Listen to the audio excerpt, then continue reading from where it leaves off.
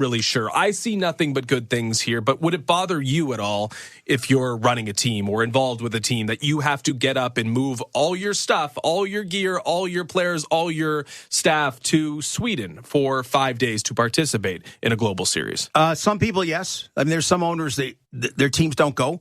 The league encourages to try to, grab the opportunity. It's not a moneymaker. That's one reason the Maple Leafs have both games are road games, because they don't want to give up a Maple Leaf gate in this. But I think nowadays it's understood there's quality of life things you want to come out of your hockey career. So you could play 1,000 games, you look back, the regular season, it comes at you, airplanes, hotels, whatever, Sweden. That was a neat experience. That was a quality of life growth thing. And also, you're hoping to grow the game. I mean, that revenue-wise, the more you get exposure, the NBA got the jump on this decades ago about growing the game internationally. And Justin, so different now with sports science. You're taking a charter over there, and about, I know, was it the Ottawa Senators? I think their sports scientist said that, I don't know if it's a scientist, but whatever, just they got off the plane, right to the arena, and got a good sweat for half an hour and then had the next day off. And, so they've got all that figured out. So I just think if you're a real good hockey club, these are the kind of things you embrace. Mm-hmm. If you're like last year, the Columbus Blue Jackets, that sucked. They were playing terrible. Then they went over and they played terrible, and they came back and they played terrible. So you're wandering around wallowing in defeat, negativity. But I think on the other side, it's a real positive experience. I'm glad they do it. Yeah, maybe that's a good point. It depends on the situation you're in when this opportunity arises. And for William Nylander, who, again, we talked about it, playing the best hockey of his life, emerging as important as he's ever been to what the Maple Leafs are doing right now, and it is now celebrated accordingly. He gets to go home. He gets to be the marquee attraction. You're right. It's Matthews, it's Marner, and the other understudy might be William Nylander. On this weekend, over these two games, this weekend, it is all about William Nylander. I think he's a guy that deserves that shine, has maybe not gotten as much shine as he should. I mean, he's a guy who's almost impossible to make an all-star game because, well, Austin Matthews goes every year, and if you're picking one more Maple Leaf, maybe it's Marner, maybe it's Riley, maybe it's, I think it was Jack Campbell or Freddie Anderson once as well. Like, he just hasn't gotten the same opportunity. And because this weekend is a lot about William Nylander, because this season has been, to this point, a lot about William Nylander, I think it's a unique opportunity for someone else to bask in the glow just a little bit. Yeah, so he might get that All-Star Game opportunity and a chance for a trip to Toronto, where the All-Star Game is coming up. But I wouldn't doubt it. That's a good point. He doesn't even earn a vacation, does he? That's right. That's right. But I don't know, have you had friends send you pictures of William Nylander in the subway? Like, I've seen them, definitely, yeah. Like, it's not a one-off. Yeah. It's not a one-off. I know there was one about a week or two ago. Mm-hmm. No, he takes the subway, and he's got his headphones on, and he's in a suit with running shoes. And, some people go, holy crap, William Nylander. And you look at the number of Swedish players that go back to Sweden, which speaks volumes about their quality of life. They go back in a big, big way. So in this case, about him conquering heroes a bit extreme, okay? But, yeah, just all of a sudden... Hey, and also, it's coming into the business side, right? So if he's going to be the best UFA forward out there, if he's going to go somewhere else, he's got to be that guy. Hasn't worked for Johnny Gaudreau in Columbus. Like, you get that number, then you're all of a sudden that guy somewhere else. And he's got to be what Mitch and Austin have been in Toronto. And he believes he can be. He always was Mike Babcock's whipping guy a little bit. He really picked up when Sheldon Keefe took over. He had Sheldon with the Marlies as well. And, yeah, it used to be about his inconsistencies, and it was easy to dump on him. He's been really consistent the last couple of years. And I think for the first time, he's getting really appreciated. I think people kept thinking, team's not playing well. Bloody Nylander again, his inconsistencies, and weren't really looking at it, that really he'd grown out of that. Yeah, we will never know, I guess, until we potentially see it. But there's a good argument for William Nylander being in the perfect spot where he can be Willie. He can ride the TTC. He can be...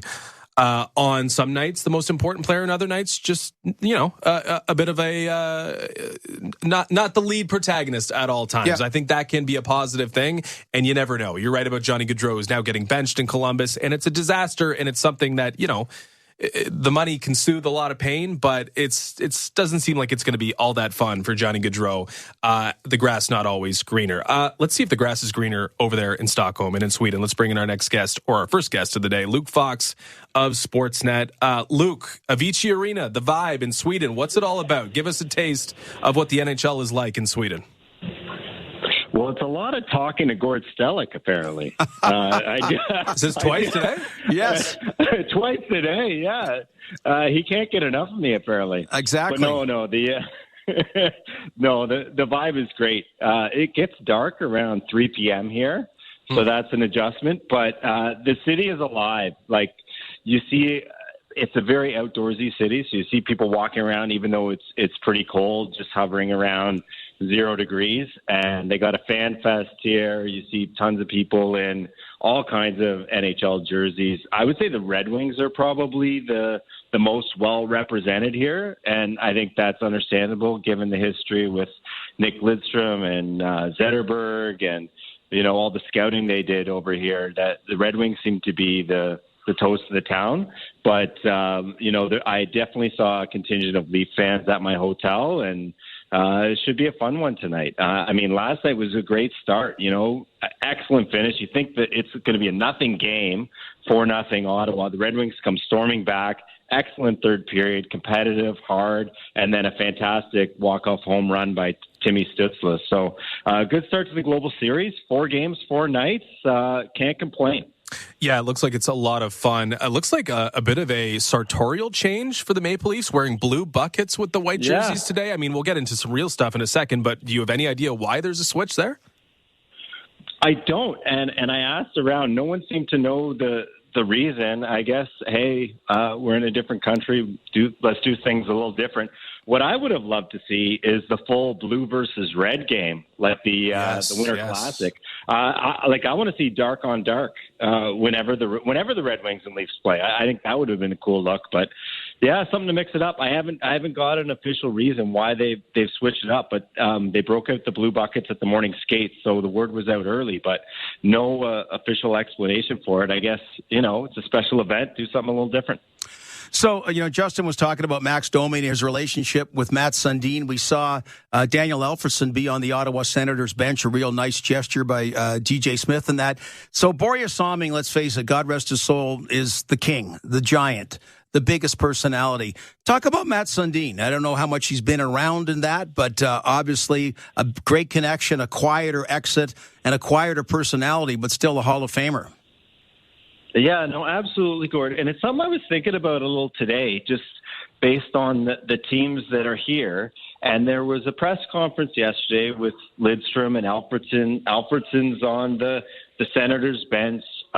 Since Michael Andlauer took over, he's officially part of the organization. Nick Lidstrom's now been a scout over here, but still officially involved as a scout with the Red Wings organization, and his ties are very strong. And Matt Sundin, the ties, aren't quite as official. Of course, he's an ambassador, and he's a proud Maple Leaf. And until Austin Matthews and Mitch Marner and maybe William Nylander finish their careers, might be the greatest Leaf of all time. I think the clock is ticking on that, but his ties to the organization aren't quite as solid as those other two guys. And that's something that kind of occurred to me over this week here, just because the other guys are being a little bit more visible.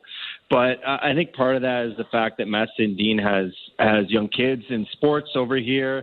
But I've listened to some of his interviews, and I think there's a feeling that he wants to get a little bit more involved. So last night he went out to dinner with Brad Treliving and Sheldon Keefe and Brendan Shanahan, and Keefe was saying that the stories were just flying. And I think Keefe was probably a quieter member at that dinner table and just kind of listening to Sundin and Shanahan just fire stories back and forth. And Keefe walked away with the sense that, Sundin is really proud of his time with the Leafs and still very, very much pays attention to the league.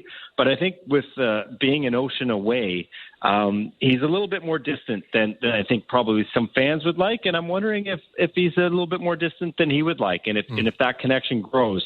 Now, what I do know is that he is planning to come back to Toronto for the All-Star game. So I think that's another positive step. I wouldn't go so far as to say he's estranged from the team, but it just definitely seems like right now Alfie and Lidstrom are a little bit tighter with the organization than Sundin. So I'm glad he went out to dinner with the Leafs brass, and hopefully he gets more and more involved because he's such an important figure in the history of the league, as you guys know. It's funny, whenever there's a change in management, change in the executive team, even if it's a small one, like just a GM with the Maple Leafs, it feels like there's an opportunity there. And this might be Sweden and the trip to Sweden presenting the opportunity, but like we're seeing the same thing with Kyle Dubas in Pittsburgh now and Jaromir Jagr. So it does seem like that sort of galvanizers or that gets the ball rolling in some ways. And it would be a welcome sight, obviously, when Mats is ready to get more involved with this team, because estranged, it definitely shouldn't be anywhere close to that. If we're doing pros and cons for the trip, I mean, maybe Matt Sundin coming back to the organization would be the biggest pro.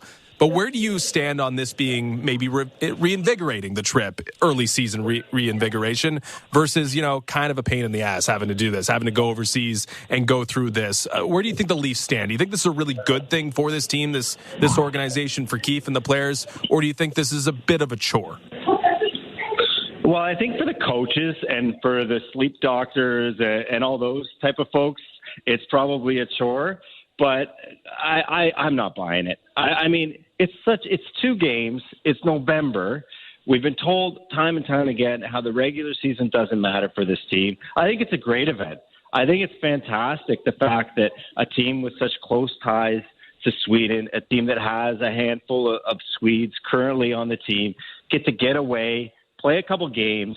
Not only are they playing games over here, but they should be favored to win them, because they're catching 2 teams on the second half of a back-to-back, Detroit tonight and Minnesota on Sunday. So the schedule, all things considered, lines up pretty favorably for the Leafs. And then you get in the team bonding. I've talked to a bunch of players, and they think it's just so cool to be able to, they have a bunch of Swedes on the team, but they actually get to see them in their home country, and they get to play tour guide and show them around and take them to their favorite restaurants and just get to see a different slice of life. They're away from their families. It's a great bonding experience.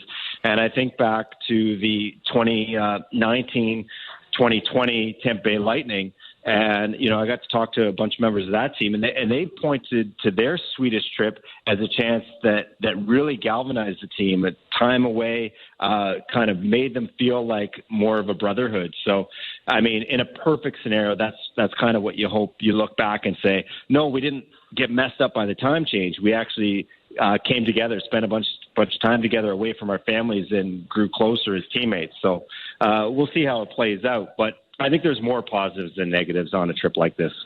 Okay, so on the ice, let's get the bonding and all that stuff. I think they got to work at, whether you call it an identity or, the Leafs right now, I think the win against Calgary when they blew a 3-goal lead, what I'm finding now, Luke, is that they're getting the results, but it's like teachers that used to say, I want to see your work when you hand it in. Okay, so you had the results, but I want to see your work. And it's kind of like they're finding ways to win, but the way they're doing it isn't all that impressive at times. No, and they don't have a ton of regulation wins, right, Gord? Like, it's a lot of shootout and overtime, and they're picking up points and they're staying in the mix. But rare has it been that we've seen a dominant performance by the Maple Leafs. And I think what's a little bit frustrating is they probably gave one of their most complete performances 6 days ago against the Vancouver Canucks, where they got goals from forwards on all 4 lines. That third line, which has been a real bugaboo with the team, has finally found some chemistry with Nick Robertson getting called up, Max Domi moving to center. They feel like they found some chemistry there. The first line was slow to get going. That seems to have sorted itself out with Matthew Nyes getting promoted. And Sheldon Keefe was saying today that it's kind of been instant chemistry with Matthews and Marner and the rookie from Arizona. And then Bertuzzi quietly has probably had his best couple of games. So I don't think the break came at the best time, because they seem to be gelling a little bit, the forwards especially. My concerns on the blue line remain. So, Connor Timmins isn't ready to come back. Spoke to John Klingberg today. He's really battling a nagging injury here. So you got a third pair of Benoit and Lagesson, which is probably not how you want to draw it up, and explains why the Leafs seem to be in every trade rumor with the Calgary Flames right now. So I agree with you. Nothing's quite perfect. They're staying in the mix, and I guess if you want to look at the bright side, there's still a feeling like the best hockey from the Leafs is still ahead here. Last one for you, Luke. Back to Ilya Samsonov tonight. Has anything or any clarity in terms of where we're at in terms of this goaltending competition and tandem? Have we learned anything over the last week or so? Have we learned anything in Sweden? Where do you think they're at right now in terms of the workload, the share between Samsonov and Woll?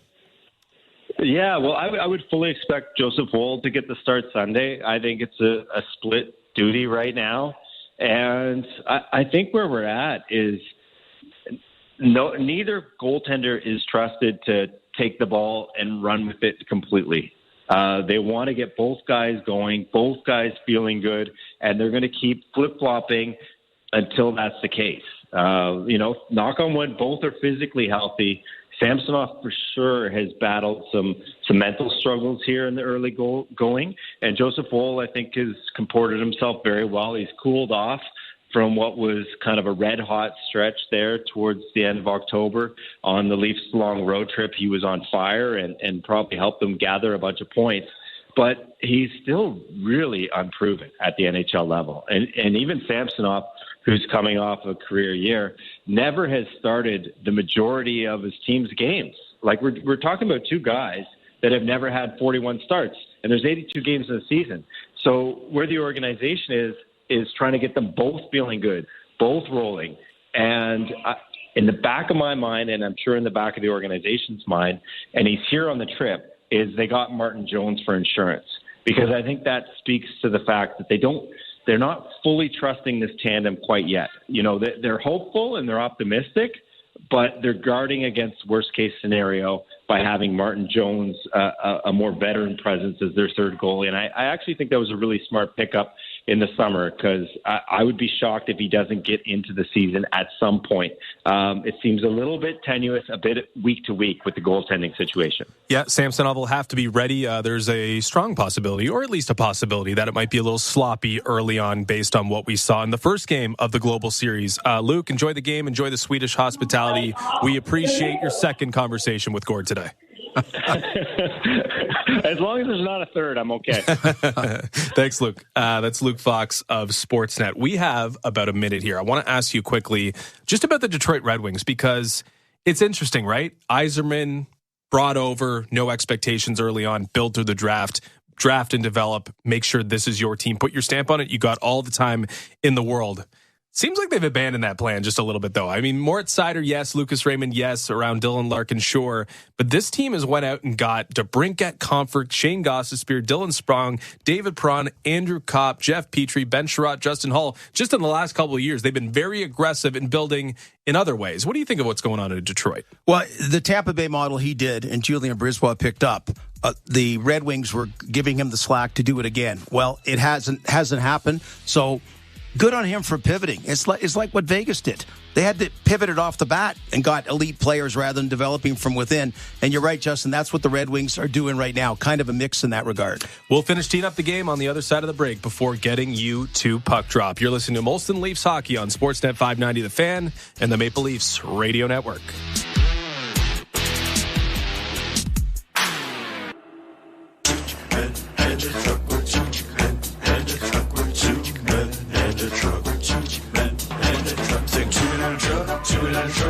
.ca. So when you gotta move, all moving day. Think 2 minute truck, 2 minute truck.ca. Cause all of us movers are not the same. So that's our company name, 2 minute truck.ca. We're lots of men with lots of trucks. So give us a call today. Hi, it's Catherine from Great Canadian Meat, with lots of yummy things to chew on. Our Great Canadian Meat beef jerky, yum. Pepperoni sticks, salami. We make 13 flavors of salami, and you need to try every one. Sausage sticks, mini pepperoni sticks. They all taste great because we handcraft them right here in Whitby using the finest ingredients. Power up and eat some energy. Shop Great Canadian Meat at greatcanadianmeat.com. Compare and you'll see why it's time to move up to Heathwood. Learn more at heathwood.com. All right, everyone. Step up and down. Left foot, right foot. You're climbing up a trail. Now back in your Subaru with symmetrical, full-time, all-wheel drive and getting active in the real world. Work those abs, driving right through the mud and left and right. Keep that core engaged and bend at the knees as you load more to your Subaru. Windows down, take in that outdoor air and park. Get more value out of every kilometer at your local Subaru dealer, starting with award-winning safety.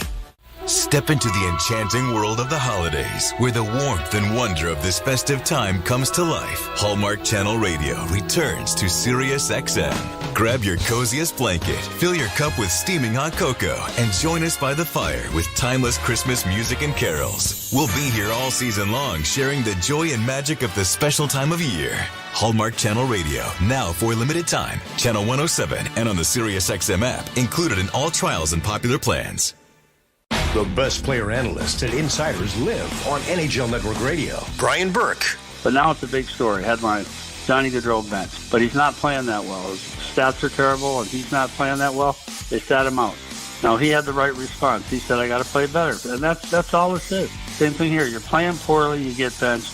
Shut up and work harder. Get the latest opinion and analysis you need on the home of hockey, NHL Network Radio, Sirius XM 91, and the Sirius XM app. 24/7 hockey talk.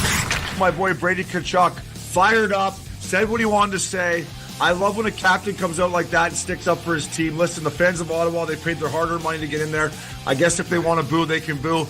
I love Brady sticking up for his guys. But Brady Tkachuk, good for you. Say how you feel. Plays hard on and off the ice. Cooley, I love that kid. Sirius XM, NHL Network Radio. Sirius XM 91. And on your schedule with the Sirius XM app.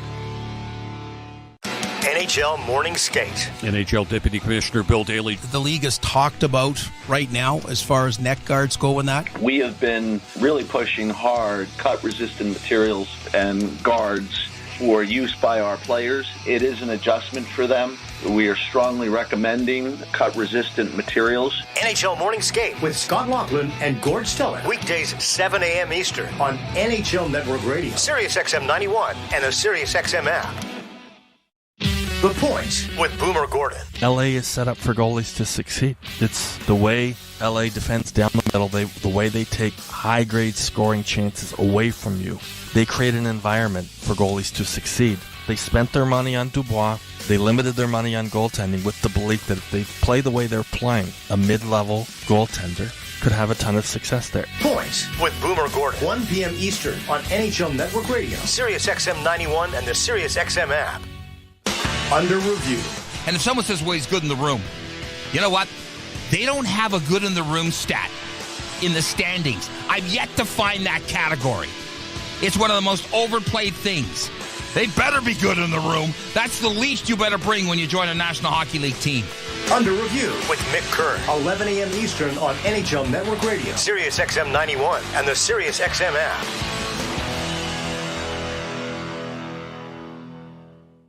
SCP.ca. This is Molson Leafs Hockey. On Sportsnet 590 The Fan and the Leafs Radio Network. There's a Molson with your name on it.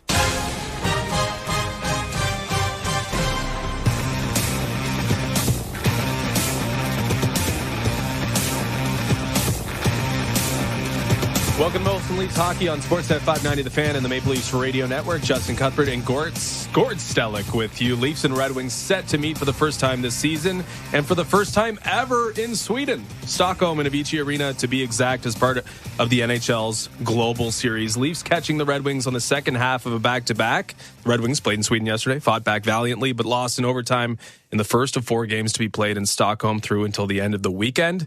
Gord, the Leafs have been part of many special events in the NHL. They've had exhibition games overseas, but this will be the first time the Leafs will have a regular season game in another continent in their 100-plus year history. This is a special day, special afternoon for us. It is. I think the first one I was at, London, England, which was an exhibition game way back when, 1994. Wembley? Yeah. It was neat. It was neat. And then they've had a few of them along the way, but the NHL incorporated this a while ago, and I like it. The games are real. They have some bite. There's only so many, you don't need to sell the game in Sweden. So it's neat if you come over, but still exhibition games are exhibition games. So this has been a great way to do it. And as we talked about, will the Leafs have an advantage. Detroit didn't have to travel. I know they played yesterday, and then on Sunday Toronto will play the Minnesota Wild, who would have played on Saturday as well. But again, you don't have to travel. But it does look like a little bit of advantage, but it is a bit of hockey history, like you say, Justin. Yeah, we got to be honest. The Leafs are catching a couple breaks on this trip. They're getting two teams on the second half of back-to-backs. They don't have to play any back-to-backs.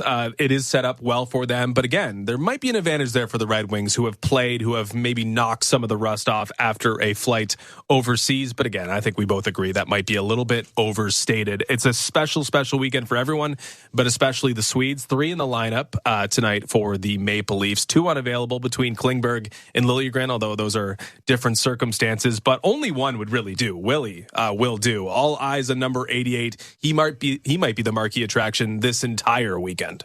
So you look at a year ago, Justin, that Boris Salming's last visit here 2 weeks ago before he passed away.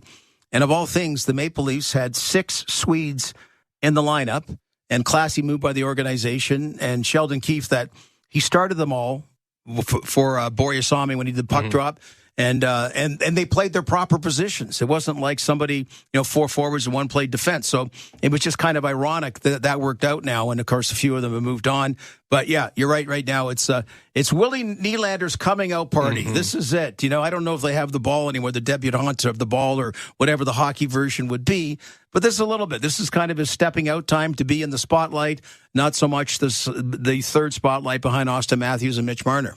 Yep, impossible to do a starting lineup with only Swedes, but William Lagesson and Kalle Järnkrok will be in the lineup for the Maple Leafs. The Red Wings won't have Lidstrom or Zetterberg or Kronwall or Holmstrom, but a homecoming for Lucas Raymond, the former 4th overall pick, hails from the same hometown as Klingberg and Lagesson, Gothenburg, Sweden. So a special night for him and a couple other Red Wings as well. But this is also a special game, I'd imagine, for Justin Holl, who returns to the lineup for the Detroit Red Wings. Obviously left the Maple Leafs in the offseason, signed a pretty lucrative ticket with Detroit. He's had a really strong start to the year. Not the offensive explosion that you wouldn't expect that from Justin Holl at all, but he's got a couple assists on the year. But the plus-minus is what stands out. He's been really, really good in a two-way standpoint, and maybe a player the Maple Leafs could use right about now. Yeah, and of course, Ville Husso, they just had a baby, so he's back in Detroit. He would have loved being overseas as well.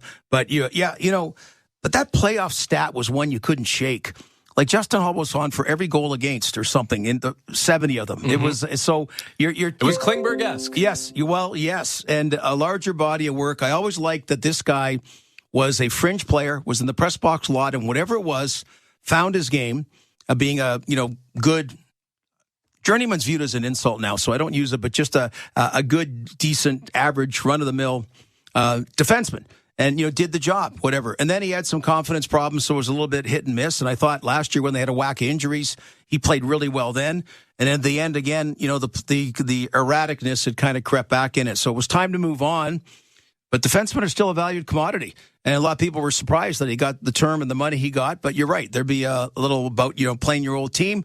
And it always seems to quite often be a good enough bump to make an impression your first game back. A good quote from Justin Holl today describing his treatment to Toronto or in Toronto via Luke Fox and Kevin McGran. You either die a hero or you live long enough to become the villain. So, yeah, that was the case in a lot of ways for Justin Holl. And it was a complicated relationship because he was a pretty reliable regular season defenseman. Yeah. Could kind of perform the functions of a Sheldon Keefe and Kyle Dubas system. While it was that, he could do that for you. But when things change, and things do change in the playoffs, it didn't work as well.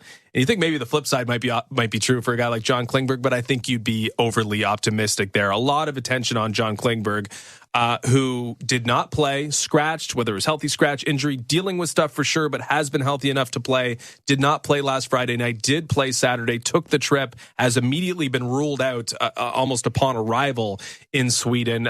It's strange because, the Leafs are doing a lot of things, right? They're going to events, they're going to the Borja premiere. All the Swedes are being showcased. There's been almost no sight of John Klingberg. It's been strange circumstances surrounding him. Where do you think we're going here with John Klingberg? Yes, apparently took the skate today, but hadn't skated for practice for about 3 days in a row, even though he played the last game. And saying it's an injury that he's had, or it's a situation he's had for years, and he's dealt with it.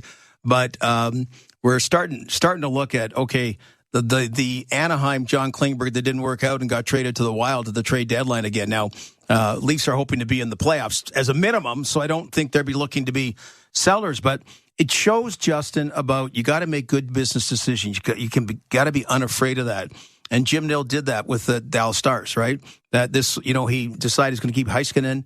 Klingberg apparently had a 7-year deal at $7 million per season. Ouch. If that's true, ouch. Yeah. And but business is business, and he wanted to go somewhere else, and I think it's exposed his shortcomings a little bit more, his defensive shortcomings. So it's unfortunate he's going to miss these games because you want to get some traction. It looks like Domi and Bertuzzi are starting to get some traction. I mean, the new people in town all have 1 year well, Reeves has a 3, but the other one's 1 year contracts. So you want to kind of get up and running like Michael Bunting was able to do, not like Nick Ritchie, who never did get up and running. Mm-hmm. If not some sort of soft tissue bruise for John Klingberg, maybe the ego. Tough to, you're licking your wounds maybe forever if you turn down $50 million at some point over a 7-year stretch. Again, we're not going to really know until we know what's going on with Klingberg, but the expectation is probably that we won't see him this weekend. We don't know when we will see him next. We expect to see both goaltenders for the Maple Leafs this weekend, but it'll be Ilya Samsonov tonight. Where are you at on Ilya Samsonov? He's had a bit of an up and down season, to say it mildly. He's had some really, really rough periods where it looks like the goaltending thing is just a foreign concept to him, but there's been some really good performances as well. Boston comes to mind. Where do you think Ilya is at with his game? I think it's coming together. Big picture, I really like what he did last year. Obviously, he was a first-round pick of the Capitals, and they just felt, though, they didn't think they were going to grow with him, which, said a lot, the fact they let him go. And last year, I liked the body of work I saw. Didn't this year. And again, I'm not a goaltender expert, but just seemed a lot of movement, just too much motion, too much movement. I don't know what it was, but certainly wasn't getting the results. But of late, like you mentioned, his steadiest starts the last little bit. So before it became a next level Jack Campbell crisis, it looks like it's been alleviated. Blue buckets and white jerseys for the Maple Leafs. So a bit of a different look. They got the Borja patch on the right shoulder. That looks good. I don't think the blue buckets and the white jerseys looks pretty good, actually. But against the Red Wings, you could go red versus blue. You can't really go wrong with two original 6 jerseys and classic ones at that. Let's get to the player to watch, presented by Bet365. Visit the app for the latest odds and find out why it's never ordinary at Bet365. Must be 19 plus. Ontario only. Play responsibly. I mean, the weekend's all about William Nylander, so I think he should be our player to watch. 3+ points is plus 500. 2+ goals is plus 550. 3+ goals, a hat trick in his first game in Sweden, plus 2,500. I don't know if you're playing everything, but if it's a big William Nylander night, maybe it's a profitable one. Well, yeah, you could kick off to a great weekend, right? Yeah, you get in on it, and he has a big game. Then all of a sudden, Friday night, you can readjust your social calendar. But I like that bet, so to speak. I like that as being the guy to watch. Yeah, he definitely is, and it's nice that this is coming. Just in general, I think this is a really positive thing for fan base, for a country, for a team like the Maple Leafs. You see the royalty yesterday between the Senators and the Red Wings, who kickstarted the Global Series. Just unbelievable talent that the country of Sweden has produced and is celebrated on a yearly basis with some of the major teams in the NHL. But it seems like front and center of everything is William Nylander this weekend, given the season he's had, given the team he plays for, and just given what sort of personality he brings to the table. Yeah, no, it does. I mean, there's other Swedes that are there, but he's the guy. And the other part, like Luke Fox talked about, it was the alumni guys. Daniel Alfredsson, front and center on the bench. Nicholas Lidstrom, job with the Red Wings, kind of a little more front and center. And maybe, just maybe, Matt Sundin, maybe a little bit more front and center, ultimately with the Toronto Maple Leafs. And this might have been part of the whole building block process off the ice. Yeah, and let's hope it does. I know we talk about Matt Sundin. He's got a lot of things going on back home, but he should probably be more involved and will be more involved if he so chooses. Maybe this kick starts things. Joe Bowen and Jim Ralph will have the call of the first period after the break. You're listening to Molson Leafs Hockey on Sportsnet 590 The Fan and the Maple Leafs Radio Network.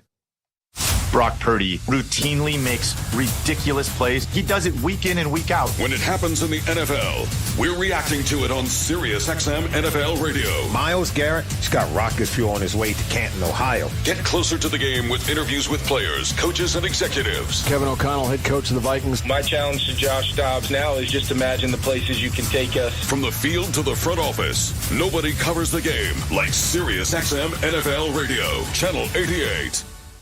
The best player analysts and insiders live on NHL Network Radio. Brian Burke. But now it's a big story. Headline: Johnny Gaudreau bench, but he's not playing that well. His stats are terrible, and he's not playing that well. They sat him out.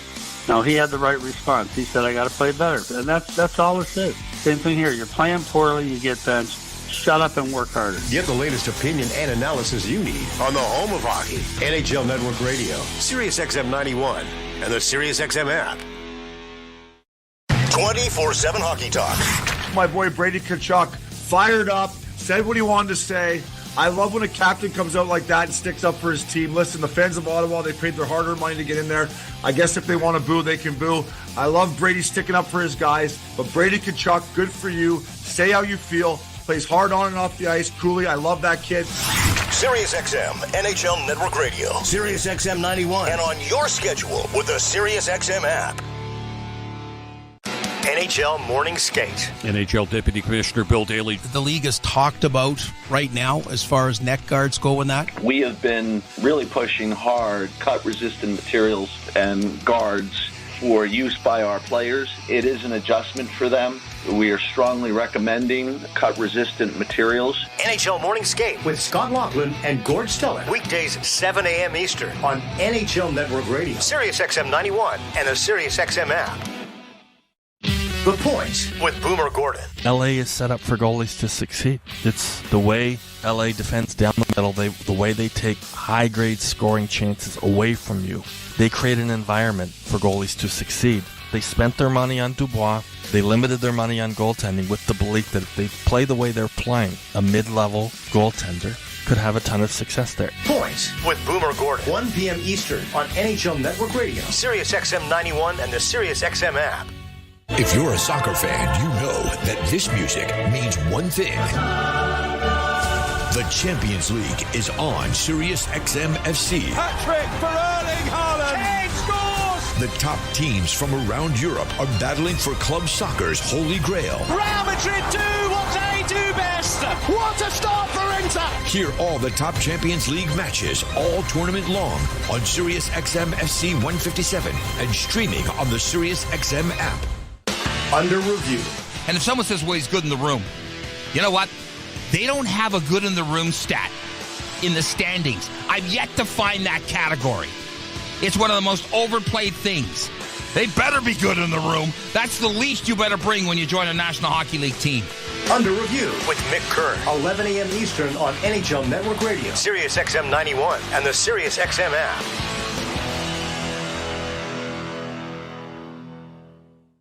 This is Ray Hudson, and for all the biggest matches from club soccer's holy grail, the UEFA Champions League, tune in to Sirius XM FC 157.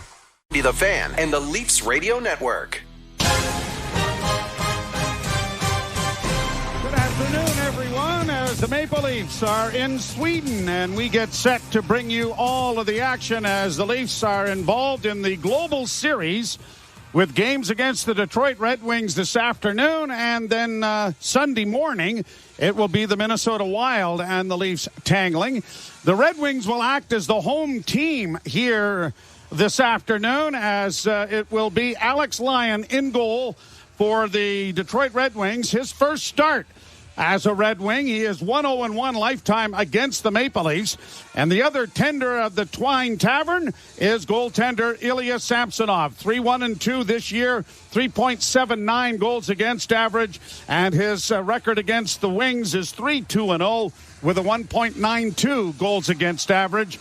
Borja Salming's son out to do the ceremonial opening face-off against two Swedes, Lucas Raymond for the Red Wings and William Nylander for the Maple Leafs, and we're ready to go as the puck is dropped, and we're underway in Stockholm, Sweden, as the puck comes up on the left wing for Fabry, and a long shot gets Ilya Samsonov into the game very quickly. Joe Bone along with Mr. Ralph, of course. My turn? Yeah, go ahead. I carried it as long as I can. By the way, when you said he was 1-0 last year, that one came in Toronto. When he went on that run with the Florida Panthers, 6-0-1, good enough to get them into the postseason. Long shot blocked. The Leafs with a lead pass just failed to connect with Nylander, who was in behind the defense. And now Ole Mata will play it down into the Toronto zone. Lagesson playing it around the boards. Cut off there nicely, though, by Veleno. Joe Veleno getting it back to the point. Swept back in by Mata. Around the boards to the far side. Leafs moving from left to right on your radio dial as it's along the boards and in the Toronto zone. Played up on the wing and cut off, and Nylander starts out of his own zone, circles back in his own territory, dropping it back behind, and Giordano will start out. Leafs have a little bit of a new look to them here as an icing call coming down into the Detroit zone, wearing their white road jerseys, but with their home blue helmets. And they have also a Boreas Salming patch on that right sleeve to commemorate. And, of course, the documentary on Salming came out in Sweden this week, and a lot of the Leafs over there were able to go and view it. And it will soon be here in Canada, I'm sure, as the Leafs play it along the boards, and Giordano gets it back for McCabe. McCabe had it knocked away and comes to the near boards. He'll track it down there, look for his defense partner, and find Giordano in the far corner, who can't get it out. Leafs hemmed into their own zone. Pass on the near side, and a shot off the wing was kicked aside there by goaltender Samsonov. Wings trying to play it around the boards. McCabe knocked his man down, but Detroit onto the puck quickly and get it back to the point. Wallman to the far side. Long shot caught with the left hand, and some pushing and shoving in front of the Toronto goal. And heavyweight champion Mark Giordano. Ryan Reeves is not dressed, and Giordano must have got the note. Again. Something, an instigator in the game in Toronto before the team's headed over to Sweden. And right now you want to kind of get a feel on Ilya Samsonov and how he's looked. He swallowed that one up okay, and a wrist shot from the right wing boards. But for Samsonov, just the third time this year that he is playing back-to-back games. He started the season opening at home against Montreal and Minnesota. And then the last time he played back-to-back, he got the start in Florida, lost, and then only lasted a few minutes the next start in Tampa against the Lightning, where Joe Wall came in and the Leafs mounted a great comeback. Of course, the back-to-back's almost a week ago. Yeah. Leafs get it out at center and roll it down into the Detroit zone. They've not had a shot on goal as yet. The backhand goes right through the blue paint, and Tavares couldn't get a stick on it. Tavares on the near boards, in along the wall for Nylander. Back to Tavares, cutting out with a pass in front. A rolling shot off the stick of Bertuzzi. And Lyon has managed to hang on to it, and there's some shoving now with Bertuzzi. And Justin Hall. Former Leaf, who was a healthy scratch in the loss to Ottawa the other night in Stockholm. Yeah, I mean, he does lead the team in plus-minus at +7, but has missed a couple of games. Boy, that puck was loose as Lyon tried to get a glove on it. And Bertuzzi was full marks for trying to pry it free even more. Face-off will be in the circle to the right of Alex Lyon. Ville Husso, the other goaltender for the Red Wings, as it's played out of play here, and there'll be a face-off in neutral ice. But I'm sorry, Ville Husso? Yes. You mentioned? Yeah. No. He was part of the Red Wings organization and everything. Lyon is kind of an interesting, I mean, you think about what he did for Florida last year, and then, hey, thanks very much. And yeah, July 1st, they signed someone else. Lyon signs to Detroit. Yeah. Round back of the net, played up on the wings, stuffed around back of the goal. Leafs trying to get to it on the near boards. Camp knocked it down. The puck goes around back of the net. And Rasmussen will play it out into the center ice area. No score, just nicely underway with 17:20 left to play in the period. Long shot deflected wide of the Leaf goal. Down into the corner, played around back of the net by Kostin. It comes to the far point.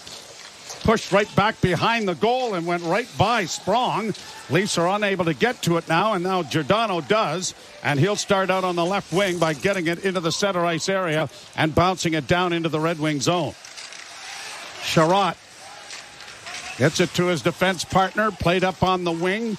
Red Wings get to center again, trying to get in over the line was Wallman, but he was forced to kind of hold the blue line. Now the Leafs counter on the left wing side. Yarncrook getting it into the corner. Robertson played it around the boards. Domi couldn't come up with it. Pinching in. Domi gets it into the slot. Decides not to shoot it. And then an ill-timed behind-the-back pass that didn't reach anybody in a white uniform. And the Red Wings are able to get it out. Well, Max Domi still looking for his first goal as a Leaf, although comes in a pretty good stretch with a point streak with assists. 4 straight for Max Domi, 5 assists. Here are the Wings into the slot area, and it's off a skate, and the Leafs are going to counter and bring it out into neutral ice with Marner. Marner on the right wing side for Nyes, trying to get it back in front of the net. Riley had jumped into the rush, but then had to vacate, and we get a whistle here. And a hooking call coming out. Yeah, I think it's Mitch Marner is going to go, and I think the referees feel that caused the turnover that allowed Austin Matthews to snap it up in the high slot. Kendrick Nicholson and Kyle Raymond have made the trip over to Sweden, along with Ryan Daisy and Shander Alfonso to officiate this one. And the Red Wings will go to their first power play. Marner, by the way, 3 straight without a point. This seemed to be more in the hands than it was into the gloves, but Marner's going to pay the price. He's in the box shaking his head now. With the Red Wings, 14th in the NHL on the power play. 0 for 16 in their last 4. Played on along the boards. Shot off the shoulder of Samsonov. Goes into the corner, and it's poked out at center ice, but the Leafs aren't going to be able to get there to try a shorthanded rush with Yarncrook as it is played off on the near side, and Dylan Larkin, who I am kind of surprised is playing today after the hit yesterday against Ottawa. And he looked like he was going to be away for a while, but he came back into the game and is here into the lineup for Detroit. DeBrincat getting it back to the point over on the right wing side, and a sliding pass went right past everyone. DeBrincat back to the blue line sider, far side. Another shot goes wide. DeBrincat with the rebound. Back to the far wing it comes. Another shot blocked in front. Poked to the line and out at center ice. And the Leafs will get a chance to maybe get some players exchanged, and they do as Larkin rolls it off a stick and now smothered by Samsonov for the faceoff coming in the Toronto zone. Minute 2 to go in the power play. The Red Wings come in. They're 5th overall in goals for per game, 3.69. The Leafs are 9th. Remember a couple of years ago? Toronto, Detroit, the first 3 games they played against each other, the Red Wings scored 15 goals in the 3 games. Lost all 3 in regulation. Leafs won 5-4, 7-4, and 10-7. Last game was actually a 3-0 shutout. That was a game that Austin Matthews scored his 60th of the season for Toronto. Draw one by the Maple Leafs. Pushed into the corner, but the Red Wings come away with it, getting it back to the point. Wallman to the far side. Comes back to Wallman. He doesn't shoot it. Now he'll get a chance at the point. A shot was deflected wide of the Leaf goal. It's pushed ahead, and out come Toronto at center ice. Brought in on the left wing side by Noah Gregor with a shot, and that was knocked away by Alex Lyon. Boy, that's the exact same spot he scored his 2 goals this season. Left wing side. Right in the circle. Here the Wings back in over the line, dropping it back again for Wallman. He cross-ice pass into the far circle. Unable to shoot it, though, was the Red Wings cop. Now it comes back into the slot area. It'll come back to the point. Near sideline with a shot. That's blocked, and it is pushed ahead and out and down the ice by the Maple Leafs. Lyon comes out to quickly play it back in over the Toronto blue line. 10 seconds left to go in the power play. Hall plays it in around the boards. It'll come to the near side. Sprong tries to get it back to the point. Sherratt gets it into the slot again. Good check there by Marner, who is out of the penalty box. It comes back to the point. Red Wings have it once more. Sherratt, left point, into the corner. Trying to center there. Pop couldn't get it cleared up, and it is pushed out at center ice. No, not center. It doesn't make it. It gets over the boards right at the Toronto bench. And play is whistled dead. So the Maple Leafs and the Red Wings are scoreless in the first period. You're listening to Molson Leaf Hockey on Sportsnet 590 The Fan and the Maple Leafs Radio Network. What it is. Connect with the R&B and hip-hop that's hot now. Slamming you out. Discover who's next. I see you. and stay up on the culture. Cause Drake don't know how to kiss and not tell. On the Heat. Girl, your BD is a zero. My back shot sound like bongo. Channel 46 and on the Sirius XM app. Included in all trials and popular plans. The best player analysts and insiders live on NHL Network Radio. Brian Burke. But now it's a big story. Headline, Johnny Gaudreau bench. But he's not playing that well. His stats are terrible, and he's not playing that well. They sat him out. Now, he had the right response. He said, I got to play better. And that's all it is. Same thing here. You're playing poorly, you get benched.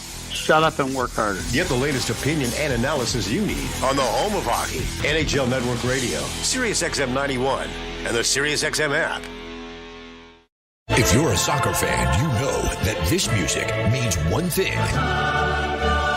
The Champions League is on Sirius XM FC. Hat-trick for Erling Haaland. Kane scores! The top teams from around Europe are battling for club soccer's holy grail. Real Madrid do what they do best. What a start for Inter! Hear all the top Champions League matches all tournament long on Sirius XM FC 157 and streaming on the Sirius XM app. The best hockey lives here. Burns gets it back. Stick handles for the backhand. Moves in front. Score! NHL play-by-play on Sirius XM. 590 The Fan and the Leafs Radio Network. First period presented by Bet365. Visit the app for the latest odds and find out why it's never ordinary at Bet365. Must be 19 plus. Ontario only. Play responsibly. We better clear up the Billy Huso absentee. Yeah, his wife expecting, from what we believe, Better back than Billy in expecting, Detroit. so that's good, yes. Well, the result's the same, isn't it? That's right, yep. Well, that was not very well planned. No. But at any rate, face-off coming in the Toronto zone to the right of Ilya Samsonov. No score first period. Wings keep it in. Mata on the left wing, closing, then takes it around back of the net. Looked like a pass in front of the net. Samsonov sprawling, and he's managed to secure it in the blue paint as Camp knocked his man into the goal and pushed it off its mooring. Boy, Samsonov was lucky to get over. He got caught outside the short side post.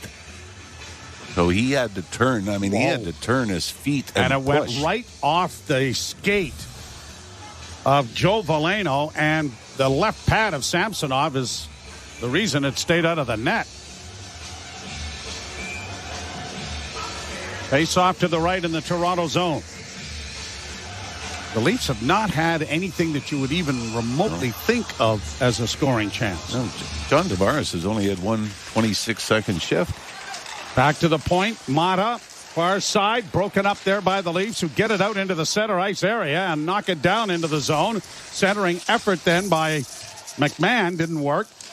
Brody pinched but couldn't keep the puck in. And now here is Morgan Riley back in his own zone, getting it ahead. That went off a stick, and that forces Brody back on his horse, being chased there by Robbie Fabry. And it's around the boards, and the Maple Leafs finally get it out. Camp in on the right side, gets a shot away, but it was blocked, and then Karam's into the far corner. McMahon couldn't come up with it. And the Red Wings with Wallman back of the goal starting out. Jake Wallman gets it up on the right wing, then has it handed back to him, and he circles deeper into his own zone, stretching things out. Red Wings trying to get a change organized, and now they get it to center. Played in off the wing, but intercepted by the Maple Leafs. Fed by Marner to the right wing side. Matthews couldn't come up with it. Marner got a drop pass, but it was out of his reach and fired into the Red Wing zone. Pushed along back of the net. Wallman playing it on the boards. Leafs get there first with Matthews to Marner. Marner against the boards, just kept in at the blue line on a good play by Lagesson, and then a shot off the wing, and it was blocked. And a penalty coming here to Detroit. Not sure exactly where this occurred, whether it was beside the Red Wing net. It looks like it's going to be an interference call. Detroit penalty number 27 has a 2-minute minor, slashing. Or slashing. which would cause you to be interfering. Rasmussen gets the penalty. But the sign was interference, wasn't it? Anyway, it doesn't matter. I was busy writing it 2 minutes? down, and I couldn't tell you. 7 minutes and 49 seconds time of the penalty. Well, Marner was the one that actually drew it. And then right off the face-off, one of the Leafs got hauled down, but they're not sending it to a second two-man advantage opportunity. Now the Leafs back in their own zone, and they start out with it. Brought to the line and in. Here's Matthews trying to drop it back. He was knocked down, rolled the puck into the corner. Tavares got to it. Marner trying to chip it back, and it comes out into neutral ice. And Marner then trying to steer it away, almost gave it away, but the Leafs have it under control at their own blue line. Marner through center ice, dropping it once more. Riley gets it in on the left wing. Gets a return pass as he carries into the corner. Looked for Tavares in front of the net. Couldn't get him the puck. Back to the blue line it comes. Marner, right wing side for Nylander. Closing, drops it back for Riley. Riley into the middle of the ice. Can't shoot it. Finds Matthews. Down low for Willie. Nylander around back of the net. Nylander into the far corner. Still with the puck. Looking to make a pass and puts the brakes on and maintains possession. Down low for Tavares. Centered in front. Matthews! Oh, and he had that corner, but it was deflected and high over top of the net and out into center ice. Matthews back in. Nylander with a drop pass. Matthews comes away with it to send it around on the boards. Trapped there by Giordano.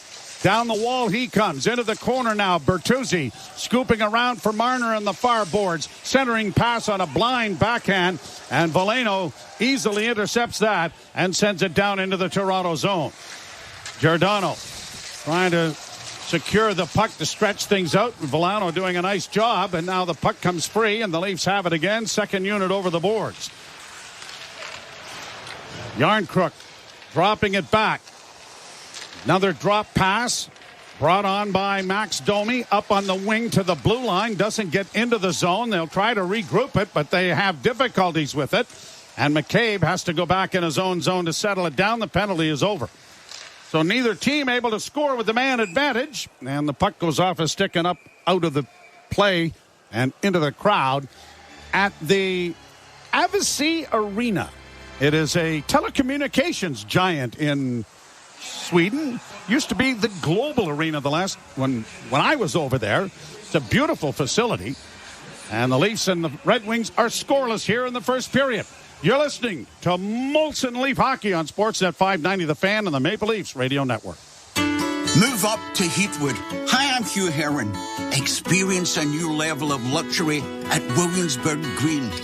Your new single-family home will have all the modern features you dream about, even a fully finished lower level. Kitchener's newest master plan community with bike trails, parks and a new library. Williamsburg Green has it all. It's time to move up to Heathwood.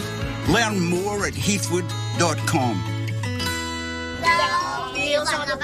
Do more in a reliable Subaru, they said. Enjoy more time together to go more places with symmetrical full-time all-wheel drive, they said. More award-winning safety for more peace of mind, but to listen to one song over and over again with fantastic acoustics. I love you, family, but the singing, nobody warned me about the singing. Hurry to your local Subaru dealer and get more out of every kilometer this fall, including more karaoke. Hi, it's Catherine from Great Canadian Meat. Here's something to chew on. Great Canadian Meat's original beef jerky. It is really great. Locally handcrafted, 100% Canadian. It's the portable protein energy you can take anywhere. And it comes in 5 mouth-watering flavors: teriyaki, barbecue, Kentucky bourbon, sweet heat, and if you like it hot and spicy, hot and spicy. Power up and eat some energy. Shop Great Canadian Meat at greatcanadianmeat.com. You're listening to Toronto Maple Leafs hockey. The Crowds in front, they score! On Sportsnet 590 The Fan and the Leafs Radio Network.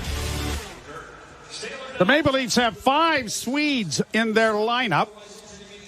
John Klingberg along with William Lagesson are both from Gothenburg. William Nylander was born in Calgary but resides in Stockholm. Kalle Järnkrok from Gavle. And Timothy Liljegren from Kristianstad. And both Klingberg and Liljegren, of course, unable to play at this point as it's cleared down into the Toronto zone. Lucas Raymond is the only Swede on the Red Wings roster. I think he's Gothenburg as well, is he not? Yes, he is. Into the corner, a centering pass. Oh, that just came back to the point, and a shot blocked there by Yarncrook, and the Leafs are able to get the puck out into the center ice area. Pretty dangerous spot for that attempt by the Red Wings, who are back in their own zone. Detroit comes in with 19 points, a record of 8-5-3, one more than the Maple Leafs in the standings. So this game has a little more attached to it, as the Leafs have it back at their own blue line, but now can't make a play, and then finally it is gobbled up now, and the Maple Leafs start out. Robertson with the pass, too far for Domi. Down into the corner it goes. Sherratt looking for Hall, but then plays up on the right wing, and out come the Red Wings to flip it to the line. Knocked down by Morgan Riley. That clogs things up at the blue line, and now the Red Wings shoot it in. Around back of the net, Lagesson getting it up on the right wing side. Leafs carry to center to try and shoot it in. They do. Bertuzzi into the forecheck. Former Red Wing takes his man into the far corner, allowing Tavares to a loose puck. Gets it into the slot. Nylander got a shot away, but it went off a leg harmlessly. And now the Red Wings have it back out at center, and Fabry sends it into the Toronto zone. Giordano breaks it out at center with a pass ahead for Nylander off his stick. Corralled by Jake Wallman. Wallman in the near corner. Will get it out. Red Wings to center. Play it to the Toronto line. Tavares backpedaling it into his own end, allowing the rest of the Leafs to change, and the Matthews line coming over the boards. Giordano finds Benoit. His pass, though, off his stick, brought back in over the line. Sider got it through, and now a shot is blocked and swallowed up by Samsonov. And another faceoff coming in the Toronto zone. Leafs with 3 shots on goal. Detroit with 6.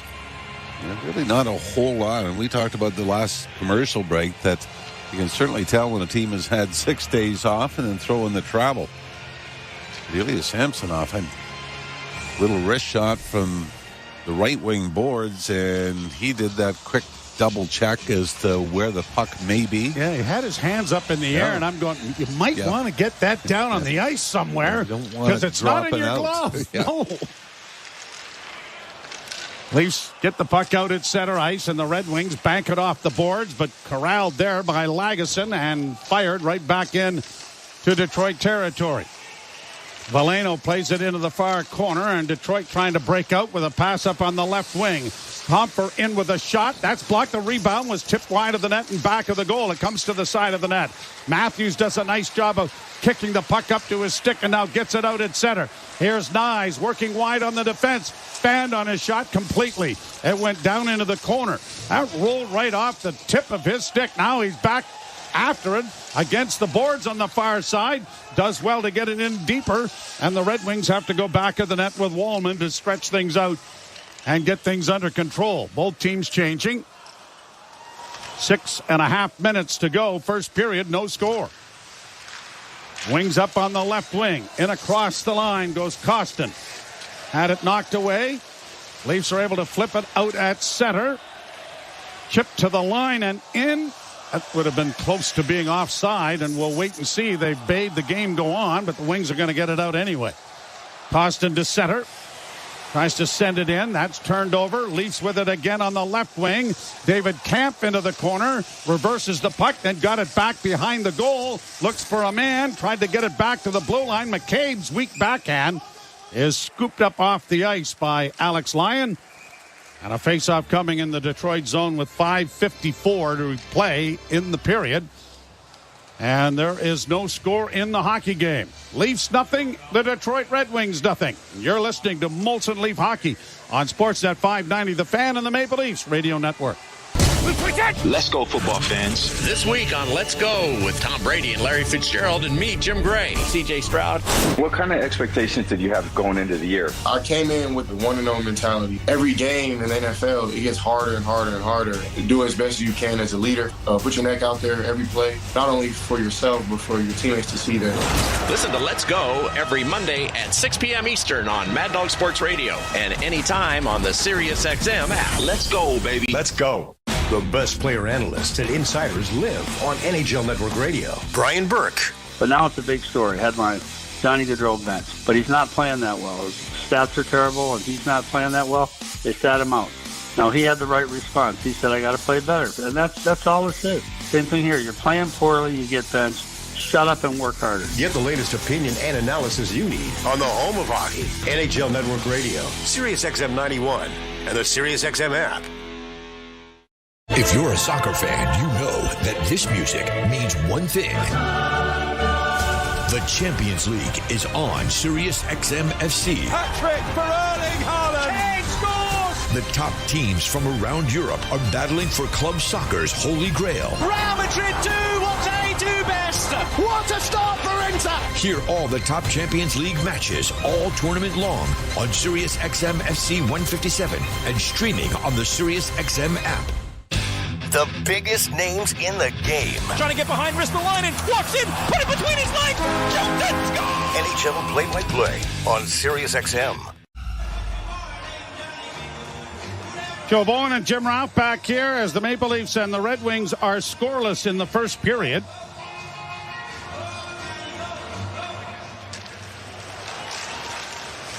Played into the corner. The Leafs after it as Bertuzzi tries to dig it free. Nylander in there as well. Trying to push it up the boards was Lucas Raymond. That's drawn a crowd. Tavares after it now in the corner. All in the space of about 4 square feet. And the puck's still there. Now it's swept around the boards to the near corner. And the Red Wings with some time and space get it out at center.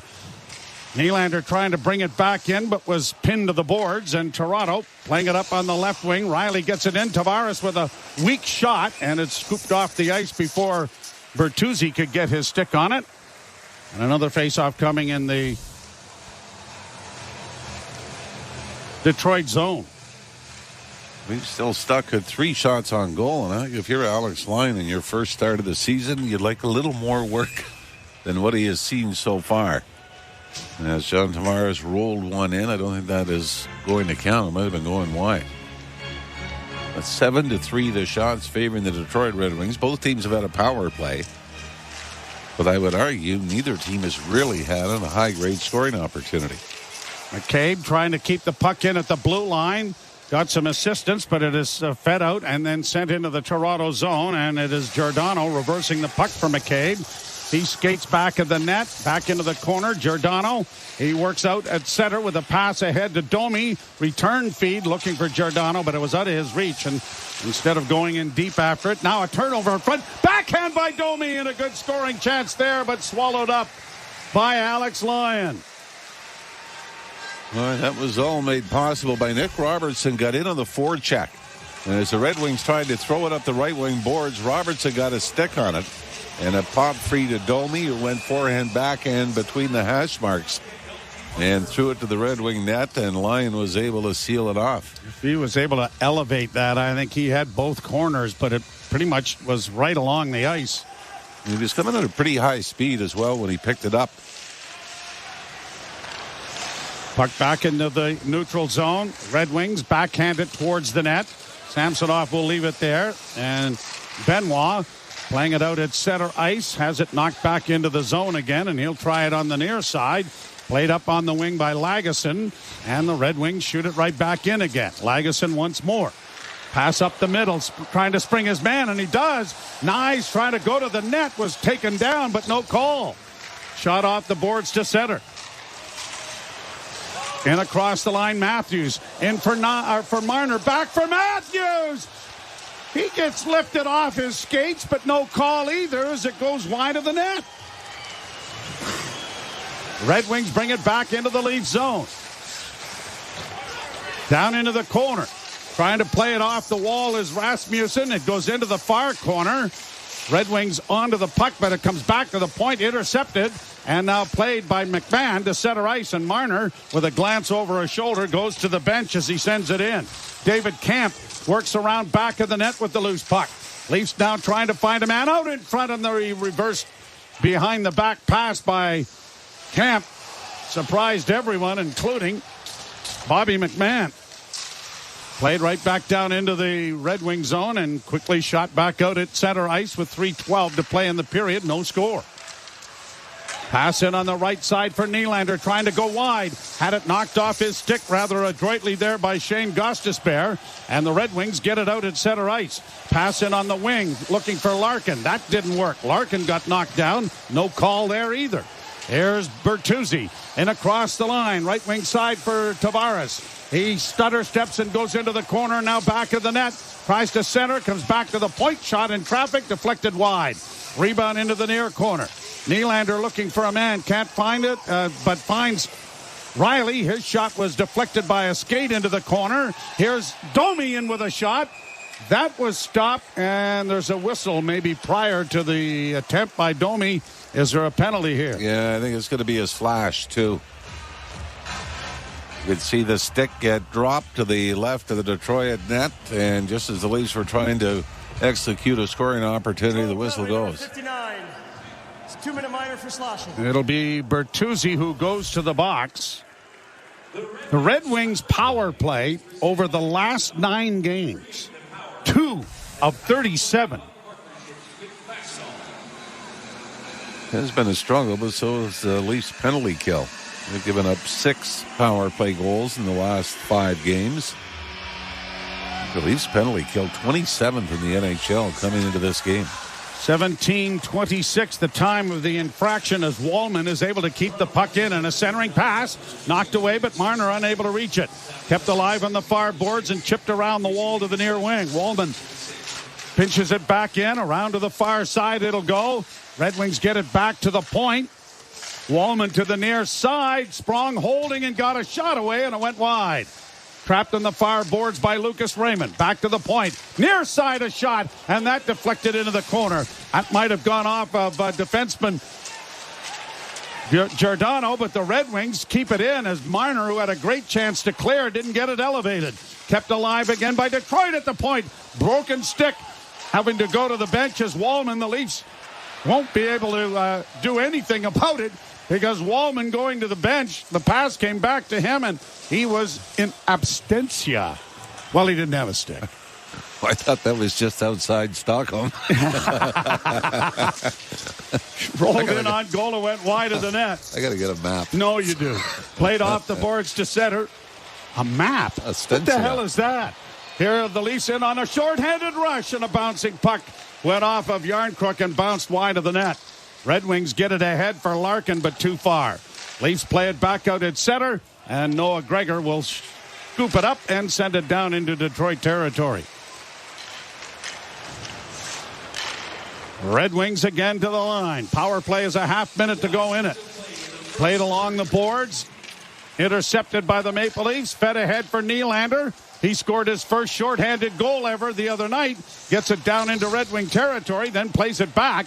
And it'll be played by Benoit to Riley on the near wing, who now shoots it into the Detroit zone. 10 seconds left to go in the power play. Less than a minute to play in the first period. There is no score. Into the corner. Grabbed off there by Brody.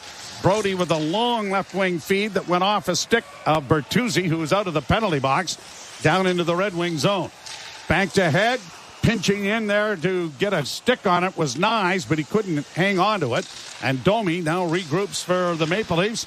Nyes at the red line, unable to get it in the first time. Gets a second opportunity. Doesn't get it in there either.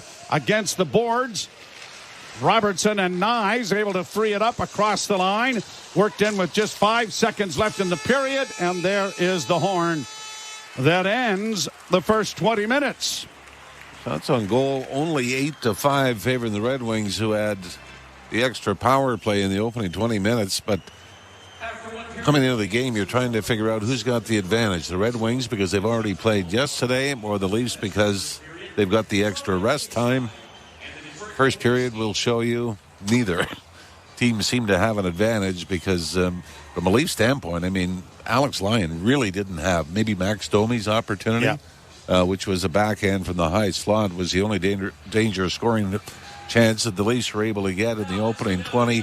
And hard to believe, the Leafs scored 10 goals in the last 2 games coming into this one. Matthews and Marner not on the score sheet in those 2 games, so you would like to think they're due in this period coming up. So the Maple Leafs and the Red Wings are scoreless. Justin Cuthbert welcomes back Gord Stellick for our first period intermission. You're listening to Molson Leaf Hockey on Sportsnet 590, The Fan, and the Maple Leafs Radio Network. Dolly Parton explores the world of rock. I'm a magic man. Hey, it's Dolly, and I am so excited to bring you Rockstar Radio. What's going on? My own channel celebrating my new album, Rockstar. Let it be, let it be. Dolly's Rockstar Radio. Now for a limited time on Channel 14 and the SiriusXM app. The best player analysts and insiders live on NHL Network Radio. Brian Burke. But now it's a big story. Headline, Johnny Gaudreau bench. But he's not playing that well. His stats are terrible, and he's not playing that well. They sat him out. Now, he had the right response. He said, I got to play better. And that's all it is. Same thing here. You're playing poorly, you get benched. Shut up and work harder. Get the latest opinion and analysis you need on the home of hockey, NHL Network Radio, SiriusXM 91, and the SiriusXM app. 24/7 hockey talk. My boy Brady Tkachuk fired up, said what he wanted to say. I love when a captain comes out like that and sticks up for his team. Listen, the fans of Ottawa, they paid their hard-earned money to get in there. I guess if they want to boo, they can boo. I love Brady sticking up for his guys. But Brady Tkachuk, good for you. Say how you feel. Plays hard on and off the ice. Cooley, I love that kid. SiriusXM, NHL Network Radio, SiriusXM 91, and on your schedule with the SiriusXM app. NHL Morning Skate. NHL Deputy Commissioner Bill Daly. The league is talked about right now as far as neck guards go in that. We have been really pushing hard cut-resistant materials and guards for use by our players. It is an adjustment for them. We are strongly recommending cut-resistant materials. NHL Morning Skate with Scott Laughlin and Gord Stellick. Weekdays 7 a.m. Eastern on NHL Network Radio, SiriusXM 91, and the SiriusXM app. The Point with Boomer Gordon. LA is set up for goalies to succeed. It's the way LA defends down the middle, the way they take high-grade scoring chances away from you. They create an environment for goalies to succeed. They spent their money on Dubois. They limited their money on goaltending with the belief that if they play the way they're playing, a mid-level goaltender could have a ton of success there. Point with Boomer Gordon. 1 p.m. Eastern on NHL Network Radio, SiriusXM 91, and the SiriusXM app. If you're a soccer fan, you know that this music means one thing. The Champions League is on SiriusXM FC. Hat-trick for Erling Haaland. Kane scores! The top teams from around Europe are battling for club soccer's holy grail. Real Madrid do what they do best. What a start for Inter! Hear all the top Champions League matches all tournament long on SiriusXM FC 157 and streaming on the SiriusXM app. Under review. And if someone says, well, he's good in the room, you know what? They don't have a good in the room stat in the standings. I've yet to find that category. It's one of the most overplayed things. They better be good in the room. That's the least you better bring when you join a National Hockey League team. Under review with Mick Kern, 11 a.m. Eastern on NHL Network Radio, SiriusXM 91, and the SiriusXM app.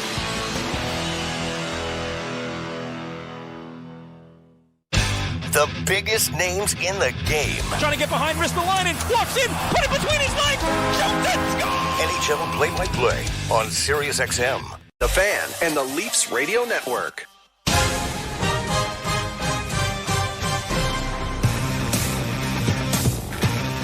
All right, welcome back to Molson Leafs Hockey on Sportsnet 590 The Fan and the Maple Leafs Radio Network. It's Justin Cuthbert and Gord Stellick after one period in Sweden. I guess a couple high-event teams not doing high-event things. 13 combined shots, 6 combined high-danger scoring chances, according to naturalstattrick.com. Are we blaming this on travel, Gord?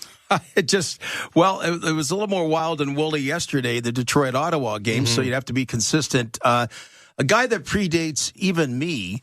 Ingemar Johansson was a legendary Swedish heavyweight boxer. And this is kind of like feeling out the first few rounds about, one of those particular fights. It's funny, the Red Wings had a great credo under Mike Babcock. Wow, talk about a name from the past. But anyway, when Babcock ran them, there wasn't a lot of space out there. They had a really good system. There was, and that's what it was like in the first period for both teams. It just seemed the focus was on good defense. How many chances were there, Justin? I mean, one each or something like that? 6 high-danger chances combined is not much. I would say 6. With 3 power plays. 6 medium side. Anyway, yeah. 3 power plays. Boy, the Red Wing power play is terrible. That's that Joe and Jim were alluding to. So, yeah, you hope to pick it up. I guess they felt each other out a little bit. Maybe it's working in the Leafs' favor because they have to get one period under their wings where the Red Wings played a full game and a overtime, most of an overtime yesterday. Yeah, I mean, if the Maple Leafs were sharper than they were in one department compared to the next, I think they were sharper defensively than they were offensively. Couple things that would surely annoy Sheldon Keefe, some blind passes that definitely didn't find sticks and just went the other way. Not exactly the type of thing that Sheldon Keefe's looking for, but if you limit an opponent that played yesterday and has already kind of gotten through this process to basically nothing offensively, at least at even strength, then maybe things are working at one end of the ice and you can improve going into the second and third periods. If we were going to pinpoint a highlight, I think the highlight for me was watching Matt Sundin, at least on Twitter or X, reading the lineup. Pretty excited to read the Swedish names and pretty excited to save his buddy Max Domi for last. That was a cool moment. And more to what we were talking about, how Matt Sundin may be getting more involved in this team. Maybe there's a future job. Who knows what that looks like. But it's good to see Matt Sundin involved and around this iteration of the Toronto Maple Leafs. Yeah, we mentioned about Daniel Alfredsson more around. He's behind their bench yesterday with Ottawa. And, of course, Nick Lidstrom's been front and center. They also had Anders Salming, Borja's son, drop the ceremonial opening faceoff. They're grown adults. I saw them when they were here last year. Teresa was kind of the better English. She was the point person. It had really affected her a lot more emotionally. Anders was kind of the facilitator and dealing with getting Borja around and all those types of things. So a great ovation that he got. So you're right. There's been some nice moments, not pertaining to the puck being in play, but that's kind of been a theme of this whole thing. A lot of nice moments, the Salming premiere and that. But hoping for a little bit more Leaf style hockey in period 2 and 3, and definitely, and maybe even Detroit style hockey, because they've scored a lot of goals this year, and they give up a lot too, which is good for teams, that they are playing, obviously, but good for viewing purposes also. Hitting a lot of overs. Detroit Red Wings this season, they have been fun to watch. We know that every NHL rink has to have the right dimensions, right? It has to be NHL caliber. So this one, definitely at Avicii Arena, is NHL caliber, but maybe it's too NHL for me. Like, it doesn't really look like they're in a different country, does it, Gord?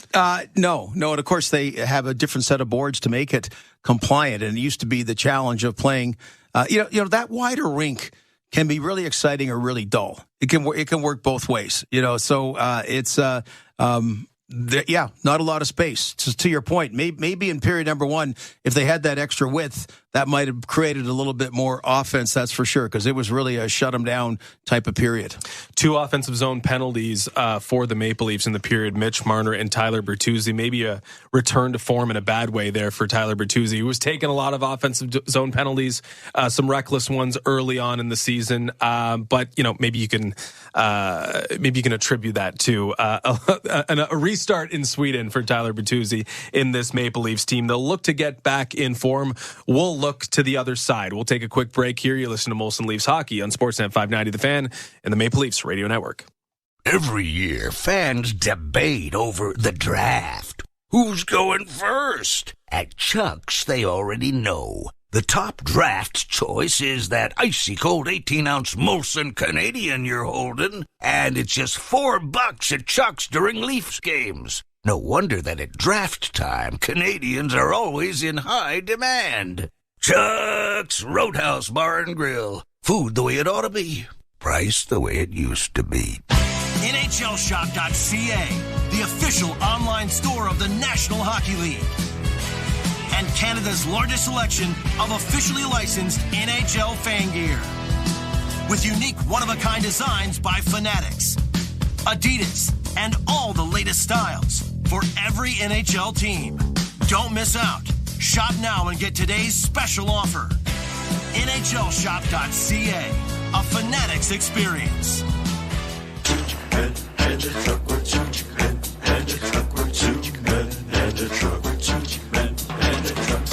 in a truck, 2 men in a truck.ca.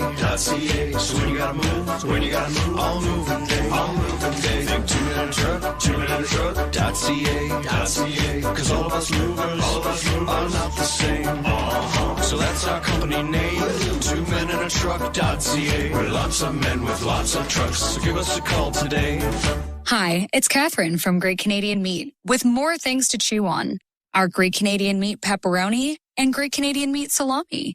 Handcrafted in Whitby using the finest local ingredients, they're the perfect combination of great Canadian and meat. And Great Canadian gift for any occasion. Send them a pepperoni sticks gift box or say it with salami. Great Canadian Meat is the yummy gift that never gets returned.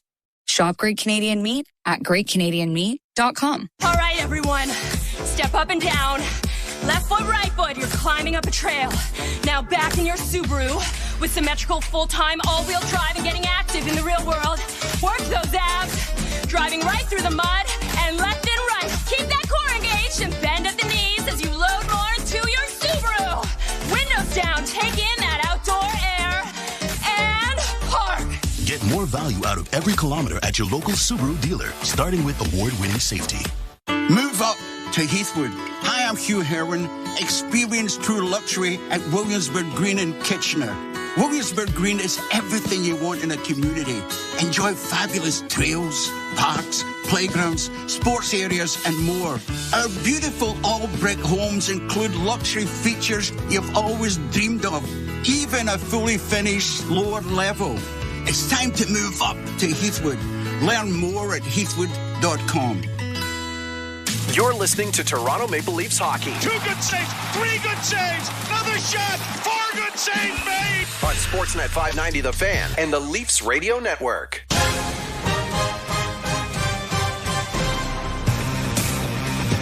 Welcome back. You're listening to Molson Leafs hockey on Sportsnet 590 The Fan and the Maple Leafs Radio Network. I believe it's 0-0 in Europe, 0-0 Maple Leafs and Detroit Red Wings. Not finding much offensively, just 13 combined shots and a couple decent looks apiece. So we'll look to see if there's more offense in the second and third period. We're guaranteed that something has to hit the back of the net eventually. Since they're in Sweden, Gordon, putting you on the spot just a little bit, and your bias may show and can show, and maybe we'll celebrate your bias just a little bit. But who do you think is the greatest player that Sweden's ever produced? Well, I don't know if it's my bias or not. Boris Salming, hands down. I see TV, they're trying to compare, just hands down. Hands down about, I can remember, Justin, that Harry Sinden, a guy I really respected, and he was one of the older general managers when I was a young general manager. They didn't talk to me so much, right, at the social things, at the meetings. But one night, just chatting for a bit, and he came over and just talked about Boris Salming and gushed about him. And just talked about what a great player he was and just how underrated he was. And that's about my only chat I had with Harry. But anyway, that was cool that he kind of shared that because I respect his hockey opinion. And also just the whole coming over, taking the kind of abuse he and Inga Hammerstrom did, that they were trying to get the Broad Street Bullies, the Philadelphia Flyers, basically tried to run them out of the league early on. And I no disrespect to anyone else, but he was the pioneer. And I respect as much when he played on worse teams in the 80s than better teams in the 70s. When things are going great, everybody, you can, when it's not, to play at that high hockey Hall of Fame level, game in, game out for as many of the 82 games was something I really admired. Yep, Boris Salming paved the way for Lidstrom, for Sundin, for Forsberg, for Alfredson, for the Sedins. That's why the Maple Leafs wear the Boris Salming patch on their right shoulders in Sweden, and that's why they've honored Borja and will continue to honor Boris Salming. The Maple Leafs defensive core features a couple Swedes. I don't know for how long it will feature John Klingberg, and they continue to... I don't want to say gauge the market because actively I'm not sure they're doing that. But we'd be naive to believe if they weren't, even before the season started, scouting and looking for ways to improve this defensive core. Obviously, the Calgary Flames may be looking to retool, may have some defensemen out there. Is there not a dream scenario for you, but if you look at Hanifin, Tanev, Zadorov, is there one of them, do you think that looks the part, or at least could fill the particular void the Maple Leafs might have? Well, like all three, but I'd lean towards Tanev. Just about. I know getting a little bit older and that, but I like his physicality. I like his consistency. So they're definitely, because you see this afternoon or tonight in Sweden. Maybe that's one reason that it was a quieter first period, that they're playing a team D because their defense core is thin personnel-wise, and they want to play that particular kind of style. So, and it's funny, Brad, it's kind of like when Cliff Fletcher came from Calgary to Toronto, and he made a huge trade with the Calgary Flames for Doug Gilmour. Now, those kinds of trades aren't going to happen anymore 5 for 5, but Brad Treliving certainly knows those players. If they're involved in a trade, he knows them better than whatever he's going to ship away. It probably would be a future rather than a particular player off the roster right now. Let's quickly look at the NHL scoreboard presented by Bet365. Visit the app for the latest odds and find out why it's never ordinary at Bet365. Must be 19 plus. Ontario only. Play responsibly. No other games going on right now. The first one is the one being played in Europe. Toronto and Detroit. Zeros after 1, but we'll see Buffalo and Winnipeg a little bit later, and Florida and Anaheim will play at 10 p.m. Eastern tonight. So we won't be able to update you on those ones, but those ones are still to come. Joe Bowen and Jim Ralph have the call of the second period next. You're listening to Molson Leafs Hockey on Sportsnet 590 The Fan and the Maple Leafs Radio Network. The fantasy football playoffs are coming. And if you want to win, you need to listen to Fantasy Sports Radio. Zero concerns about Jalen Waddle. Stop complaining. Enjoy the fantasy points that are about to come. Touchdown Miami. We're here to help you overcome bye weeks, poor performance, and injuries. Start Brees Hall every week. That's a jet touchdown. You need our team of fantasy football experts now more than ever. You can't count on 15 to 20 points every single week from a guy who is the second option. Fantasy Sports Radio, Channel 87, and on the Sirius XM app. The best player analysts and insiders live on NHL Network Radio. Brian Burke. But now it's a big story. Headline, Johnny Gaudreau bench. But he's not playing that well. His stats are terrible, and he's not playing that well. They sat him out. Now, he had the right response. He said, I got to play better. And that's all it is. Same thing here. You're playing poorly, you get benched. Shut up and work harder. Get the latest opinion and analysis you need on the home of hockey, NHL Network Radio, Sirius XM 91, and the Sirius XM app. If you're a soccer fan, you know that this music means one thing. The Champions League is on Sirius XM FC. Hat-trick for Erling Haaland. Kane scores! The top teams from around Europe are battling for club soccer's holy grail. Real Madrid do what they do best. What a start for Inter! Hear all the top Champions League matches all tournament long on Sirius XM FC 157 and streaming on the Sirius XM app. Join me, Gord Stellick, and Scott Laughlin as we recap the night that was on NHL Morning Skate, weekday mornings at 7 a.m. Eastern on NHL Network Radio, Sirius XM 91. The biggest names in the game. Trying to get behind Ristolainen, walks in, put it between his legs, shoots it, scores! NHL play-by-play on Sirius XM. Join me, Scott Laughlin, and Gord Stellick, along with former NHLer Mike Johnson for NHL Morning Skate, weekday morning, 7 a.m. Eastern on NHL Network Radio, Sirius XM 91. The best hockey lives here. Burns gets it back, stick handles to the backhand, moves in front, score! NHL play-by-play on Sirius XM.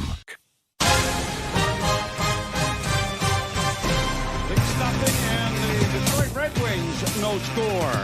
And when in this situation tied after the first period, the Leafs have yet to win a game. They are 0-3-1. Red Wings are 5-2-1 when they have been under these circumstances. Now, if you get the lead, well, after 2 periods of play, the Leafs are 6-0-0, and so are the Red Wings. So an important second period for both teams here. Leafs defend the goal to our right, and the Red Wings to the left. And played ahead at center, and the Leafs Nylander in across the line to Bertuzzi. Tried to make a pass into the slot for Tavares, but he did escape. Tavares after it along back of the net. Sherratt gets tied up. Bertuzzi centers, and a backhand try there by Nylander, and a penalty coming here. And it may be going to JT Compher. Now it's going to be a holding call. Was that on Bertuzzi in front of the net? The Leafs will get their second power play of the night, evening them up with the... It's afternoon, Ralphie. Not in Sweden. Oh, I know, but 2 o'clock. People out on the Don Valley parking lot are going to be very confused. You text Sheldon Keefe and tell him it's the afternoon. You have to do traffic reports here fairly soon, too, so you better start brushing up there, mister. Busy from south of Finch to south of Lawrence. Yes. Thanks to our friends at Bumper 680. to bumper. No matter where you're going, bumper to bumper. Allow more time. It's called Toronto. Around the boards now, the Leafs on the power play.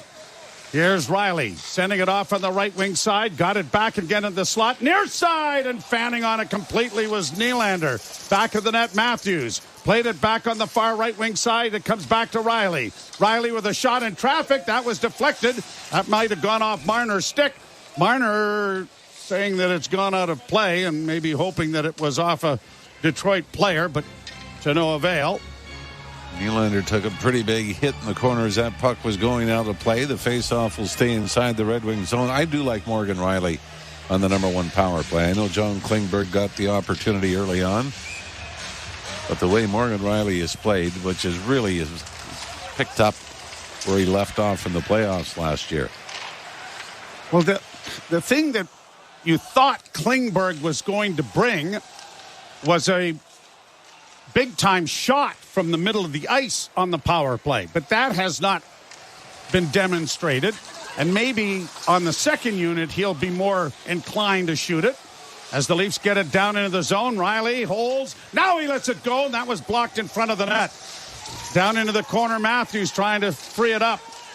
Tied up there, Tavares in trying to get it away from Sherrod. It comes around back of the net. Nylander was upended, and the Red Wings are going to get it out and send it out and down the ice. It was a tough shift for Willie Nylander, wasn't it? He ended up going down 3 or 4 times.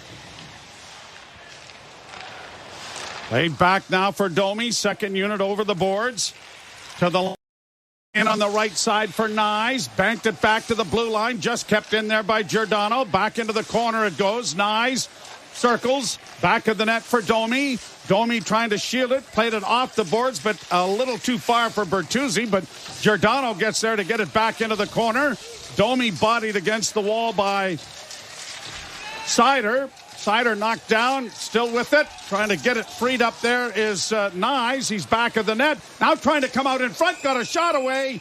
And Alex Lyon is able to cover up. And now Bertuzzi's in a headlock with Andrew Kopp. And Domi is likewise getting wrestled down to the ice. He is engaged there with Seider. We saw a few of these yesterday in the Red Wing Ottawa game, and it spilled over into this one. A couple of wrestling matches, Domi and Bertuzzi both involved in them. Matthew Nyes made a nice play. The Leafs outnumbered the Red Wings in the corner 3-2, and it was Nyes that came out with it, took it behind the net, and then backed out from the left of Lyon. Decided he was going to back out, body first, protect the puck. Got a pretty good shot away, but Lyon was able to take away the short side, make the save, and hold on to it with Bertuzzi right there. Bertuzzi got cross-checked by Seider and then got engaged, and Domi took exception to the cross-check by Seider. Number 11 has 2 minutes for slashing, 2 minutes for roughing. Detroit, number 53, has 2 minutes for cross-checking and 2 minutes for roughing. 4 minutes each, nothing on the clock. We remain 5-on-4 for 2 seconds. And you know what? That was really well explained by Kyle Raymond. I actually understand what's happening.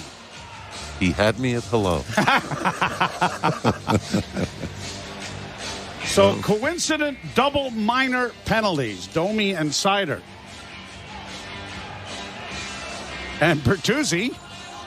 Well, it might have explained it well to you, but Dylan Larkin is still in a long conversation with the referee. And the Red Wing coach Lalonde seems to be having a conversation with one of the officials as well, but 2 seconds left in the Leaf power play. The Leafs are going to have to be very aware off the draw. You lose the draw, you've got to make sure you got a defenseman bolting back to pick up the guy coming into the penalty box.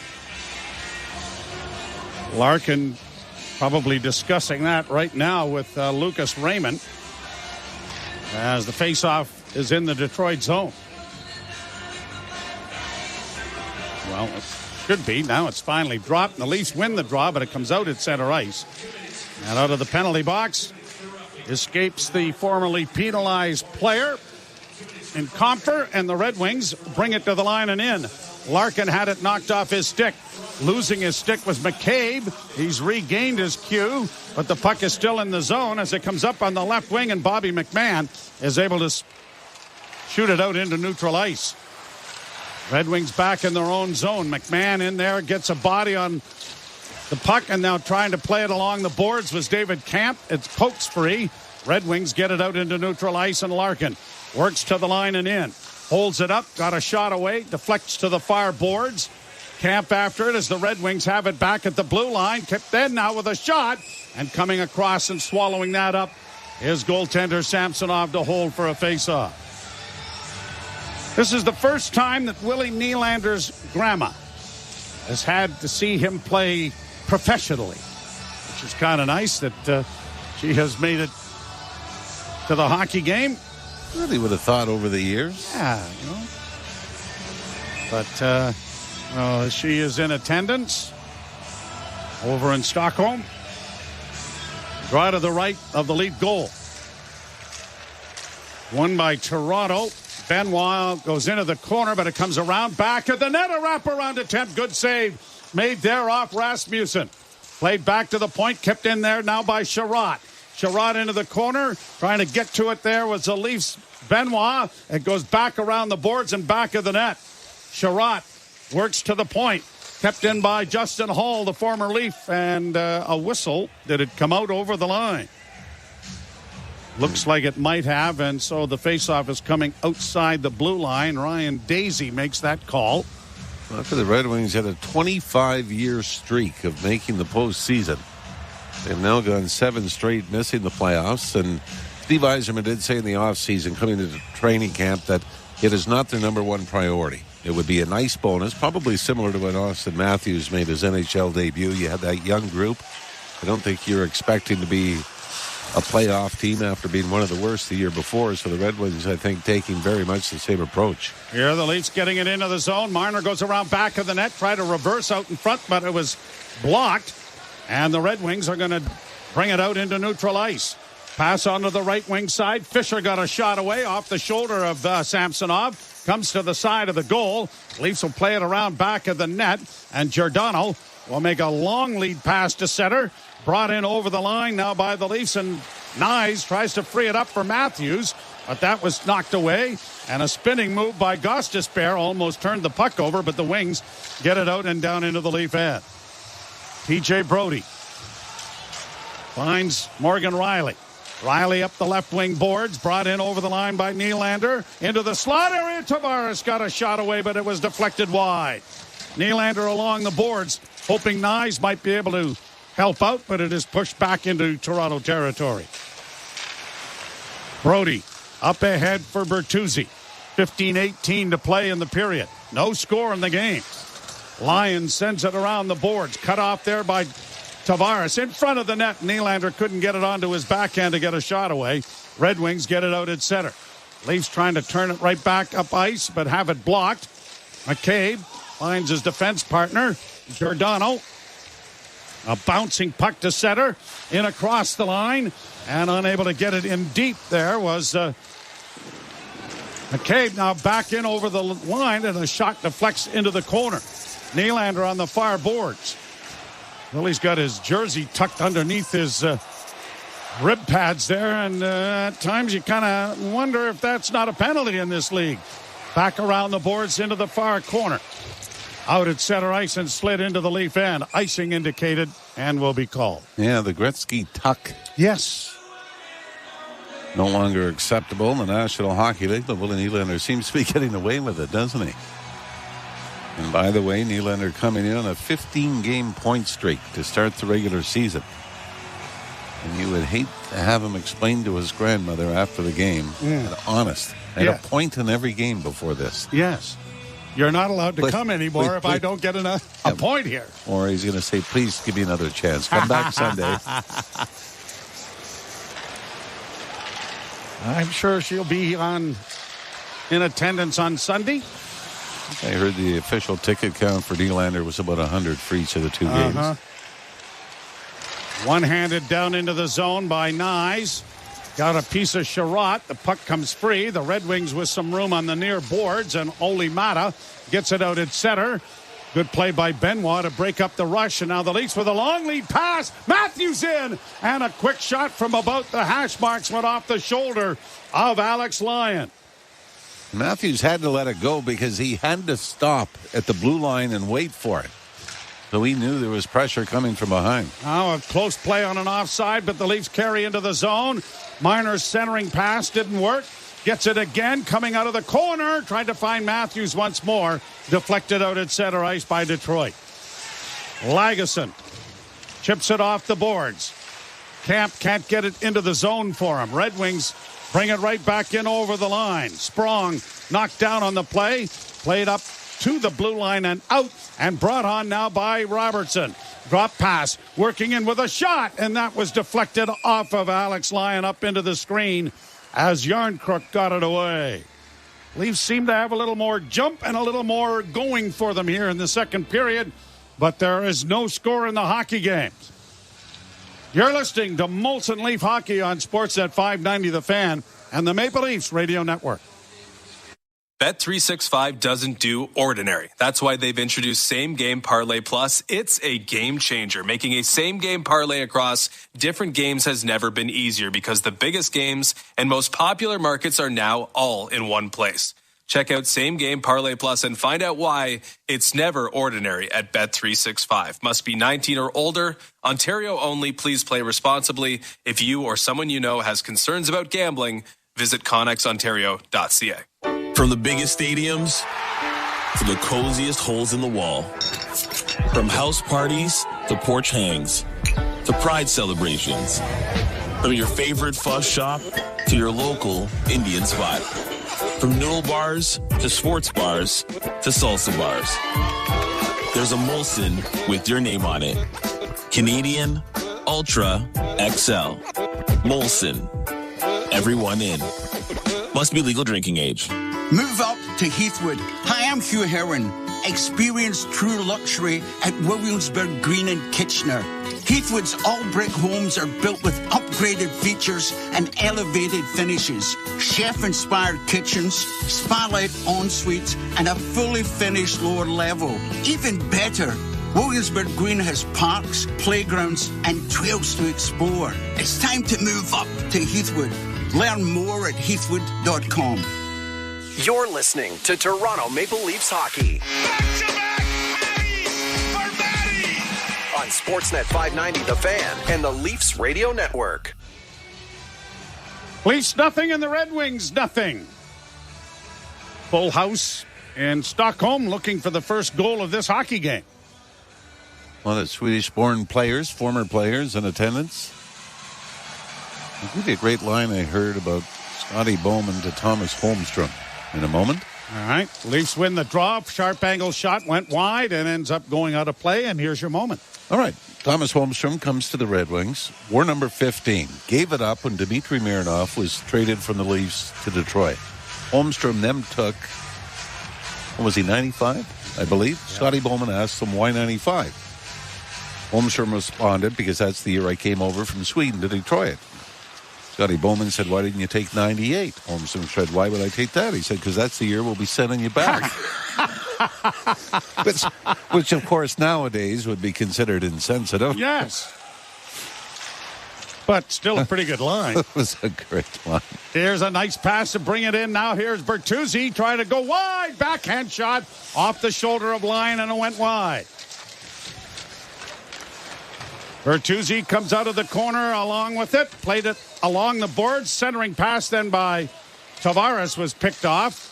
And the Red Wings get it to the line and out. Tavares looking for Nylander. And Nylander circles back to his blue line.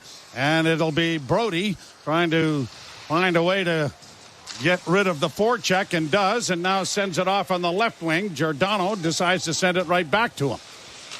Brody stretches things out. Got it out into neutral ice. Knocked down on the play was Nyes, but he got it down into the zone. In goes Matthews after the loose puck. Matthews around back of the net. Centering pass by Marner, looking for Nyes. Hit the back of the goal. Never did reach the young forward as it's played down into the Toronto end.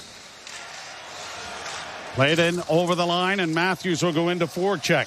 Joe Villano around back of the net. Now Wallman got it to the line, but couldn't get it any further. Played out at center now by the Red Wings, and as it knocked off the stick of Andrew Kopp and rolls towards the net, Samsonov will stop play and bring a face-off in the Toronto zone. I already mentioned the 15-game point streak that's on the line for Willie Nylander in this game. There's another one that we seem to talk about it more last year, yet it still exists. The Leafs last time shut out by an opposition, November 20th, 2021 against the Pittsburgh Penguins. So if you count regular season, that's 143 games without being shut out. Throw in the playoffs, we're at 161. Obviously the longest streak going in the National Hockey League, but I think as we're scoreless halfway through this game, might be worth a mention. Better to get it in before the goal is scored, because afterwards it's just a moot point. Here the Leafs down into the offensive zone, but can't come up with it. A lead pass and breaking in on the right side, and a shot high over top of the net. DeBrincat getting it away. DeBrincat keeps the puck into the near side. Scooped along the boards and back of the net now for Lucas Raymond. He had it taken away by McCabe. Played to the line, but the Leafs don't get it out. Long shot goes wide of the goal. Giordano reverses the puck nicely, and David Camp has room to get it out, but couldn't hook up there with McMahon. Red Wings bring it back in, only to have the Leafs shoot it out, and the Red Wings shoot it right back in again. And it's going to be covered up here by Samsonov. McCabe telling him to just hang on to this thing here. We've got people around that shouldn't be around, and we'll hold for a faceoff. 10:45 left to play in the second period, and there is still no score in the hockey game. Both goaltenders obviously have been perfect in what they've seen. 11-10, the shots favoring the Red Wings nearing the midway mark of the second period. Well, we got a penalty here. Giordano gave a bit of a punch to Lucas Raymond, and it ends up being the Leaf who goes to the penalty box. Wow. Sheldon Keefe is not impressed with this call, so it'll be the third power play of the game for the Red Wings. The Leafs have taken 2 penalties in the offensive zone and now a roughing penalty after the whistle. 9:15 the time of the penalty. Or just a shove. Wow. That's being adjudicated a little tight to the vest, Mr. Ralph. Out of the right of Samsonov. When you look at some of what's been let go, Matthews, remember, hauled down twice going to the net, which is fine if that's going to be the level of what you're going to call things at. And then there's a lot of stuff well from the play that they seem to be calling. Leafs ice the puck right off the face-off. Red Wings third power play. Brought through center ice and in across the line. Comper got it into the corner. Backhanded back of the net looking for Lucas Raymond. Stolen by the Leafs and pushed ahead. And here is Yarncrook working in over the line. He'll one-handed down into the zone. Yarncrook's 5-game point streak snapped against Vancouver, equaling the longest of his career. And he had 3 goals and 3 assists in that span. And has added some secondary scoring, which everyone was quite concerned about while Matthews was lighting it up. Now here are the Wings getting it down into the zone. Far corner around the boards. It'll come to Andrew Kopp. Back of the net and back to the blue line it goes. Working down along the far side. Sprong gets it back to the blue line. Wallman near side and a shot right into the chest of Samsonov. And he will hold on and bring a face-off in the Toronto zone with the penalty kill having 50 seconds left in it. That is the 12th shot on goal for the Red Wings. Alex DeBrincat, by the way, has only played .651 to this point, which is a little surprising considering the 3 power plays for the Red Wings. DeBrincat just got off to a scorching start with the Red Wings. Has scored in back-to-back games coming into this. Draw one by the Red Wings. Back to the point. A shot in traffic. Broken up. Backhanded high out and down the ice. And it'll force Moritz Seider back into his own zone. Seider dropping it back.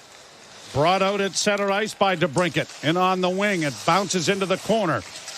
Gostisbehere working down low. DeBrincat centering and blocked away. And now here's Matthews. Out for the final couple of seconds. Brings it to the line and in. Matthews holds, makes a little move. Goes around back of the net. Tried to slip it in front. But it was intercepted by Detroit. A dozen seconds left in the penalty. Brought to the line. Broken up there nicely by Matthews. Sent ahead. David Camp off the wing. On the rush. Hold. No penalty. And David Camp can't believe it. Yeah, when Sider caught him as Camp tried to barrel down the left wing side.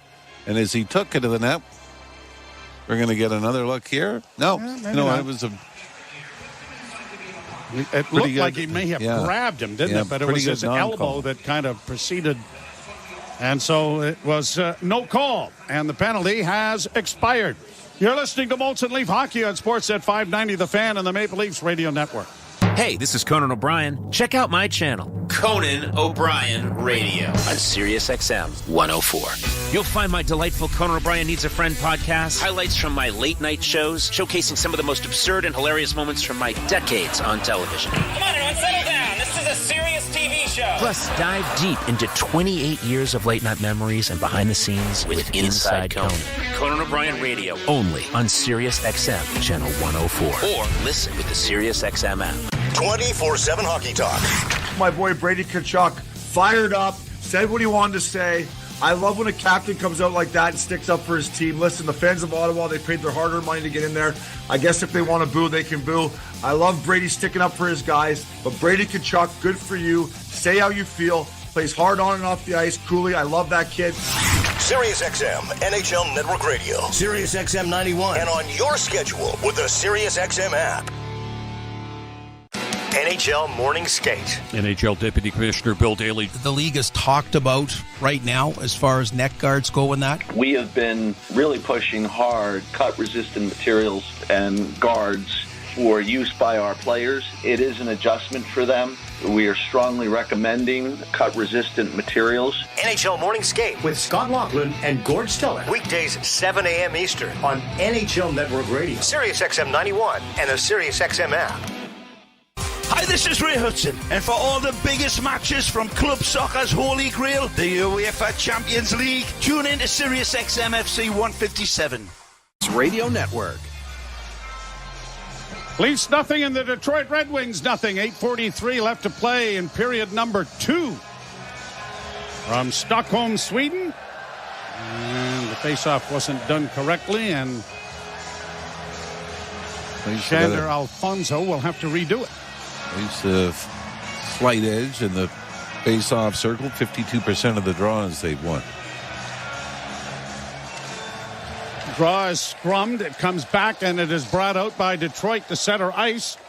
Villano gets it in over the line, hustles into the corner after it. Got a pretty good grab on Morgan Rielly, who then lost the puck.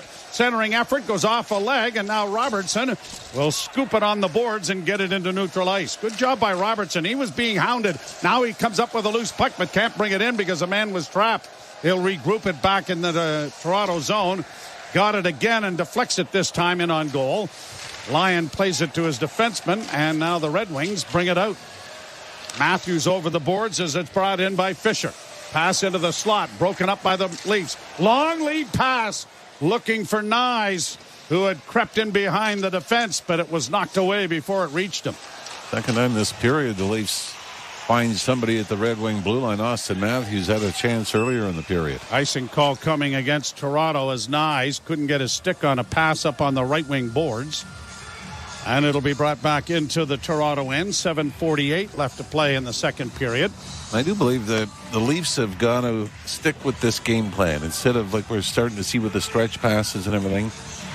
I don't know if you necessarily have to try to break it open. I think you have faith in the offense that you have and look after your own end first. Wings win the faceoff. Shot was blocked. Leafs elevate it through center. Nyes chopping it in over the line, went after it, thought better of shooting it at the net, plays it down into the corner. Matthews comes away with it back of the goal, in front of the net, a shot, and the net is dislodged. Marner got the shot away. Nyes was going to the front of the net, and Wallman is down. And I don't know whether he had a toe pick or not. I don't think this was deliberate. The puck. But Wallman was behind the play. The puck went around the net, far side of where Wallman was, and he ended up going head first. But did the puck go into the net? The referees are talking here. We're going to get another look at it on the replay. No, the shot goes wide. But Wallman, it was almost like he halfway there decided I should go to the front of the net instead of behind. Oh, boy. And then he just decided, you know what? I'm going to run my nose into the goalpost and see how that feels. I haven't done that lately. I don't think he'll be doing it again as the trainer is still out on the ice with him. But it seemed it was that last-minute decision. I should go to the front of the net, not behind it. No. And he is being helped off. Is it his shoulder? He may have been. I think he's just embarrassed. You think the trainer's first comment was, what the hell were you doing? But hopefully he's going to be okay. But yeah, it was when he saw Matthews take it from behind the net and trying to go back out the other way. Now, Marner's thinking that the net got pushed enough that the shot went wide because the net was pushed. Yeah, we haven't seen an overhead. But Wallman is being assisted off the ice, and it appears to be his shoulder. Yeah, hopefully he's all right. I mean, we've sort of made light of the collision. But we still have not seen an overhead view of where the puck went once Marner let it go.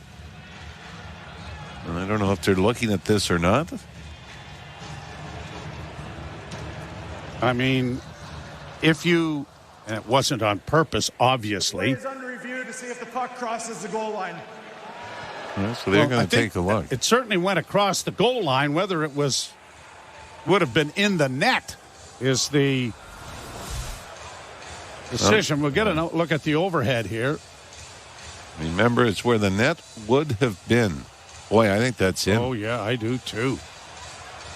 The thing is, once Wallman hit the net, he followed through with his arms to push the net completely off its moorings and spin towards the far corner. But I think this is inside the right post. Kendrick Nicholson and Kyle Raymond are viewing it, but this, of course, this is a little longer stretch. They've had to send it back to Toronto, do the replay, and then have somebody phone Sweden and say, boys, this is probably... I think it's in the net, I think this is a goal because I think it goes into the arms. We get one more look at the overhead. Wallman crashes into the net. Matthews throws it out into the slot to Marner, who one-times it. Yeah, I think this is going to count. I think it might. But we'll wait and see as they are still discussing it. And the headsets are still on. And if it is a goal, it'll be the first point in 4 games down for Mitch Marner and the first in 3 for Austin Matthews. A lot of off-ice officials are over there from Toronto, and here's the decision. After review, the call on the ice stands. There is no goal. Well, what does he know? Doesn't matter what he knows. It matters what he says. Oh. I mean, we adjudicated that, I thought, fairly accurately. At any rate. The downside of trying to figure out exactly where it went is it went under Wallman. And you never really got a view of where it went in relation to where the peg was for the post. So it is a scoreless tie still. Leafs win the draw. Marner again in the slot. Now he gets a shot away, and that was kicked off the pad of Lyon into the near corner. Red Wings carry back at center. And across the line, Ben Sherratt. And that shot deflected wide.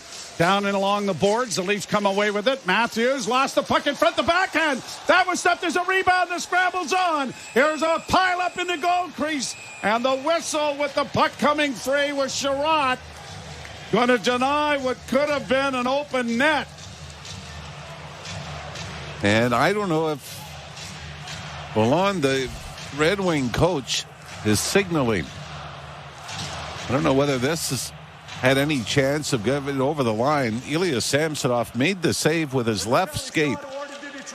As the Toronto player covers the puck in the goal crease. Okay, yep. And this is the right call. I believe it was Morgan Riley who was down, reached out and put his hand on the puck in the blue paint to the crease. So the Red Wings will get the penalty shot. And it might have been a smart thing to do for Riley. 12:52 the time. Detroit gets the penalty shot. And it's going to be Daniel Sprong who takes it. It has to be somebody who's on the ice, and here he comes. He's a right-handed shot. Weaves well to the right wing side. Top of the circles, middle of the ice now with a deke, and scores. He outlasted Samsonov and stick-handled right around his pad and then launches it into the net. And the Red Wings, on a penalty shot, have taken the lead. Official time will be 12:52 of the second period, so Morgan Riley just delayed what might have been the inevitable. But Sprong came in, made a move, and Samsonov ended up stuck at the top of the crease. And by the time Sprong went around him, I mean, Samsonov was well out of the net, and Sprong is able to put it in the middle of the goal, and the Detroit Red Wings have opened the scoring here in the second period. Much to the delight of Mr. Zetterberg. That's Marcus Naslund sitting with them. Yeah. So the Leafs trail 1-0 on a penalty shot goal as it is shot down into the Detroit end. Tavares wedged against the boards in front of the Leaf bench, gets it into the corner. Nylander comes out of the corner with it, tries to center, and he did, but it was out of the reach of Tavares.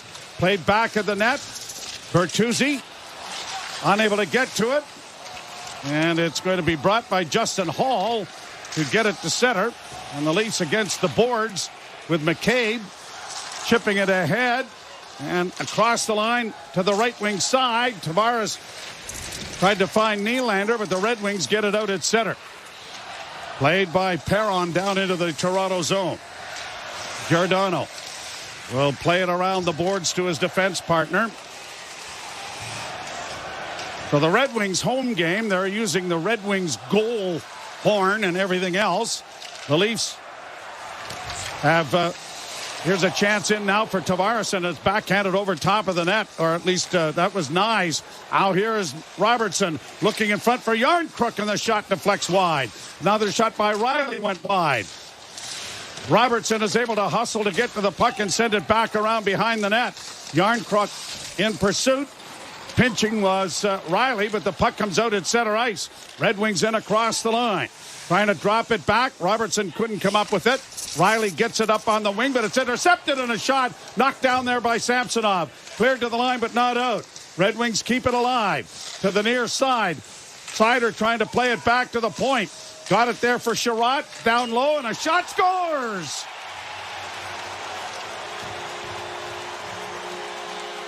Off the wing, Lucas Raymond, the lone Swede in the Detroit lineup, has made it 2-0. Raymond picks the puck up in the face-off circle to the right of Ilya Samsonov. Had time to settle it down. It was almost like a power play where he has time to settle it down, but Ilya Samsonov dropped. And Raymond just slightly changed the angle and makes the perfect shot far side. Under the glove of Samsonov. Like right.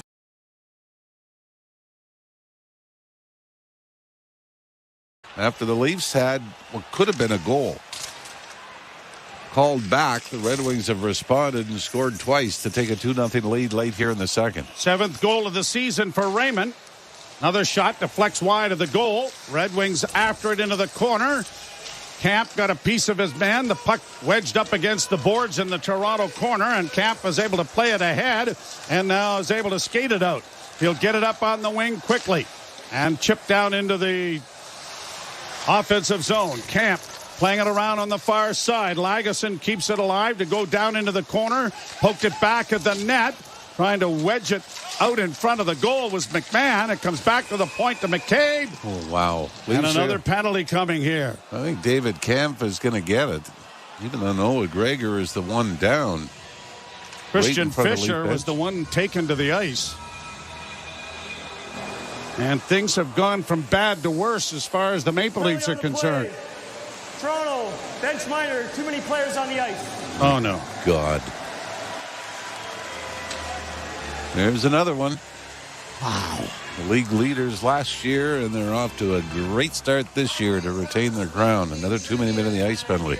2-0 Detroit, and a huge penalty kill here. You're listening to Molson Leaf Hockey on Sportsnet 590 The Fan and the Maple Leafs Radio Network. At Bet365, we don't do ordinary. That's why we've introduced Same Game Parlay Plus. It's a game changer.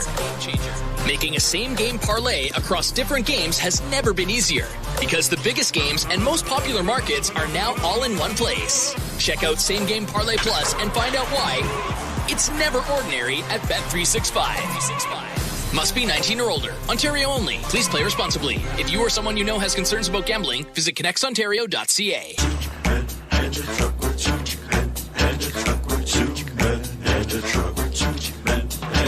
Think two-man-in-a-truck.ca. So when you gotta move, all moving day. Think two-man-in-a-truck.ca. Cause all of us movers are not the same. So that's our company name, two-men-in-a-truck.ca. We're lots of men with lots of trucks. So give us a call today. Do more in a reliable Subaru, they said. Enjoy more time together to go more places with symmetrical full-time all-wheel drive, they said. More award-winning safety for more peace of mind, but to listen to one song over and over again with fantastic acoustics.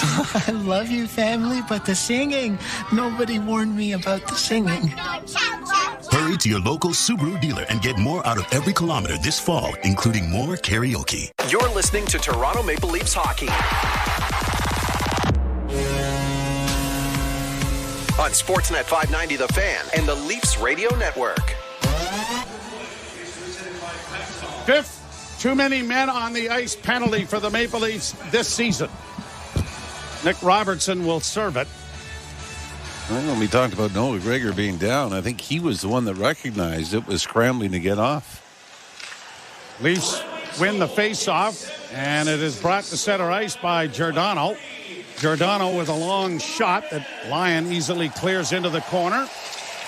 Puck along the boards. Camp gets it in a little bit deeper. Sherratt and Seider assist on the Raymond goal after the penalty shot goal by Sprong.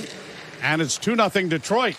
And a chance to really put the hammer on this game with this power play. Back to the point for Moritz Seider. To the near side. Shot deflects wide of the goal as Gostisbehere let it go. Gostisbehere again. Drops it back. Seider to the far side. A shot. And that deflected wide of the Leaf net. Gostisbehere to the point. Seider to the far side once more. Larkin in front of the goal. And he got the shot away, but it went off a stick and went wide. Gostisbehere once more. Down into the corner, centering pass for Larkin, turning, played it off into the wing, but it's intercepted by the Leafs and quickly played out and down the ice. Lyon comes way out of the goal, but thinks better of trying to make a long stretch pass. Seider dropping it back. 48 seconds left in the power play. Brought in over the line. Noah Gregor knocks his man down, and his stick is tangled up in his skates. Now a shot from the wing, stopped by Samsonov, and he sprawls out to get his glove on it to keep it away from Daniel Sprong, who opened the scoring with the penalty shot goal. Shots on goal now 18-13. The Leafs only had 5 shots in the opening period. And now they're in full defense mode as Mark Giordano partially blocked the shot attempt towards the net, and that dangerously skipped past the left pad of Samsonov and past the post. Face off to the right. 35 seconds left to go in the power play. And one of the Red Wings has been waved out, I believe.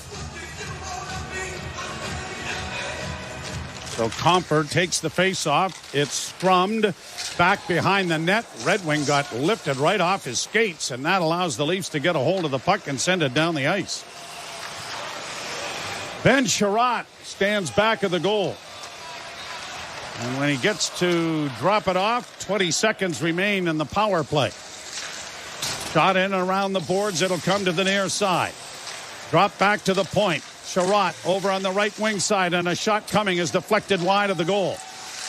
Knocked down on the play there was Lagesson, and his clearing attempt was blocked, and then the Leafs were able to punch it out at center, but unable to push it ahead as Noah Gregor was trying to hope for a loose puck to maybe break out. Leafs back into the center ice area, but the Red Wings bring it in over the line. Rasmussen dropping it back to the point. A shot partially deflects and grabbed off now by Riley, who will find his defense partner Benoit. Simon Benoit gets it out at center ice. 2:07 to play in the period. Benoit takes his man down. Riley and Rasmussen after the loose puck. Goes to the far side for Christian Fischer. Back to the point. Long shot deflects wide. Red Wings after it again. Stolen back by Toronto. And now here's Marner circling back in his own zone. Marner starts away. Works to the line. Works in on the right wing side.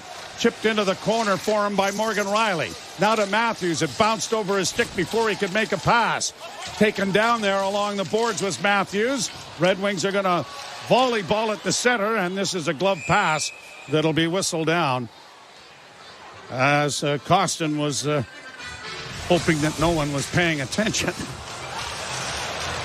Well, should we throw that stat out again? Wouldn't it be something if Nylander and this shutout streak for the Leafs ends in a game in Sweden? And all of the streaks end as well? Yes.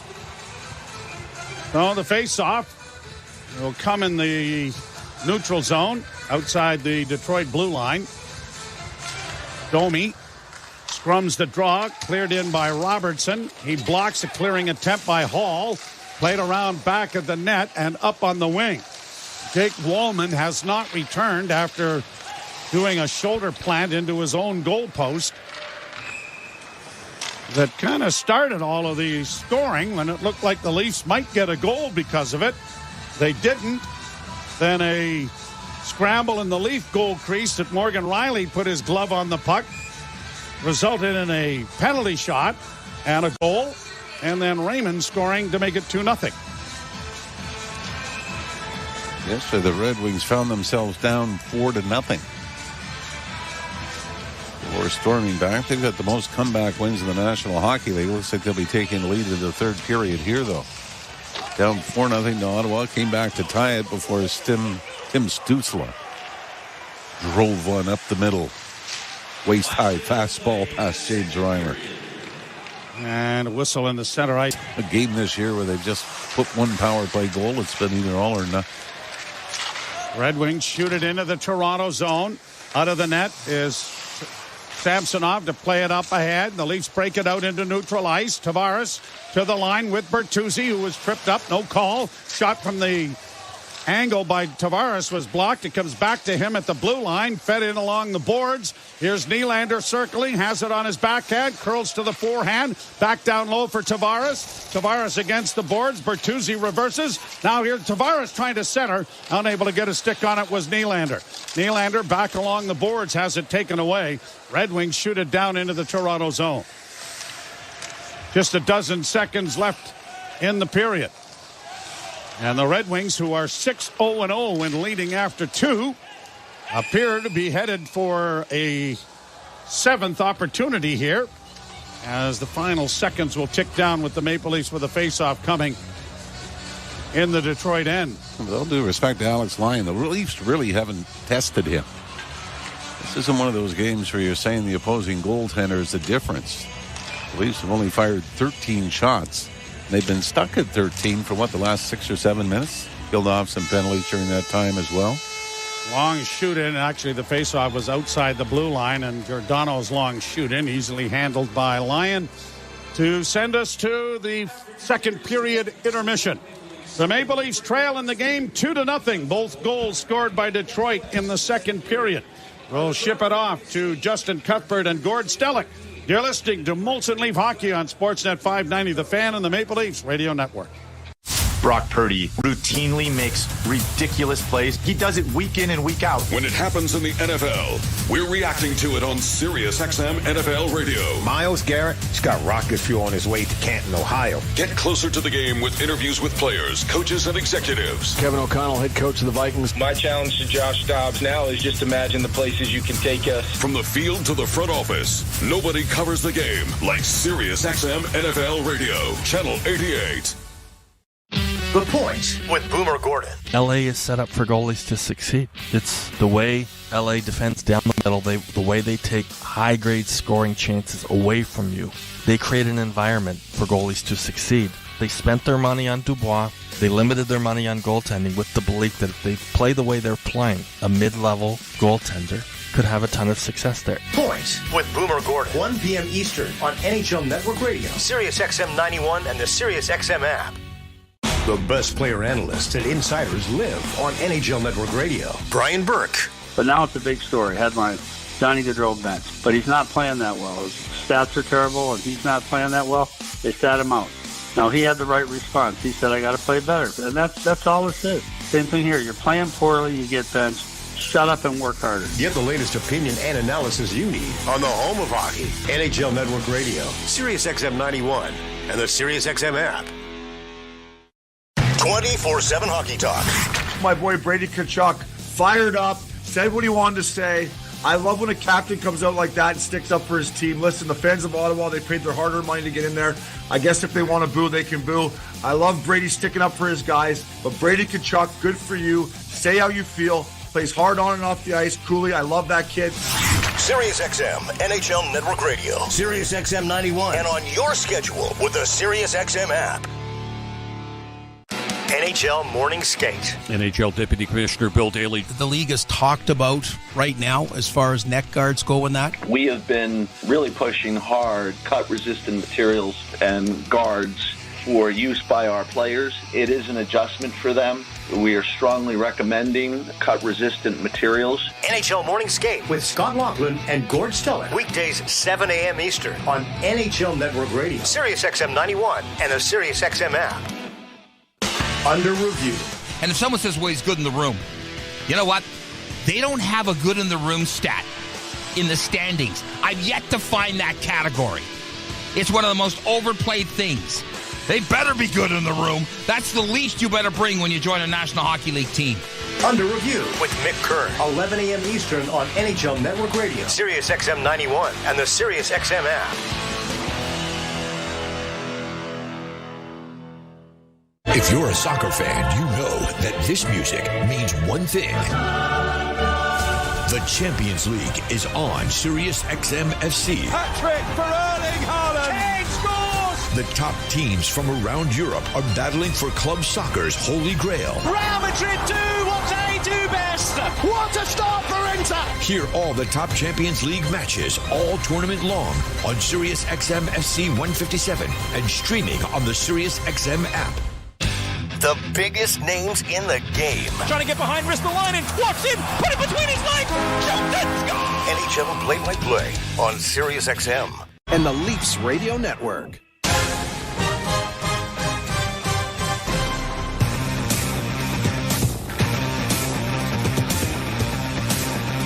Welcome back to Molson Leafs Hockey on Sportsnet 590 The Fan and the Maple Leafs Radio Network. 2-0 for the Detroit Red Wings, leading the Toronto Maple Leafs from Sweden. Goals from Daniel Sprong and Lucas Raymond. But the story of the period might be just infractions or action, rather, in the crease. I don't know if they sold these games in Sweden based on crease reviews, but we had a couple of them to dig in there, Gord, after a more eventful second period.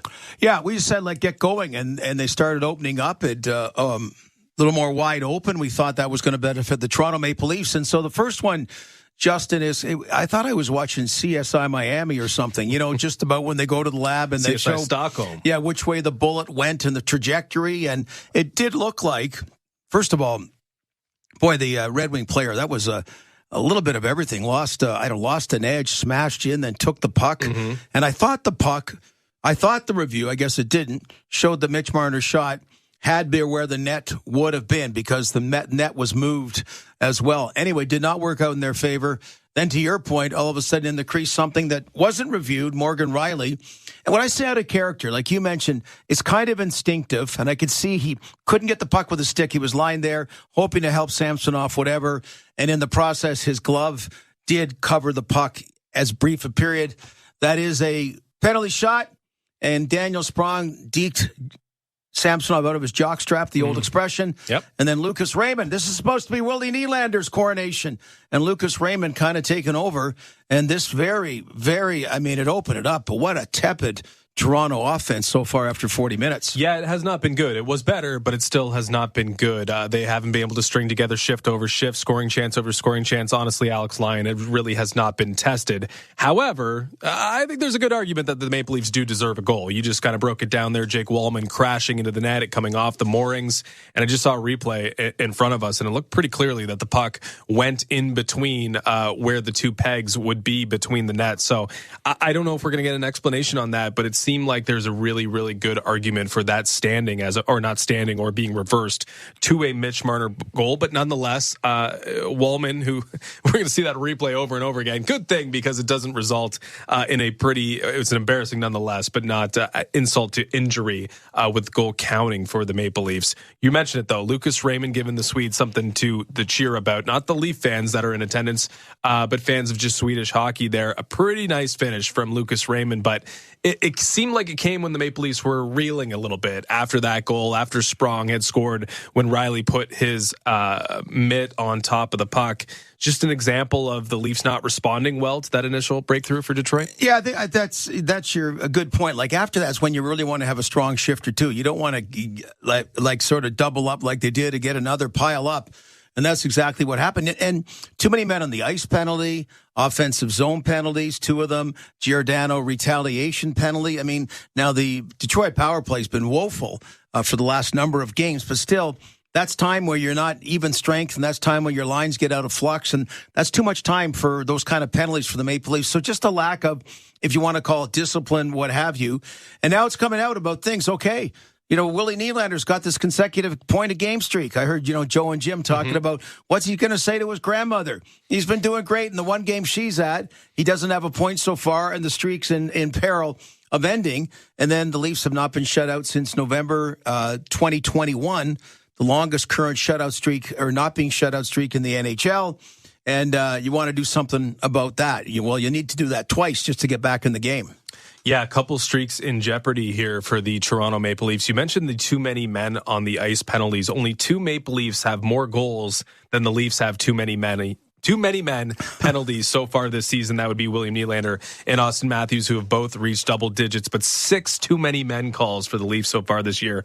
Who's that on? Like, when you think of that stat, like, are you thinking about the coach? Are you thinking about discipline for the players? When that comes across your feed there, Gord, like, who is that on? Well, the coach always gets blamed. And even kids hockey, the coach gets blamed. But really, it comes down to the player. A lot of things now is the players are distracted watching the terminals, right? That's part of watching the laptops. Mm-hmm. They all of a sudden go back and they're not watching the game in the same heightened way. Like when Josh Morrissey quickly passed the stick over and set up Adam Lowry with a game-winning goal for the Winnipeg Jets. I mean, Josh Morrissey, old-fashioned, was glued right into the play in that one. And I know that's been a bit of a problem as guys are on the laptop looking and not as plugged into the game. And that's an inexcusable amount of too many men penalties to have at this stage. So the Leafs have a knack, in addition to taking too many men penalties, is coming back in games, erasing multi-goal deficits. They're going to have to do it again to salvage anything in the first of 2 games to play this weekend in Stockholm. Let's take a quick break. We'll be back. You're listening to Molson Leafs Hockey on Sportsnet 590 The Fan and the Maple Leafs Radio Network. They say the game starts when the puck is dropped, right? Wrong. NHL Preplay, presented by Bet99.ca, is the game before the game. It's the free-to-play daily NHL Pick'em game. So how's it work? Every game day before the puck is dropped, answer up to 10 questions and earn points for a chance to win $100,000. It's that easy. Score big with the game before the game. Play today on the NHL app or at NHL.com/preplay. Every year, fans debate over the draft. Who's going first? At Chuck's, they already know. The top draft choice is that icy cold 18-ounce Molson Canadian you're holding, and it's just $4 at Chuck's during Leafs games. No wonder that at draft time, Canadians are always in high demand. Chuck's Roadhouse Bar and Grill. Food the way it ought to be. Price the way it used to be. Hi, it's Catherine from Great Canadian Meat, with lots of yummy things to chew on. Our Great Canadian Meat beef jerky, yum, pepperoni sticks, salami. We make 13 flavors of salami, and you need to try every one. Sausage sticks, mini pepperoni sticks. They all taste great because we handcraft them right here in Whitby using the finest ingredients. Power up and eat some energy. Shop Great Canadian Meat at greatcanadianmeat.com. All right, everyone. Step up and down. Left foot, right foot. You're climbing up a trail. Now back in your Subaru with symmetrical full-time all-wheel drive and getting active in the real world. Work those abs. Driving right through the mud and left and right. Keep that core engaged and bend at the knees as you load more into your Subaru. Windows down. Take in that outdoor air and park. Get more value out of every kilometer at your local Subaru dealer, starting with award-winning safety.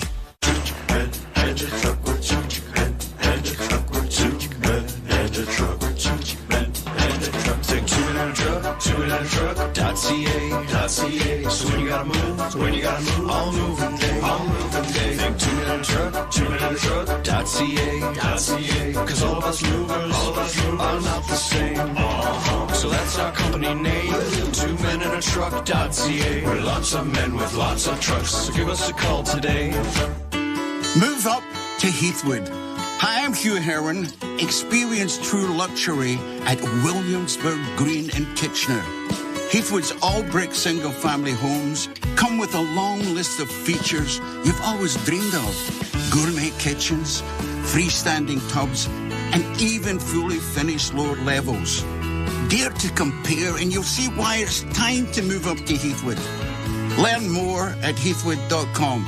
Welcome back to Molson Leafs Hockey on Sportsnet 590 The Fan and the Maple Leafs Radio Network. It's been 0 days, I suppose, since the last time the Maple Leafs took a too-many-men penalty. It's been 726 days since the last time they were shut out in an NHL game. They have 20 minutes to keep that streak alive, the longest of its kind in the National Hockey League. But it's more important to get some points from this one. Gord, what do the Maple Leafs have to do in the third period, aside from scoring goals, to make sure that they can get something from it? Well, I'm not always big about teams being tired and that, but I thought the Vancouver Canucks were tired last night, and that was a factor in the Calgary Flames winning that. The Canucks have played back-to-back games, so, just maybe in the third period, because the Red Wings played yesterday, they played in overtime, could that become, which means the speed game and upping the tempo should work in the Toronto Maple Leafs' favor if you're looking to take advantage of that. They started to get going, okay? They started constructive opening it up and that, and, finding the right kind of passes, not trying to do too many of the stretch passes, and we're having some effectiveness. Then that all got thwarted first when that weird play that we still think possibly could have been a goal, but it wasn't. And then after when Detroit scored, then it all of a sudden just the air got let out of their balloon. So they just have to get back to where they were about, 5, 6, 7 minutes into the second period. This is a team that, there's a 4-goal deficit that Detroit, came back from against Ottawa. Leafs came back from a 3-goal deficit against Calgary last Friday. Yeah, just yesterday, Detroit Red Wings overcoming a 4-0 deficit to at least get a point. They did lose in overtime, so they have 20 minutes to make sure that they can get something more than just 1 point from this trip to Stockholm. Let's go to the NHL scoreboard presented by Bet365. Visit the app for the latest odds and find out why it's never ordinary at Bet365. Must be 19 plus. Ontario only. Play responsibly. As we know, Detroit up 2-0 on the Maple Leafs in the second intermission. And later on tonight, Winnipeg will host Buffalo before the Anaheim Ducks host the Florida Panthers. Not the busiest night in the NHL. Joe Bowen and Jim Raff have the call for the third period next. You're listening to Molson Leafs Hockey on Sportsnet 590 The Fan and the Maple Leafs Radio Network. It's Mad Dog Unleashed with Christopher Mad Dog Russo. Good afternoon, everybody! Here Hear the passion. Be aggressive. Get something done. Hear the knowledge. The game, folks, is about two plays. And that's what it comes down to. Hear the personality. I'm going to start here in an angry mood. Get somebody on the radio! That has made him a sports talk legend. Does that make any sense to you? Drives you crazy. It's Mad Dog Unleashed with Christopher Russo. Weekdays, 3 p.m. Eastern on Mad Dog Sports Radio, Channel 82, or anytime on the Sirius XM app. The best player analysts and insiders live on NHL Network Radio. Brian Burke. But now it's a big story. Headline, Johnny Gaudreau bench. But he's not playing that well. His stats are terrible, and he's not playing that well. They sat him out. Now, he had the right response. He said, I got to play better. And that's all it is. Same thing here. You're playing poorly, you get benched. Shut up and work harder. Get the latest opinion and analysis you need on the home of hockey, NHL Network Radio, Sirius XM 91, and the Sirius XM app. If you're a soccer fan, you know that this music means one thing. The Champions League is on Sirius XM FC. Hat-trick for Erling Haaland. Kane scores! The top teams from around Europe are battling for club soccer's holy grail. Real Madrid do what they do best. What a start for Inter! Hear all the top Champions League matches all tournament long on Sirius XM FC 157 and streaming on the Sirius XM app. Join me, Gord Stellick, and Scott Laughlin as we recap the night that was on NHL Morning Skate, weekday mornings at 7 a.m. Eastern on NHL Network Radio, Sirius XM 91. The biggest names in the game. Trying to get behind Ristolainen, walks in, put it between his legs, shoots and scores! NHL play-by-play on Sirius XM. Hockey lives here. Suzuki sweeps it. There's a chance. Rebound, Caulfield shoots and scores. NHL play-by-play on Sirius XM.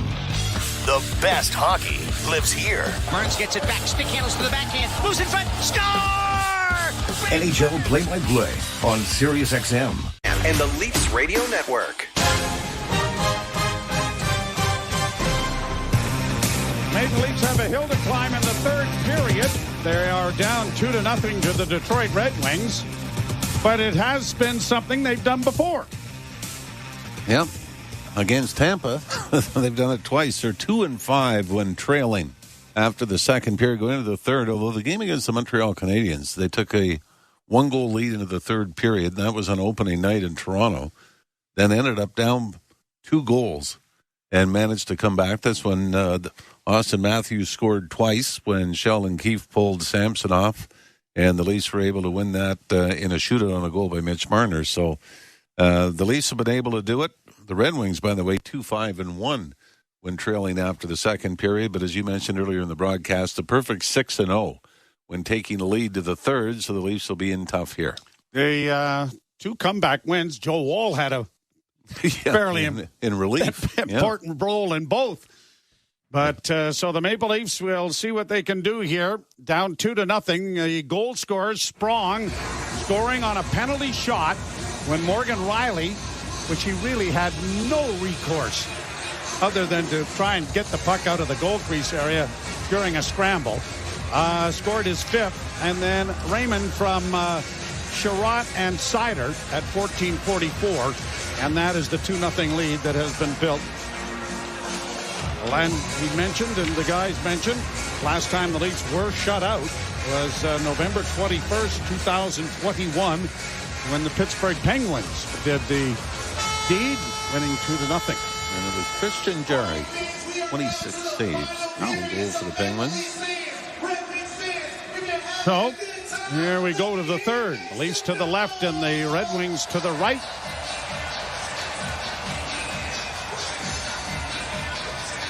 And the Leafs will start the Tavares line. And Nylander pokes the puck to the far side. Bertuzzi unable to get to it. Red Wings send it down into the Toronto zone. McCabe wheels around out in front of his own goal and comes to center. His pass got ahead to Tavares, but went off his skate. Red Wings bring it right back in. Bit of an odd man rush, and a shot is blockered away there by Samsonov. And against the boards, McCabe got a pretty good hit there on David Perron. Now the puck along the wall on the near side is pushed out in front, and Bertuzzi circles back behind his goal, then gave the puck away. Red Wings with it again. Centering pass, this time intercepted by Nylander. Nylander takes the puck wide on the right side. Got a shot away, and it was Lyon looking behind him. but it was caught up in his equipment off his pants, and he's able to hold on. Morris Seider one-on-one with Willie Nylander, and I like this from Seider, though, Joe. Doesn't try to deflect it with a stick. Keeps it out in the middle, so keeps Nylander from trying to cut in, and that's when you say, well, I'll let my goaltender see this. Point shot deflects wide of the Red Wing goal. Played around back of the net into the near boards. Cut off there by Brody. Looked to find Marner, but it is cut off, and Olli Mata will get it out into the center ice area. Larkin across the line, right wing side, a cross ice pass. Sprawling there was Brody, and he may have deflected that and did up into the screen. Out of play. Boy, that looked like Samsonov might have been sliding a little too far to his right. As I think the Brinket was going far side, and yeah, this just catches Brody and then off the helmet of Ilya Samsonov. James Reimer could have used one of those in overtime yesterday, as Tim Stützle batted it out of midair, and it appeared that the reaction for Reimer, who hadn't seen the puck, looked like he tried to duck before, looked like he bailed out on it. Leafs get the puck out this time. Trying to bring it in was David Camp, but it is stolen back. Larkin to center. Into the Toronto zone it goes. Benoit slows him up. Lagesson is able to play it up on the wing. Noah Gregor couldn't come up with it. Benoit with it again. He'll go around back of the net. Swing the puck up on the wing, and it is deflected out at center ice. Mata trying to get it back into the zone. Gets a second wrap at it. Third wrap at it. And finally gets to center and gets it into the Toronto end. Lagesson back of the net for Benoit. Benoit starts out with a long rink-wide pass to center that is going to go over the boards in the Toronto bench and out of play. When you start looking at the draft class that Austin Matthews was picked in, Matthews obviously leads the draft class as far as goals scored, but Oxford Brinkhead comes in second during that stretch. 496 games played, 312 goals for Matthews, 198 goals for DeBrincat. Leafs get it down into the Detroit zone. Into the corner. Valeno tries to play it around the boards. The Leafs get it again, tried to center. And it went off his stick and now is plished out at center ice, knocked out there by Robbie Fabry. Now the Leafs right back in again. Here's Yarncrook pulling the brakes on. Down the right wing board, sends it into the corner. Here's Domi out with a shot. That deflected wide of the goal. Rebound cleared around back of the net by Giordano. But the Red Wings have it under control, but can't get it out. Domi, a nice play to keep it in. His backhand pass, though, was partially deflected, and the Leafs will have to come back to center ice to restore it. To the line and in, left wing side. McCabe sends it around the boards. Crashing into his man there was Bertuzzi, but the Red Wings have come out with it and brought it to center, and Lucas Raymond in on the wing with a shot. That was blockered, and looks like Samsonov is laboring a little bit. He had the stick knocked out of his hand, but he seems to be injured on this shot. Not sure where it caught him. Did it catch him on the hand? In the blocker, he's doubled forward. He turned his hand and got it off the actual fingers. We'll get a look at the replay here. Kind of a simple play coming off the left. I know maybe the collarbone. Collarbone, yep. And that collarbone hit ended up forcing him to drop his stick. We'll be taking one off the mask in this period. We'll see if, I'm sure Joseph Wall was from the Leaf bench going, really? He's still there. He has not made any motion to get ready. In fact, I don't even think he's looking at the net right now. Yeah, that's one of those never make eye contact. No, that's right. They don't need me. I'm fine right here.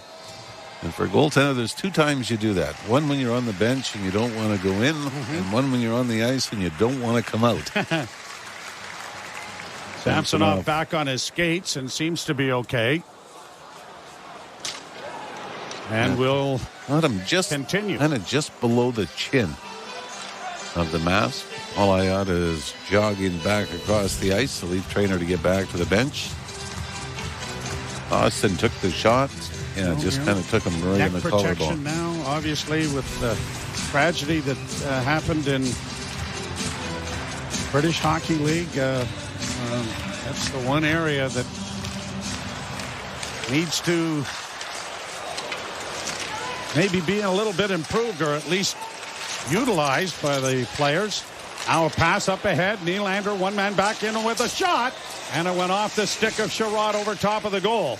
Shot towards the net, and Lyon has gloved that. And will bring a face-off in the Detroit zone. You can say that Willie Nylander has his A game tonight, but he has certainly been the most noticeable Leaf player once again. That's his second shot on goal, and he's had 2 miss and 1 block.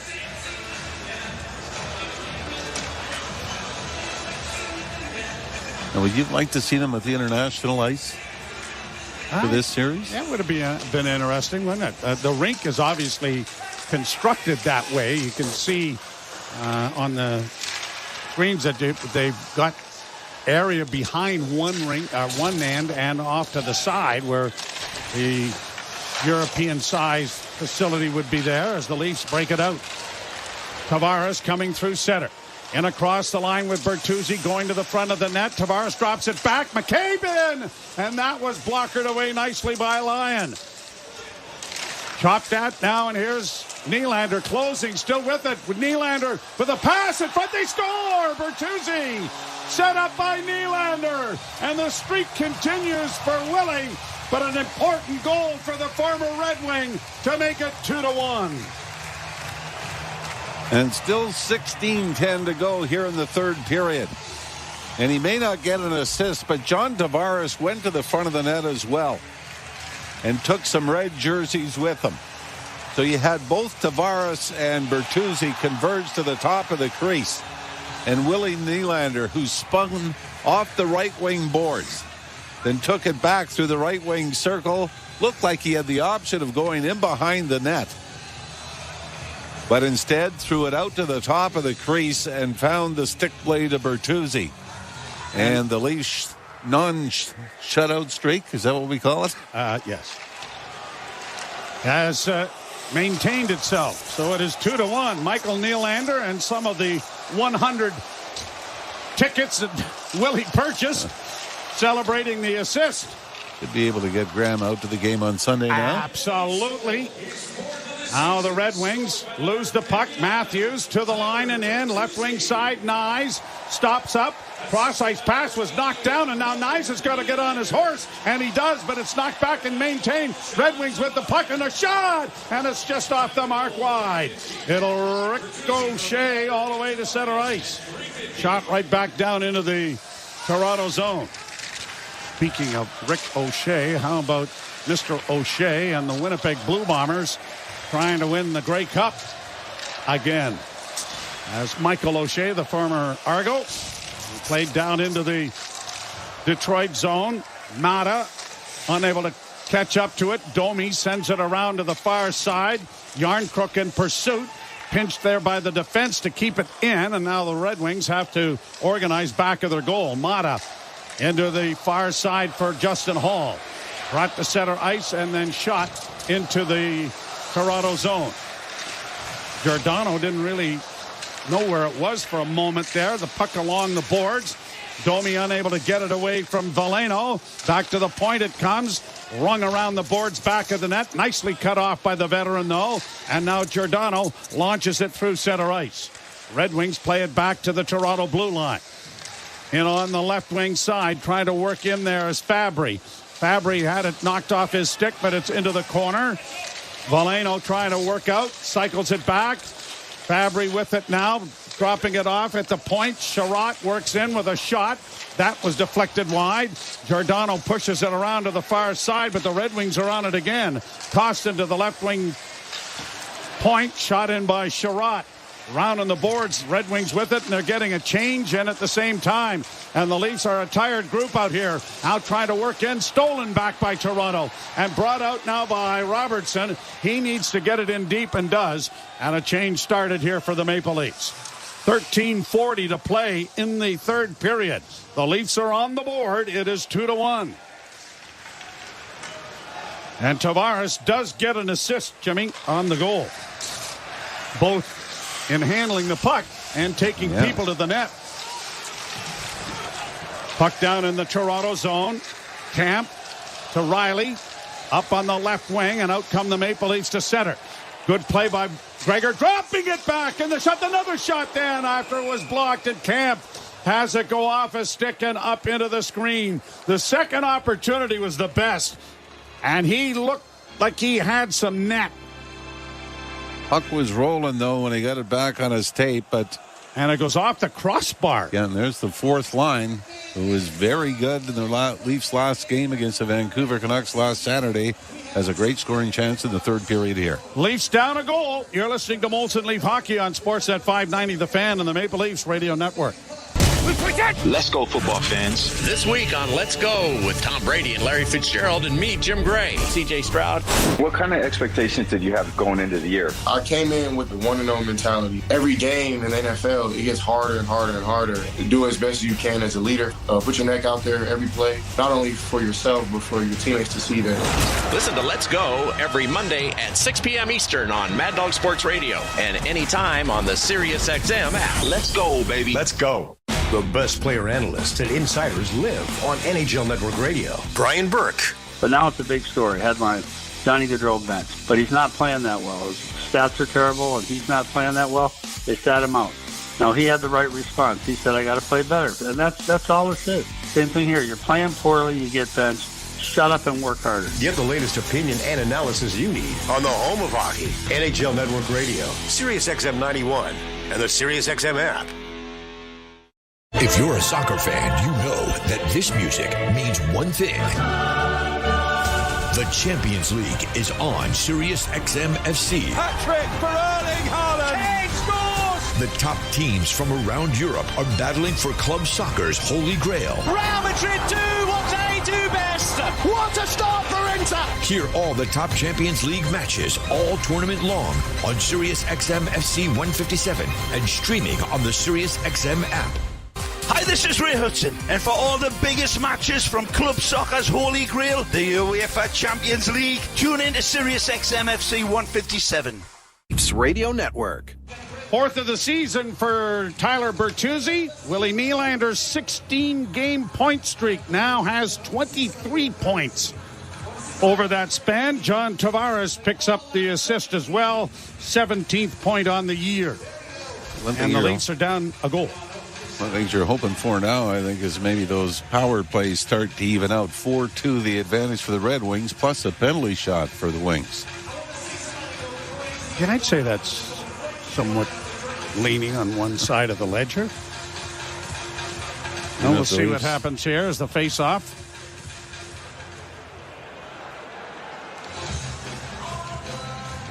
The Maple Leafs trail in the game by a score of 2-1. Done, the reason for the delay. And one of the things is he's only lost once in regulation. Now, he had 2 games against Tampa. We already mentioned when the Leafs came back in those games. He got pulled. Joseph Woll came in, shut the door, and ended up picking up the win, which meant that Samsonov was off the hook for the decision.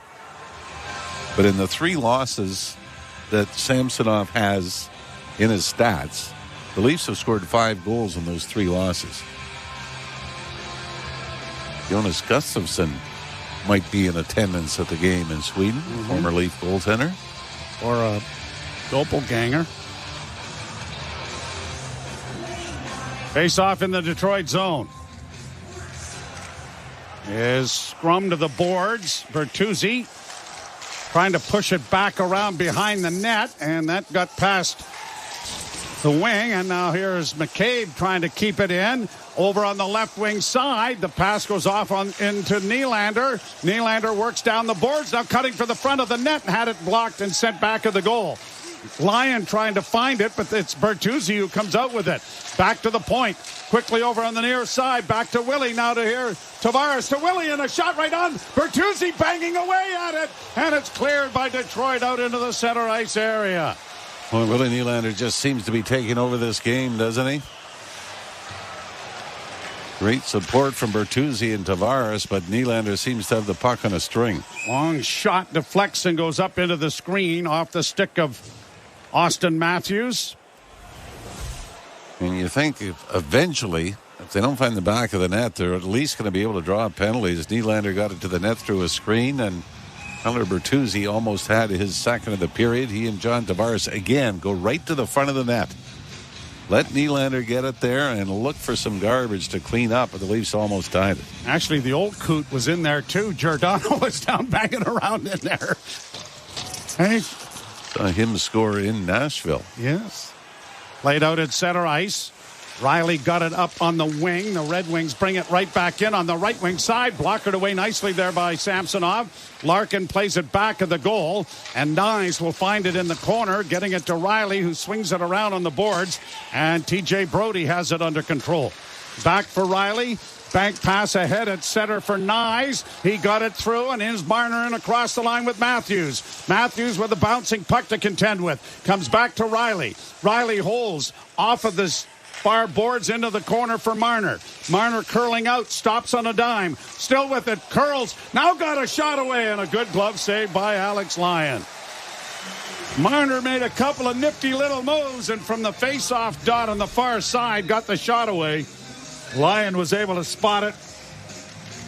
Red Wings kind of caught sitting back here in the third period, aren't they? I mean, the Leafs, here comes the push. But the shots now a little more even at 24-21 favoring the Red Wings, but the Leafs have carried the play. It was the other third period, even though the shots are 6-5. She was on the other foot yesterday when Ottawa had the comfortable lead. And it was the Red Wings coming from behind. Now here's Nylander with it again. Got it back. Nylander in the slot with a shot, and that was kicked away by Lyon with traffic in front. Here's Bertuzzi trying to center. Nylander on the far board, still with it. Back to the point. Just kept in there by McCabe. Backhanded wide of the goal for Bertuzzi. Now to Nylander, and he fanned on a pass looking for Tavares. Leafs keep it in. Giordano with a shot that doesn't make it to the net. And played up on the boards and by Veleno, but he can't get it out. Leafs are pressing again. Tavares centers Nylander. Back to the point, a drive. Swallowed up by Lyon off the stick of Jake McCabe, and the Leafs continue to press here with half the period still to come. When we talk about Nylander, but Tavares and Bertuzzi have been outstanding along the boards. And Bertuzzi again goes to the front of the net looking for a redirection. He actually gave his man a pretty good shove there too, didn't he? It was Gostisbehere that gave a little cross check on the lower back to get him out of the way for the Leafs to get the shot through. Draw to the left in the Detroit zone. Sheldon Keefe really doubling up with the Tavares-Matthews lines. Now Matthews unable to keep it in as it comes to center. Forces Riley all the way back into his own zone. Taken to the boards by Sprong. A puck still free. Riley and Brody. Brody trying to find Riley and does. Quickly ahead, and Nyes gets it out to Marner. Marner at center to Matthews. Matthews trying to split the defense. Bounces into the near boards. Now Matthews coming out of the boards area. Still with it in the corner. Back to the point. McCabe finds Giordano. Giordano trying to send it in. Bounced away from McCabe, who was headed for the front of the net. And a Marner shot as well wide. Leafs play it around the boards. Marner in the near corner, tried to get it back to the point and does. Off the boards now for Matthews. Matthews along the wall is tied up. Pinching down. Leafs trying to come away with it with Giordano battling for it. Cleared off a leg, and it's going to come to center ice. 9:54 to play in the third. Marner across the line crying for a penalty there, but the Red Wings, Larkin brings it right back in. Shot was deflected off Giordano wide. Domi trying to play it out, but knocked out of midair by Detroit. Kept alive for Larkin. Another block by Giordano. Boy, he might as well put goalie equipment on. Here are the Wings down into the corner. Trying to play it around the boards. It'll come to the near side. Larkin with a sharp angle shot handled there by Samsonov. Puck to the side of the goal. Pushed out in front, and the Leafs are going to get it out. At center, it's shot down into the Detroit end. I think Mitch Marner was looking for a slashing penalty. Got slashed, and that's why he turned the puck over, and that was the penalty that Marner got called on in the first period. Here are the Wings back in over the line. Good play made by Morgan Riley to steer it away. Got it up on the wing now for Robertson. Robertson to Riley on the right wing. Riley in over the line. Cuts to the middle. Got a shot away, but it's deflected and up into the screen, out of play. And it was a 1-on-4, and Morgan Riley still managed to get a scoring opportunity out of it. So the Leafs trail by a goal midway through period 3. You're listening to Molson Leaf Hockey on Sportsnet 590, The Fan, and the Maple Leafs Radio Network. From the biggest stadiums to the coziest holes in the wall. From house parties to porch hangs to pride celebrations. From your favorite fuzz shop to your local Indian spot. From noodle bars to sports bars to salsa bars. There's a Molson with your name on it. Canadian Ultra XL. Molson. Everyone in. Must be legal drinking age. At Bet365, we don't do ordinary. That's why we've introduced Same Game Parlay Plus. It's a game changer. Making a same game parlay across different games has never been easier because the biggest games and most popular markets are now all in one place. Check out Same Game Parlay Plus and find out why it's never ordinary at Bet365. Must be 19 or older. Ontario only. Please play responsibly. If you or someone you know has concerns about gambling, visit connectsontario.ca. Do more in a reliable Subaru, they said. Enjoy more time together to go more places with symmetrical full-time all-wheel drive, they said. More award-winning safety for more peace of mind, but to listen to one song over and over again with fantastic acoustics. I love you, family, but the singing, nobody warned me about the singing. Hurry to your local Subaru dealer and get more out of every kilometer this fall, including more karaoke. You're listening to Toronto Maple Leafs hockey. Got it into the slot now for Knies, who scores! On Sportsnet 590 The Fan and the Leafs Radio Network. Back here with 8:55 to go, and we're getting a look at the Mitch Marner situation, and you kind of got to go with him on this one, don't you? Yeah, it was more of a high stick than a slash, and it looks like Marner is cut, so it should have been a 4.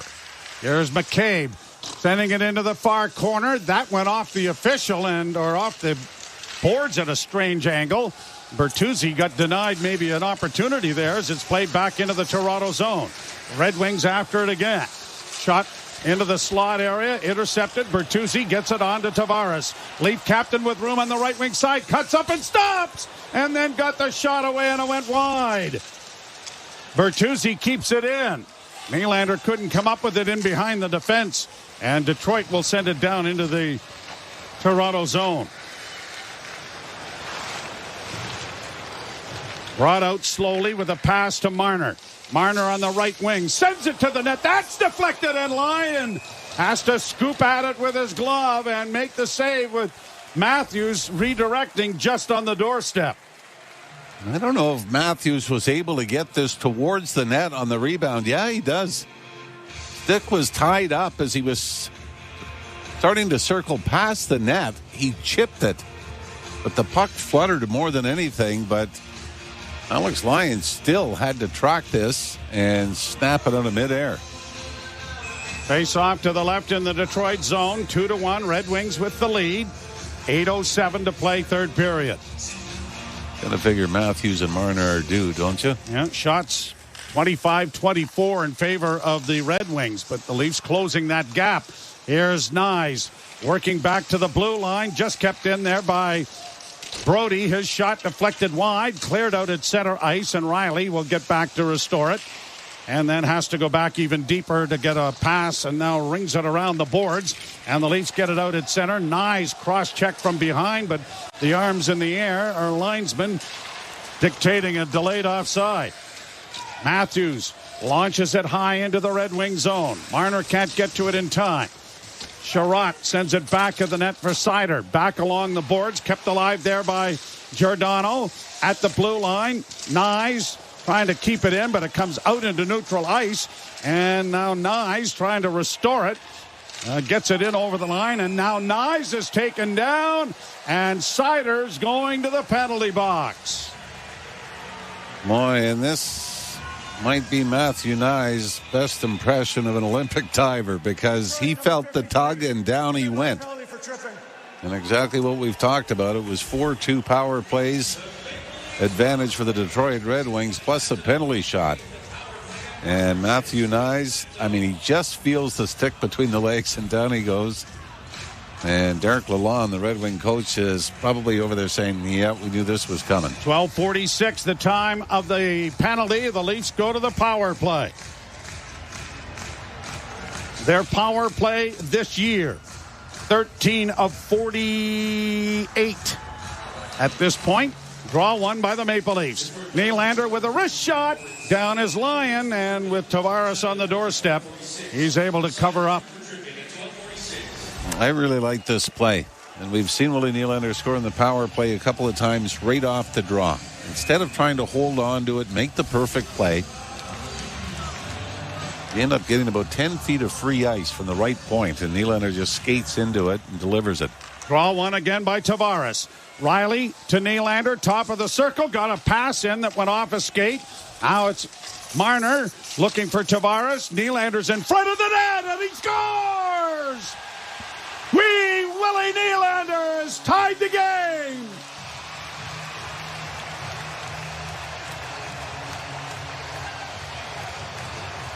Marner and Tavares will pick up assists as well, as the Leafs do great work along the boards, down low. In behind the Red Wing net is Tavares and Marner back and forth, winning the battles, and then finally Marner finds John Tavares with some space at the hash mark in front of the Red Wing net. And the perfect backhand pass from Marner out to Nylander. I think I said Tavares, but it was Nylander who one times it. Past the blocker, but great work by Tavares and Marner. Joe, to be able to get the loose puck back and work it to the front of the goal, and the Leafs have tied it here in the third period with 6:55 to go. Fifth power play goal of the year for Nylander. Goal number 11 on the season. 2-point evening now with 24. And it's cleared by Detroit to center ice. The Red Wings have came back from a 4-goal deficit last night to take it to overtime. I've seen a 2-goal lead disappear here tonight. Larkin gets it down into the Toronto zone. Chipped around the boards into the far corner. Now back of the net. Stolen back by David Kampf. He turns on a dime to play it up on the wing. And it is Noah Gregor getting it out at center ice. Leafs will just flip in. Gregor goes into forecheck. Puck around back of the net for Olli Mata. He gets it up on the wing, and the Red Wings will break it out. The Leafs have scored twice in the third to tie the game. And a long shot now off a stick into the screen behind the Leaf goal to bring a face-off in the Toronto zone. It really took 2 periods for them to get going, didn't it? Even late in the second period, the Leafs did not really generate a whole lot of offense, but they have been dynamite here in the third. Boy, Willie didn't waste long getting that away, did he? He snapped that. And his dad, pretty proud. I think Willie's a better goal scorer than the old man personally. Well, the old man had a pretty good career. Yes, he did. Nonetheless. Yes, he sure did. Yes, he did. And there's the reason Willie was born in Calgary. Yes, exactly. Round back of the net. Leafs control the puck, and out comes Noah Gregor down the right wing. Cuts to the middle of the ice. Tried to find Camp, who was breaking in. Now Gregor rolls the puck in wide of the Detroit goal. In after it is Gregor to get a hit on the defense of Hall. Back of the net it goes for Camp. Camp pushes it back into the corner, and Christian Fischer is there to play it out. And it ends up going over the boards into the Red Wing bench and out of play. The benches here, half of them, maybe more than half, are inside the zone. Inside over the blue line. Yeah. So you're almost right down to the face-off dot before you run out of real estate for the players' benches. At any rate, the game is tied at 2s. You're listening to Molson Leaf Hockey on Sportsnet 590 The Fan and the Maple Leafs Radio Network. Quiet your mind, reduce your stress, and rest easy with channels designed to help you fall asleep easier and faster. In the SiriusXM app, sink into the comforting white noise of the storm shower on Rainfall Radio. Fade out to the soothing sounds of the Sleep Channel, or drift off to the nature sounds with Forest Dreams. Find them all in the SiriusXM app, included with all trials and popular plans. Just search Sleep. 24/7 Hockey Talk. My boy Brady Tkachuk fired up, said what he wanted to say. I love when a captain comes out like that and sticks up for his team. Listen, the fans of Ottawa, they paid their hard-earned money to get in there. I guess if they want to boo, they can boo. I love Brady sticking up for his guys, but Brady Tkachuk, good for you. Say how you feel. Plays hard on and off the ice. Cooley, I love that kid. SiriusXM, NHL Network Radio. SiriusXM 91. And on your schedule with the SiriusXM app. NHL Morning Skate.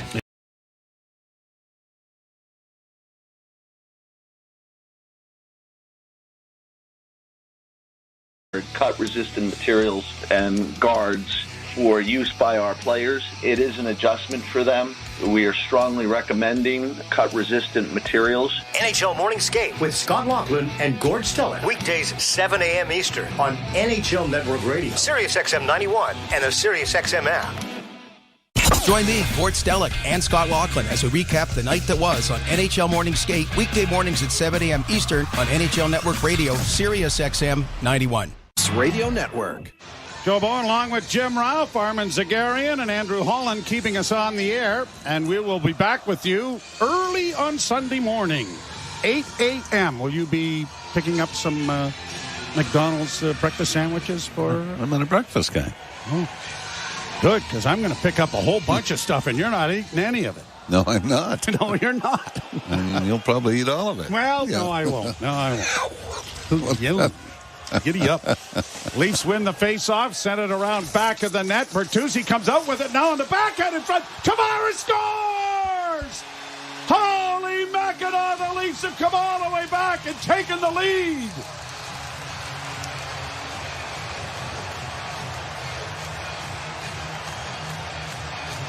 And the usual suspects on the scoreboard. Tavares finishes it off this time. But you might believe that Tyler Bertuzzi has found a home on the Tavares-Nylander line. Bertuzzi goes in, bounces off Justin Hall in behind the Red Wing net. Picks up the puck and just shovels it across the blue paint to John Tavares, who's wide open. Holy Mata not able to pick Tavares up. Lyon not able to get over post to post.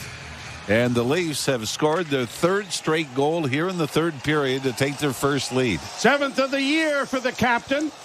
And Bertuzzi, a goal and a helper at this point. Tavares with a goal and 2 assists. Played down into the Toronto zone. McCabe gets it up on the wing, but not out. Sherratt to the far side. A shot is deflected wide of the Leaf goal. Played into the corner. Larkin can't catch up to it. Bertuzzi pushes it to the blue line and then has a pass hit him. He's able to carry it and get it down into the Red Wing end. The Leafs 3, the Red Wings 2. Back in over the line, broken up by the Leafs and flipped out at center ice again. Here's Nyes after the puck, but it's a delayed offside that is going to be whistled down by the linesman. And Nyes kind of questioning what just happened. Why did the whistle go? But a great play by Bertuzzi. Head up, saw Tavares coming down, did not try to make the backhand shot, although he did have some net that he might have tried to roof it. But the pass across the goal crease, and Tavares had a 4x6. They're all starting to click, aren't they? Yep. I mean, this Nylander has been great from the start, but for Bertuzzi, he's really, really... Here's Marner, a centering pass. Nyes was there, but it went off his skate. Never did reach a stick. Red Wings trying to bat it down into the Toronto zone in half. Morgan Riley swinging it into the corner. Got it returned from Brody. Long lead pass at center for Matthews. Didn't connect. Red Wings send it in, but it's a delayed offside. The Leafs have plenty of time to organize. Riley through center. Played it down into the Red Wing zone, but from the wrong side of center ice. And Nick Robertson couldn't catch up to it. And it is an icing. Willie Nylander also draws an assist. So that point streak is emphatically now at 16. Now what about this as well? Is Tyler Bertuzzi had 2 assists his last game. So again, multi-point game for Tyler Bertuzzi. But who did he knock off the puck? And this is just talking about different perspective. It was Justin Hall. Mm-hmm. That's the other way around. Oh. We're not talking about... Nope. If this was last year, we're not talking about Bertuzzi. We're probably talking about Justin Hall. Now the Leafs get it down into the zone with Domi after it, but he can't come up with it. And the Red Wings play it out at center ice. Leafs with it again. Played up at center, chipped into the zone. 3 minutes and 30 seconds to play in the third. The Leafs leading 3-2. The Red Wings start out with it. Up on the left wing is Comfort getting it into the corner. Jake McCabe took it away from him, and the Leafs with skating room. McMahon gets it in over the line. Here's a chance for Noah Gregor looking in front, took a shot, and that was stopped on the short side by Lyon. Camp was hooked there by Hall, but no call. Still has the stick around him. Camper plays it around back of the net, and Kopp starts out now for Detroit. Got to center before McMahon stepped into his man to secure the puck. And Brody circles back behind the goal, got it up on the left wing side, and the Leafs get it out at center. Nicely kicked ahead. Brought in over the line now by Tavares. Around back of the net is the captain. Left it for Bertuzzi. Bertuzzi tried to chip it back out in front to Tavares, but the Red Wings come away with it. They'll play it to center. Tavares slowed things up, and McCabe, back of the goal, gets it off on the wing, and it is turned over as the Leafs don't get it out. A long shot from a bad angle, easily caught by Samsonov as he bails out. The veteran Giordano, who had his pocket picked, trying to break it out. 2:23 left, third period. Leafs out shooting the Red Wings 15-8 here in the third. Red Wings really haven't had much offensive zone puck possession at all, have they? Well, the most dangerous shot was the one off the collarbone. Yeah. Which was the middle of the body, by the way. We will try to keep an eye on the Detroit net. At the point, Sherratt shot deflects into the far corner. Trying to come out with it is Fabry. He loses it. Back of the net now for Hall. Hall got it on the wing, but it was picked off and sent back into the corner as Marner couldn't get it out. Hall, or at least Brody chasing after his man. The puck comes back to the point. Fed along the boards. Red Wings still looking for a pass in front of the net, but it deflects into the near corner. Marner is there to swing it around the boards, but it won't clear. Red Wings keeping it in. We may see a sixth attacker here any minute. Backhanded again, this time high to center ice. Hall back there to play it up on the wing. Lions still in the goal. 1:34 to go, and there goes Lyon to the bench, and he doesn't have to skate very far to get to it. Shot right back down into the Toronto end. Swung by Giordano around the boards. Leafs get to it, but don't get it out initially. They do the second time and just play it off the glass into Detroit territory. Leafs 3, Red Wings 2. Minute 12 to go. Red Wings to the line. Tavares out there, pokes it into the near corner. Lagesson at back of the net. It comes out in front. Played to the boards then by Bertuzzi. Couldn't get it around one of the Red Wing players. Pass intercepted. Shot towards the empty net, but Brock Nylander looking for the empty net, but couldn't get it out. Red Wings keep it in. DeBrincat centering pass. Brock. Here's Nylander with it again. Just trying to flip it out, and he doesn't get it out. Another pass into the corner. Pass in front of the net goes to the right wing boards. Goss to spare there. Back to the point. Sider to the near side. Trying to cut in. A shot swallowed up by Samsonov. God bless Willie. He's been played great, but he's had two chances to get just the puck out. Yep. And both times looking for the empty net goal. And it didn't materialize. First one looked like it might have flipped on him a bit, and he threw it right from the right wing circle, right onto the tape of the defenseman at the blue line. And the second one, I think, just paused a little bit. Wanted to make the perfect little bank to get it out of the zone, and that cost them. Red Wings using their timeout. 33.5 seconds remain in the third period. The Leafs have scored 3 times in the third to erase a 2-0 Detroit lead. Trying for the third time this year to rally in the third period from behind and win a hockey game. I guess this would be the fourth time when you consider they coughed up the lead in the third period at Montreal. But yeah, the statistics bear out that if you are trailing after 2, so I guess we'll be more accurate by saying that. But every year there seems to be more multi-goal comebacks, doesn't there? Remember, it used to be you got up by a couple. Down. It was Good done. night, Nurse. Yep.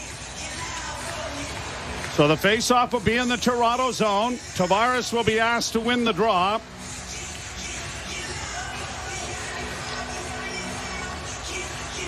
And Tavares at this point has it come back to the point, kept in by Detroit. Round back of the net. Riley got it up on the wing, took his man down. The Red Wings still with the puck, though. Here's Larkin around back of the goal. Tries to play it up on the far wing and does. Back for Larkin behind the net. He tries to center, knocked back into the corner by the Maple Leafs. 9 seconds left. Back to the point. It comes in a shot blocked in front of the goal. It's going to be cleared. The Leafs are going to win it. 2 seconds left, and the horn will signal a dramatic come-from-behind win in Stockholm, led by the super Swede himself, William Nylander. And with that, do you want to jump into the 3 stars right away? Because what I had written down early in the third period has been discarded. Okay. Well, it's brought to you by Molson, and here are the 3 stars. Well, the first... Let's go Willie Nylander. I'm going to go out on a limb there and just say that Willie might get a little bit of attention after this game. Why would you do something as silly as that? Well, I almost took him off when he couldn't clear the puck in the final minute.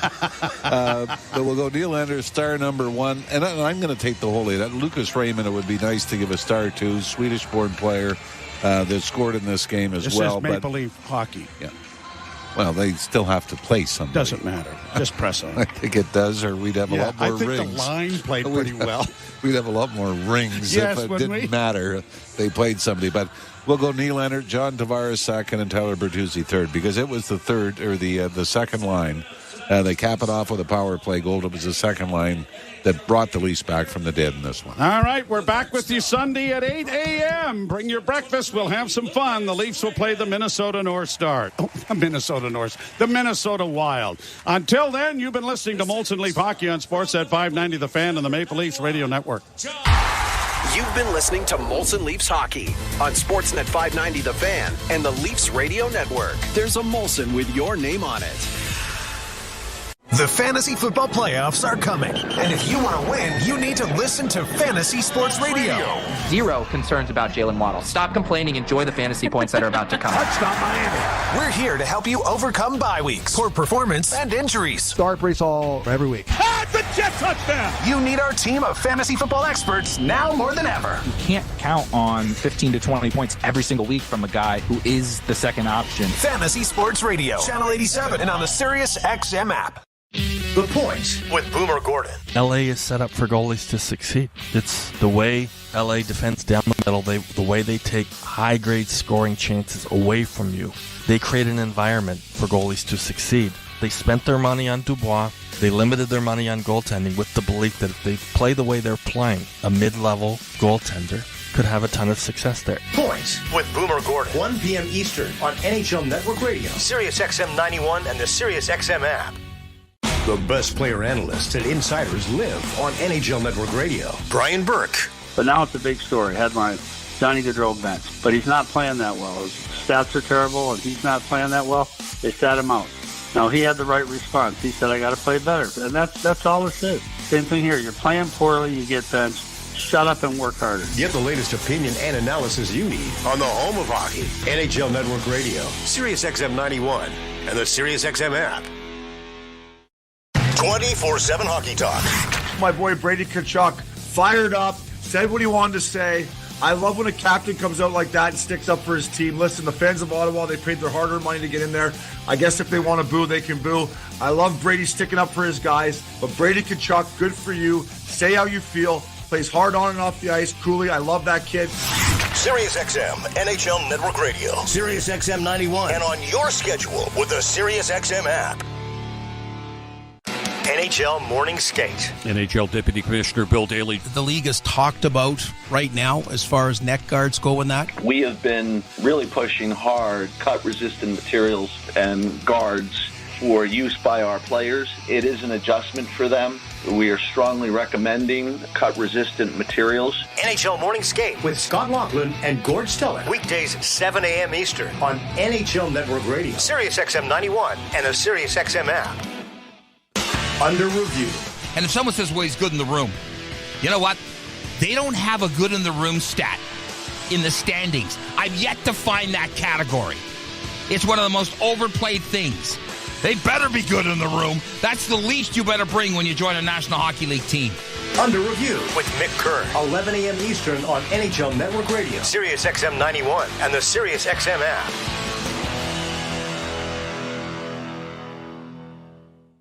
Join me, Gord Stellick, and Scott Laughlin as we recap the night that was on NHL Morning Skate, weekday mornings at 7 a.m. Eastern on NHL Network Radio, Sirius XM 91. With it now on the backhand in front. Tavares scores! Holy Mackinac, the Leafs have come all the way back and taken the lead. And the usual suspects on the scoreboard. Tavares finishes it off this time. Welcome back to Molson Leafs Hockey on Sportsnet 590 The Fan and the Maple Leafs Radio Network. Justin Cuthbert and Gord Stellick. I don't know if they're going to call it the stick up in Stockholm, but the Maple Leafs stole one with an electric third period 3-2 win over the Detroit Red Wings in Sweden. Yeah, the Red Wings caught the Stockholm syndrome. How about that in the third period? I don't know. It seemed like they were holed up in a vault somewhere. I don't know. Just we chatted the second intermission about what they had to do, and I didn't know if fatigue would be a factor. I'm not going to say that because the Red Wings played yesterday, but wow. Just what the doctor ordered for the Toronto Maple Leafs. They were on the verge of being shut out for the first time in maybe 2 years. William Nylander was going to have to explain to his grandmom about his point-of-game streak that was going to come to a close.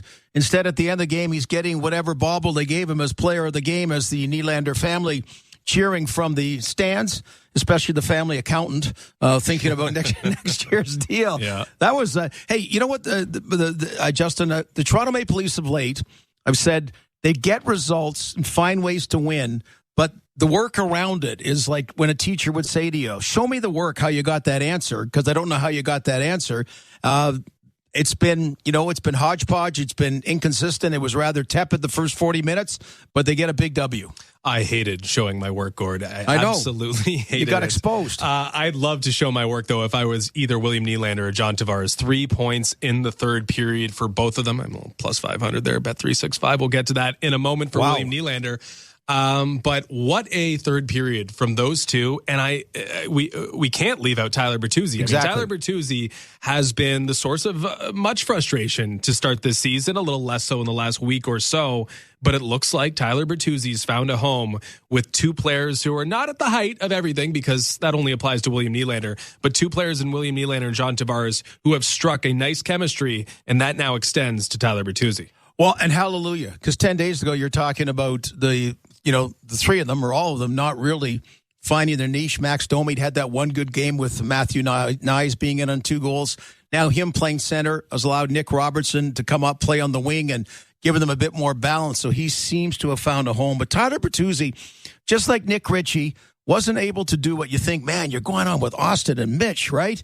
Wasn't quite happening. And whatever it is with Nylander and John Tavares, fit like a glove. And particularly, the game-winning goal, that's his digging, and that's his vision. Like a real, dug the puck from behind the net, came out, saw Tavares coming, did like a backhand, one of those nice little touch backhands, real pretty goal, and he was the guy that generated it. Yeah, so much consternation about John Tavares and his future, right? Like we were talking about 2, 3, 4 years ago about what John Tavares might look like. I mean, he looked like nothing was slowing him down in that third period. No jet lag, no legs from the airplane that might have been making him tired. He looked like a really, really fresh individual leading that third period charge for the Toronto Maple Leafs. We'll get to Kipper and Bourne in 1 second, but first, this NHL scoreboard is presented by Bet365.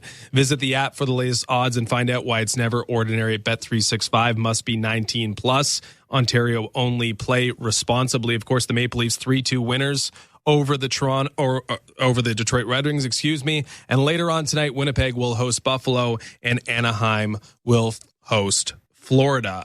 Gord, this was fun. Hopefully we can get to do it again. It seems the boys are ready on Kipper and Bourne, so we will throw it to them now for a little post-game action. This has been Molson Leafs Hockey on Sportsnet 590 The Fan and the Maple Leafs Radio Network.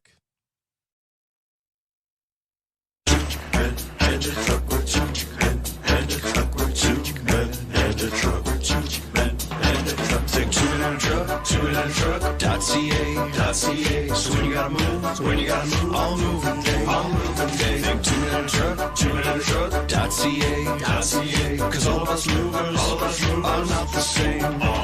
So that's our company name, 2-minute-truck.ca. We're lots of men with lots of trucks, so give us a call today.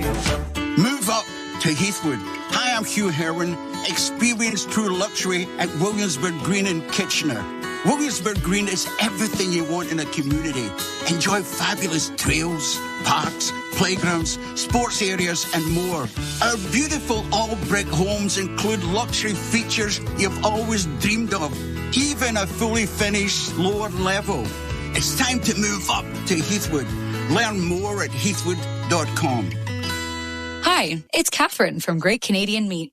What makes a great gift? Well, I think we can all agree that a gift that's homemade is a great gift. A gift that's the same shape as a stocking, that's important. A gift they can eat, definitely. And if they like to share, a gift you can eat too. Well, that settles it. Our Great Canadian Meat salami and pepperoni sticks are the perfect gift and a perfect addition to your charcuterie board. Pick up Great Canadian Meat at our store in Whitby or online at greatcanadianmeat.com. You've been listening to NHL Play-by-Play on SiriusXM. Head over to SiriusXM NHL Network Radio, SiriusXM 91, for the best hockey talk. 9:30, Maple Leafs on Internet, 9:47. 8 p.m. Winnipeg Jets face the Buffalo Sabres. Jets on Sirius and XM channels 91, Internet 951. Sabres on Internet 923. 10 p.m. Anaheim Ducks face the Florida Panthers. Ducks on XM 219, Internet 920. Panthers on Internet 932. For full coverage of the NHL regular season, playoffs, and hockey across the world, tune into SiriusXM NHL Network Radio, Channel 91. I'm Frank Trachtenberg with your SiriusXM NHL schedule for Friday, November the 17th. All times are Eastern, and please remember all games, times, and channels are subject to change. Check SiriusXM.com for the latest updates. In the NHL, 2 p.m., Detroit Red Wings take on the Toronto Maple Leafs. Red Wings feed on Sirius and XM channels 91, Internet 930, Maple Leafs on Internet 947. 8 p.m. Winnipeg Jets face the Buffalo Sabres. Jets on Sirius and XM channels 91, Internet 951, Sabres on Internet 923. On the court and off, your home for the NBA is SiriusXM. Follow all the drama as your favorite team vies for it all. SiriusXM NBA Radio, SiriusXM 86. It's not exactly a surprise to find out that when it comes to the Chicago Blackhawks, people are closely following the progress of the number 1 overall pick in this summer's NHL draft, forward Connor Bedard.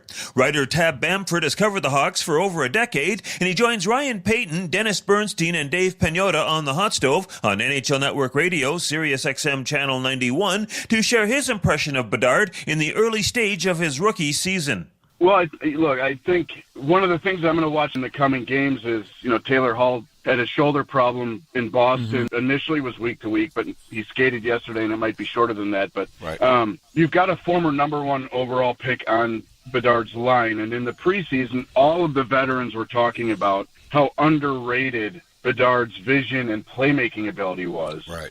I think part of it is just situationally, he found himself in spots where, look, this is a kid that the safety is never on, right? He's ready to go if the puck's on the tape, but he's also making plays. It's just a matter of finding the right spots. I don't think that the shooting will necessarily slow down for him. I think you will see more playmaking, but with Taylor Hall out right now, it looks like Taylor Radish is going to bump up into that spot with Bedard and Ryan Donato. You've got complementary guys on the line, but he's going to be the driver. That's just what it is. He's going to have the steering wheel in his hands on that line, and as long as he can get those shots on net, I think the impressive thing is that those shots are getting on net, and it's not getting redirected, blocked, because a lot of people talked about him needing to change angles and things like that coming in, and he's getting the rubber on net. So I don't think that will necessarily slow down in the volume per minute, but I will be watching as the season progresses to see how long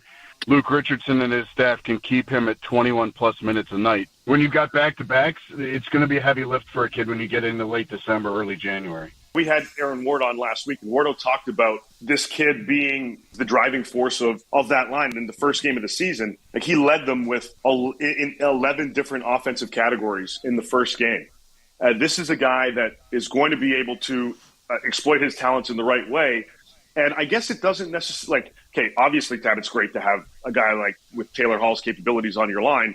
But because of the way he performs and because of the shot total and the chances, I guess, he's creating, you don't necessarily need to have those top type of wingers playing with him, right? You can mix things up, and like you said, Radish likely going up. You can have those guys that'll be these little complementary pieces to what he brings to the table. Yeah, and I think Radish is a guy that I thought from the get-go.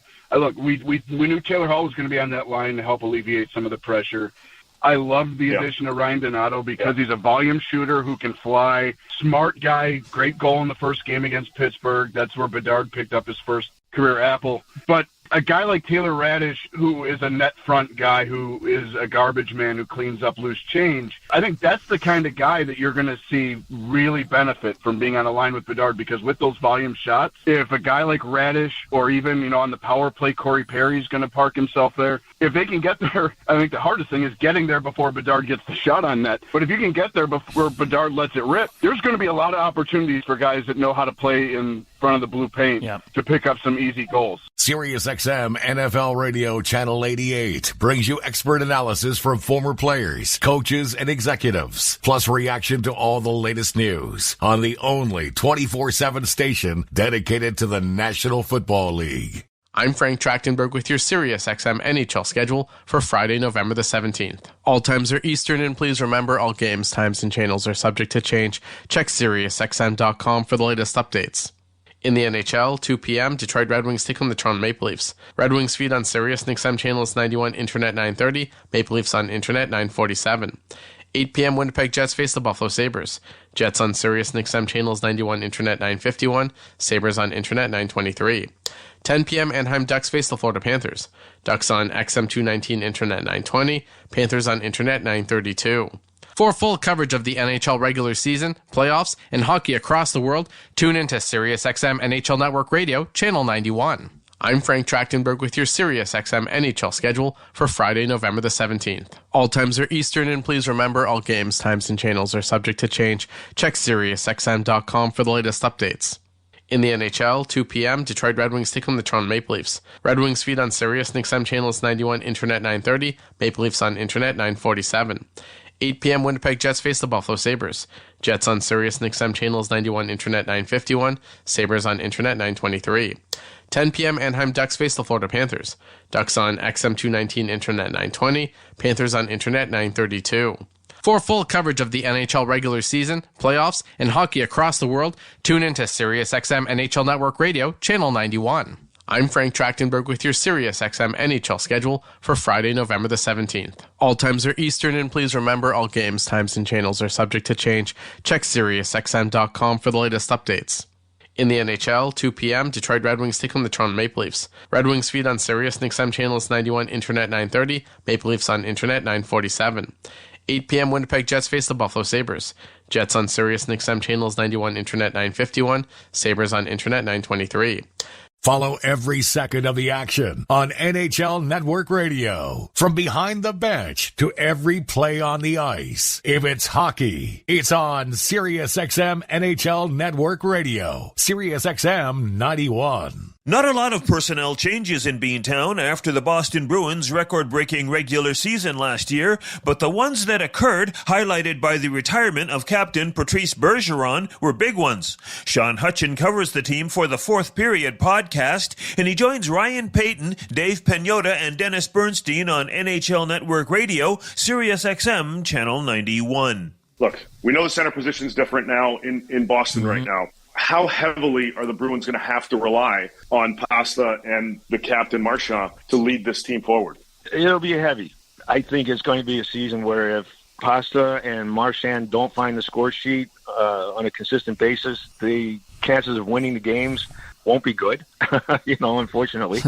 I mean, they do have the players who have the history of being able to score goals, like a James Van Riemsdyk, and you hope that Pavel Zacha can continue to increase his production. You're hoping that Charlie Coyle, with his playmaking abilities, will be able to feed Pasta and Marchand for a lot of goals. And the rookie, Matthew Poitras, he's come in. Of course, he had 79 assists in the OHL last year with Guelph. You're hoping that he can be consistent there. But, of course, it's his first year, and he has a lot of growing to do. But you're absolutely right that this team will really rely on Pasta and Brad Marchand this season. What about a guy, again, it's a different team, and that's one of the big things going into the season that all fans knew, not just with Boston, but also with the NHL. What about a guy like Morgan Geekie? Again, one game in, played with the Kraken last year. Seattle defied logic, defied expectations with that incredible turnaround after Game 1. It was kind of that scoring by committee thing. He had 28 points. He was a plus 14 in almost 70 games. What do you expect from him this season? New team, new city, all that type of stuff put aside. I think we're going to see more of the same from him. He's accounted himself really well with the Bruins. He's a type of player that I think what you see is what you get.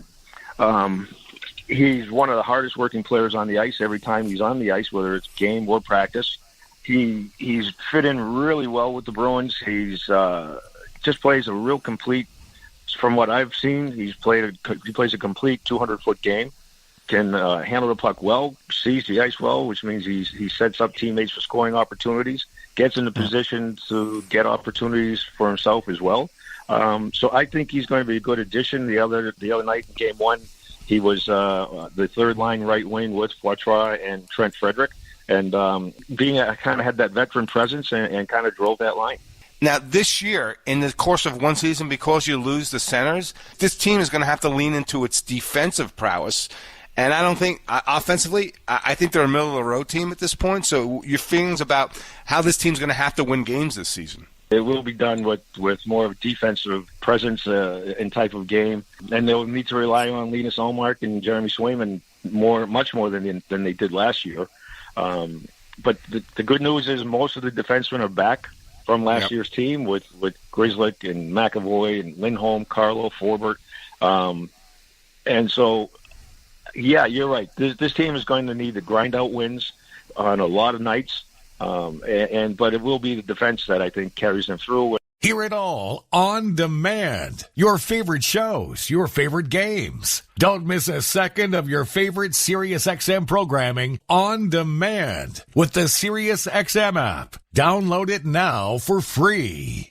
I'm Frank Trachtenberg with your SiriusXM NHL schedule for Friday, November the 17th. All times are Eastern, and please remember all games, times, and channels are subject to change. Check SiriusXM.com for the latest updates. In the NHL, 2 p.m., Detroit Red Wings take on the Toronto Maple Leafs. Red Wings feed on Sirius XM channels 91, Internet 930, Maple Leafs on Internet 947. 8 p.m. Winnipeg Jets face the Buffalo Sabres. Jets on Sirius XM channels 91, Internet 951, Sabres on Internet 923. 10 p.m. Anaheim Ducks face the Florida Panthers. Ducks on XM 219, Internet 920, Panthers on Internet 932. For full coverage of the NHL regular season, playoffs, and hockey across the world, tune into SiriusXM NHL Network Radio, Channel 91.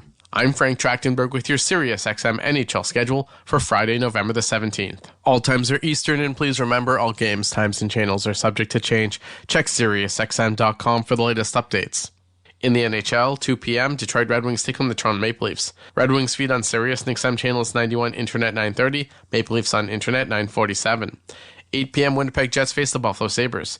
Jets on Sirius XM channels 91, Internet 951, Sabres on Internet 923. 10 p.m., Anaheim Ducks face the Florida Panthers. Ducks on XM 219, Internet 920, Panthers on Internet 932. For full coverage of the NHL regular season, playoffs, and hockey across the world, tune into SiriusXM NHL Network Radio, Channel 91. I'm Frank Trachtenberg with your SiriusXM NHL schedule for Friday, November the 17th. All times are Eastern, and please remember all games, times, and channels are subject to change. Check SiriusXM.com for the latest updates. In the NHL, 2 p.m., Detroit Red Wings take on the Toronto Maple Leafs. Red Wings feed on Sirius XM channels 91, Internet 930, Maple Leafs on Internet 947. 8 p.m. Winnipeg Jets face the Buffalo Sabres. Jets on Sirius XM channels 91, Internet 951, Sabres on Internet 923. The PGA Tour comes to life on SiriusXM. It's your destination for everything on the tour. Hear live hole-by-hole coverage and expert analysis. PGA Tour Radio, SiriusXM 92. Things are kind of crazy right now with the NHL team in the Canadian capital. Ottawa Senators radio play-by-play guy Dean Brown joined Steve Coolius and Andrew Raycroft on the Power Play on NHL Network Radio, SiriusXM Channel 91, to share some insight on the club's situation with its number 2 and 3 centers, as well as its very poor start to a season where they're expected to contend for an Eastern Conference playoff spot. It's mayhem. It's complete catastrophe. It's hockey in Canada. That's one of the things. Anything that is not going 100% the way you'd like it to go is certainly a catastrophe. They do not have their number 2 and 3 centers, and no one seems to know exactly when they will, and that's where they stand right now. The number 2 and 3 center, that's the talk. And how long can you survive without it, and without them, I should say? And when does the panic actually set in if these two guys are still out of the lineup? Oh boy, that's a good question, Andrew. I guess it all depends on the marketplace. When the external pressures start to create internal pressures with the organization, I guess that's when it moves from the back burner to the front burner to don't touch the burner. And I don't know what that is. It isn't now, I'll put it that way. But I think it probably is going to have to do with the record, in that this team has had such bad starts the last 2 years. That's what's put them in a big hole. Last year, for example, if they had just been a 500 team in November, they would have been 1 point out of a playoff spot. That's just November, So a good start here is a very important thing. And if they're 500 or better, through what's left of October, I'm not sure there's going to be any panic, but I'm just not sure how long as an organization you're going to be comfortable moving along without your number 2 and number 3 center. Your number 2 center, Josh Norris, who's injured, that's going to be what it's going to be. He's going to play when he's ready to play. When his body and his mind are both ready to go, that's when that's going to be. And, the player's the one, it's his body. The player's the one who ultimately decides if he's ready to go. The other thing in the Pinto thing, I think that's the more complicated one because it isn't just re-signing Pinto and putting him back on the ice. This team is, $62,000 away from the cap.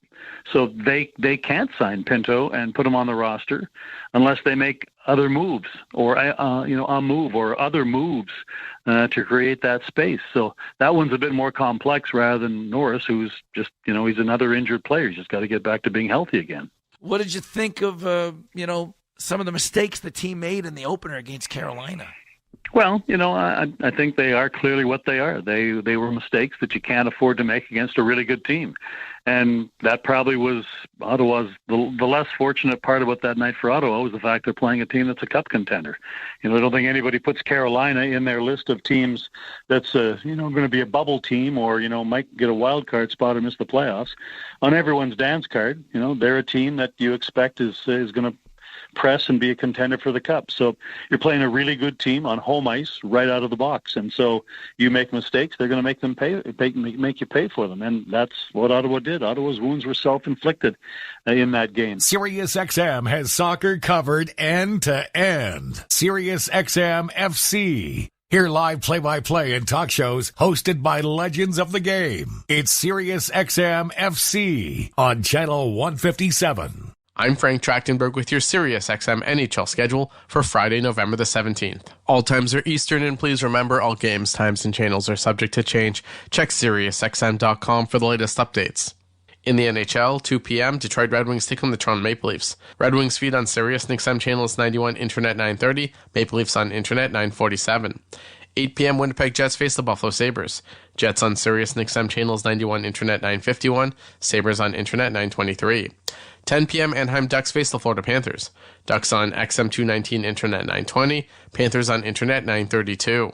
For full coverage of the NHL regular season, playoffs, and hockey across the world, tune into SiriusXM NHL Network Radio, Channel 91. I'm Frank Trachtenberg with your SiriusXM NHL schedule for Friday, November the 17th. All times are Eastern, and please remember all games, times, and channels are subject to change. Check SiriusXM.com for the latest updates.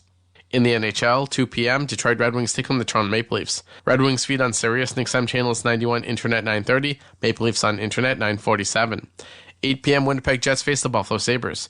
Jets on Sirius XM channels 91, Internet 951, Sabres on Internet 923. 10 p.m., Anaheim Ducks face the Florida Panthers. Ducks on XM 219, Internet 920, Panthers on Internet 932. For full coverage of the NHL regular season, playoffs, and hockey across the world, tune into SiriusXM NHL Network Radio, Channel 91. I'm Frank Trachtenberg with your SiriusXM NHL schedule for Friday, November the 17th. All times are Eastern, and please remember all games, times, and channels are subject to change. Check SiriusXM.com for the latest updates. In the NHL, 2 p.m., Detroit Red Wings take on the Toronto Maple Leafs. Red Wings feed on Sirius XM channels 91, Internet 930, Maple Leafs on Internet 947. 8 p.m., Winnipeg Jets face the Buffalo Sabres. Jets on Sirius XM channels 91, Internet 951, Sabres on Internet 923. Follow every second of the action on NHL Network Radio. From behind the bench to every play on the ice. If it's hockey, it's on SiriusXM NHL Network Radio. SiriusXM 91. All you've been hearing about the New Jersey Devils during the off-season is that they're one of the talented up-and-coming young clubs around the NHL. James Nichols covers the team for New Jersey Hockey Now, and while he thinks the club is moving in the right direction, he joins Boomer Gordon on NHL Network Radio, SiriusXM Channel 91, saying the defense corps still concerns him. Some veterans were moved out on the back end, so much expected from Luke Hughes this year. What is your anticipation for the blue line as we start the season? Yeah, that's one of my biggest question marks heading into the season, just because, there was all that speculation as to if they were going to, upgrade the goaltending over the summer. They didn't end up doing that. And you wonder if the blue line got a little bit weaker, losing, Ryan Graves and Damon Severson. That's upwards of almost 1,000 NHL games, leaving the blue line. So the organization has, high hopes for Luke Hughes. They really believe in him and his ability to replace what Damon Severson left. Kevin Ball has looked really good in the preseason since the beginning of training camp.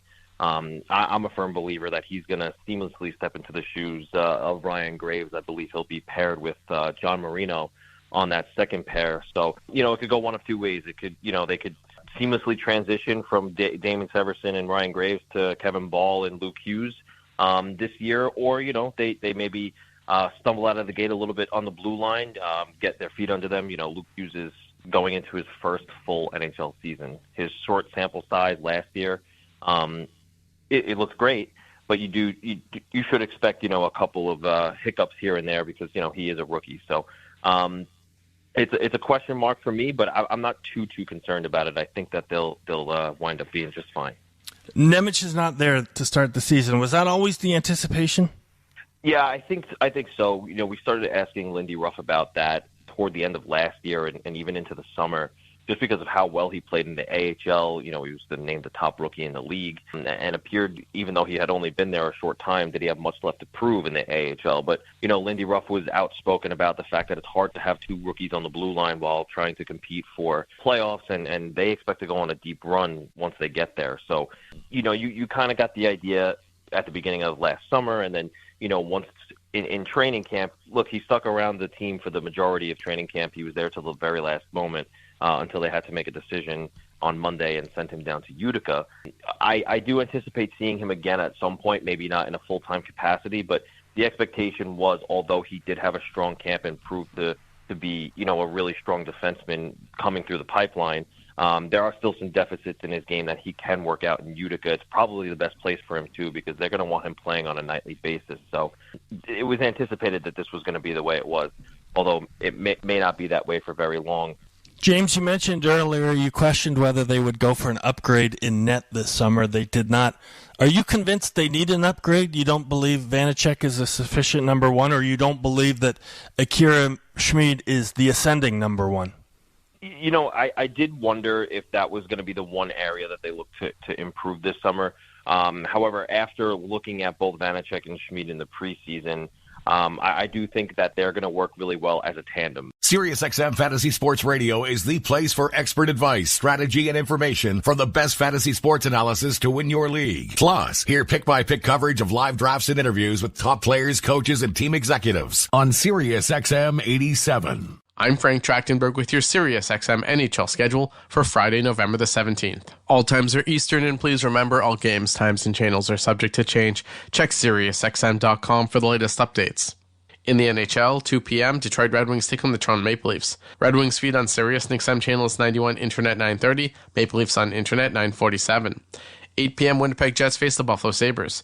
Jets on Sirius XM channels 91, Internet 951, Sabres on Internet 923. 10 p.m., Anaheim Ducks face the Florida Panthers. Ducks on XM 219, Internet 920, Panthers on Internet 932. For full coverage of the NHL regular season, playoffs, and hockey across the world, tune into SiriusXM NHL Network Radio, Channel 91. I'm Frank Trachtenberg with your SiriusXM NHL schedule for Friday, November the 17th. All times are Eastern, and please remember all games, times, and channels are subject to change. Check SiriusXM.com for the latest updates. In the NHL, 2 p.m., Detroit Red Wings take on the Toronto Maple Leafs. Red Wings feed on Sirius XM channels 91, Internet 930, Maple Leafs on Internet 947. 8 p.m., Winnipeg Jets face the Buffalo Sabres. Jets on Sirius XM channels 91, Internet 951, Sabres on Internet 923. 10 p.m., Anaheim Ducks face the Florida Panthers. Ducks on XM 219, Internet 920, Panthers on Internet 932. For full coverage of the NHL regular season, playoffs, and hockey across the world, tune into SiriusXM NHL Network Radio, Channel 91. I'm Frank Trachtenberg with your SiriusXM NHL schedule for Friday, November the 17th. All times are Eastern, and please remember all games, times, and channels are subject to change. Check SiriusXM.com for the latest updates. In the NHL, 2 p.m., Detroit Red Wings take on the Toronto Maple Leafs. Red Wings feed on Sirius XM channels 91, Internet 930, Maple Leafs on Internet 947. 8 p.m., Winnipeg Jets face the Buffalo Sabres. Jets on Sirius XM channels 91, Internet 951, Sabres on Internet 923. Get the latest news, opinion, and analysis from MMA to boxing and the professional wrestling world 24/7. SiriusXM Fight Nation, SiriusXM 156, and the SXM app. It's not exactly a surprise to find out that when it comes to the Chicago Blackhawks, people are closely following the progress of the number 1 overall pick in this summer's NHL draft, forward Connor Bedard. Writer Tab Bamford has covered the Hawks for over a decade, and he joins Ryan Payton, Dennis Bernstein, and Dave Pagnotta on the Hot Stove on NHL Network Radio, SiriusXM Channel 91, to share his impression of Bedard in the early stage of his rookie season. Well, I think one of the things I'm going to watch in the coming games is, Taylor Hall had a shoulder problem in Boston. Initially was week to week, but he skated yesterday, and it might be shorter than that. But you've got a former number 1 overall pick on Bedard's line, and in the preseason, all of the veterans were talking about how underrated Bedard's vision and playmaking ability was. Right.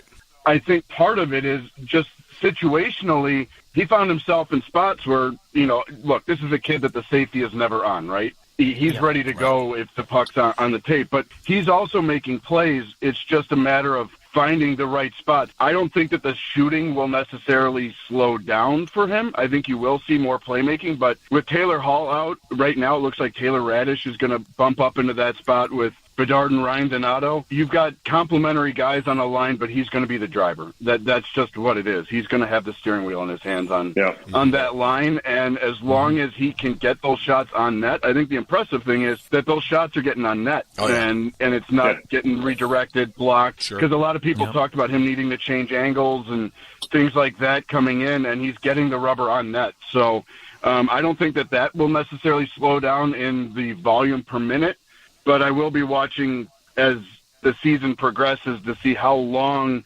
Luke Richardson and his staff can keep him at 21-plus minutes a night. When you've got back-to-backs, it's going to be a heavy lift for a kid when you get into late December, early January. We had Aaron Ward on last week, and Wardo talked about this kid being the driving force of that line in the first game of the season. Like, he led them with 11 different offensive categories in the first game.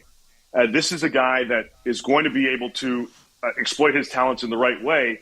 And I guess it doesn't necessarily, obviously, Tab, it's great to have a guy like with Taylor Hall's capabilities on your line, but because of the way he performs and because of the shot total and the chances, I guess, he's creating, you don't necessarily need to have those top type of wingers playing with him, right? You can mix things up, and like you said, Radish likely going up. You can have those guys that'll be these little complementary pieces to what he brings to the table. Yeah, and I think what Radish is a guy that I thought from the get-go. Look, we knew Taylor Hall was going to be on that line to help alleviate some of the pressure. I loved the addition of Ryan Donato because he's a volume shooter who can fly. Smart guy, great goal in the first game against Pittsburgh. That's where Bedard picked up his first career apple. But a guy like Taylor Radish, who is a net front guy, who is a garbage man who cleans up loose change, I think that's the kind of guy that you're going to see really benefit from being on a line with Bedard, because with those volume shots, if a guy like Radish or even, on the power play, Corey Perry's going to park himself there. If they can get there, I think the hardest thing is getting there before Bedard gets the shot on net. But if you can get there before Bedard lets it rip, there's going to be a lot of opportunities for guys that know how to play in front of the blue paint to pick up some easy goals. Mad Dog Sports Radio has the best sports talk in the business, covering sports with a passion and knowledge you need. Mad Dog Sports Radio, Sirius XM 86, and the SXM app. I'm Frank Trachtenberg with your Sirius XM NHL schedule for Friday, November the 17th. All times are Eastern, and please remember all games, times, and channels are subject to change. Check SiriusXM.com for the latest updates. In the NHL, 2 p.m., Detroit Red Wings take on the Toronto Maple Leafs. Red Wings feed on Sirius XM channels 91, Internet 930, Maple Leafs on Internet 947. 8 p.m., Winnipeg Jets face the Buffalo Sabres. Jets on Sirius XM channels 91, Internet 951, Sabres on Internet 923. 10 p.m., Anaheim Ducks face the Florida Panthers. Ducks on XM 219, Internet 920, Panthers on Internet 932. For full coverage of the NHL regular season, playoffs, and hockey across the world, tune into SiriusXM NHL Network Radio, Channel 90.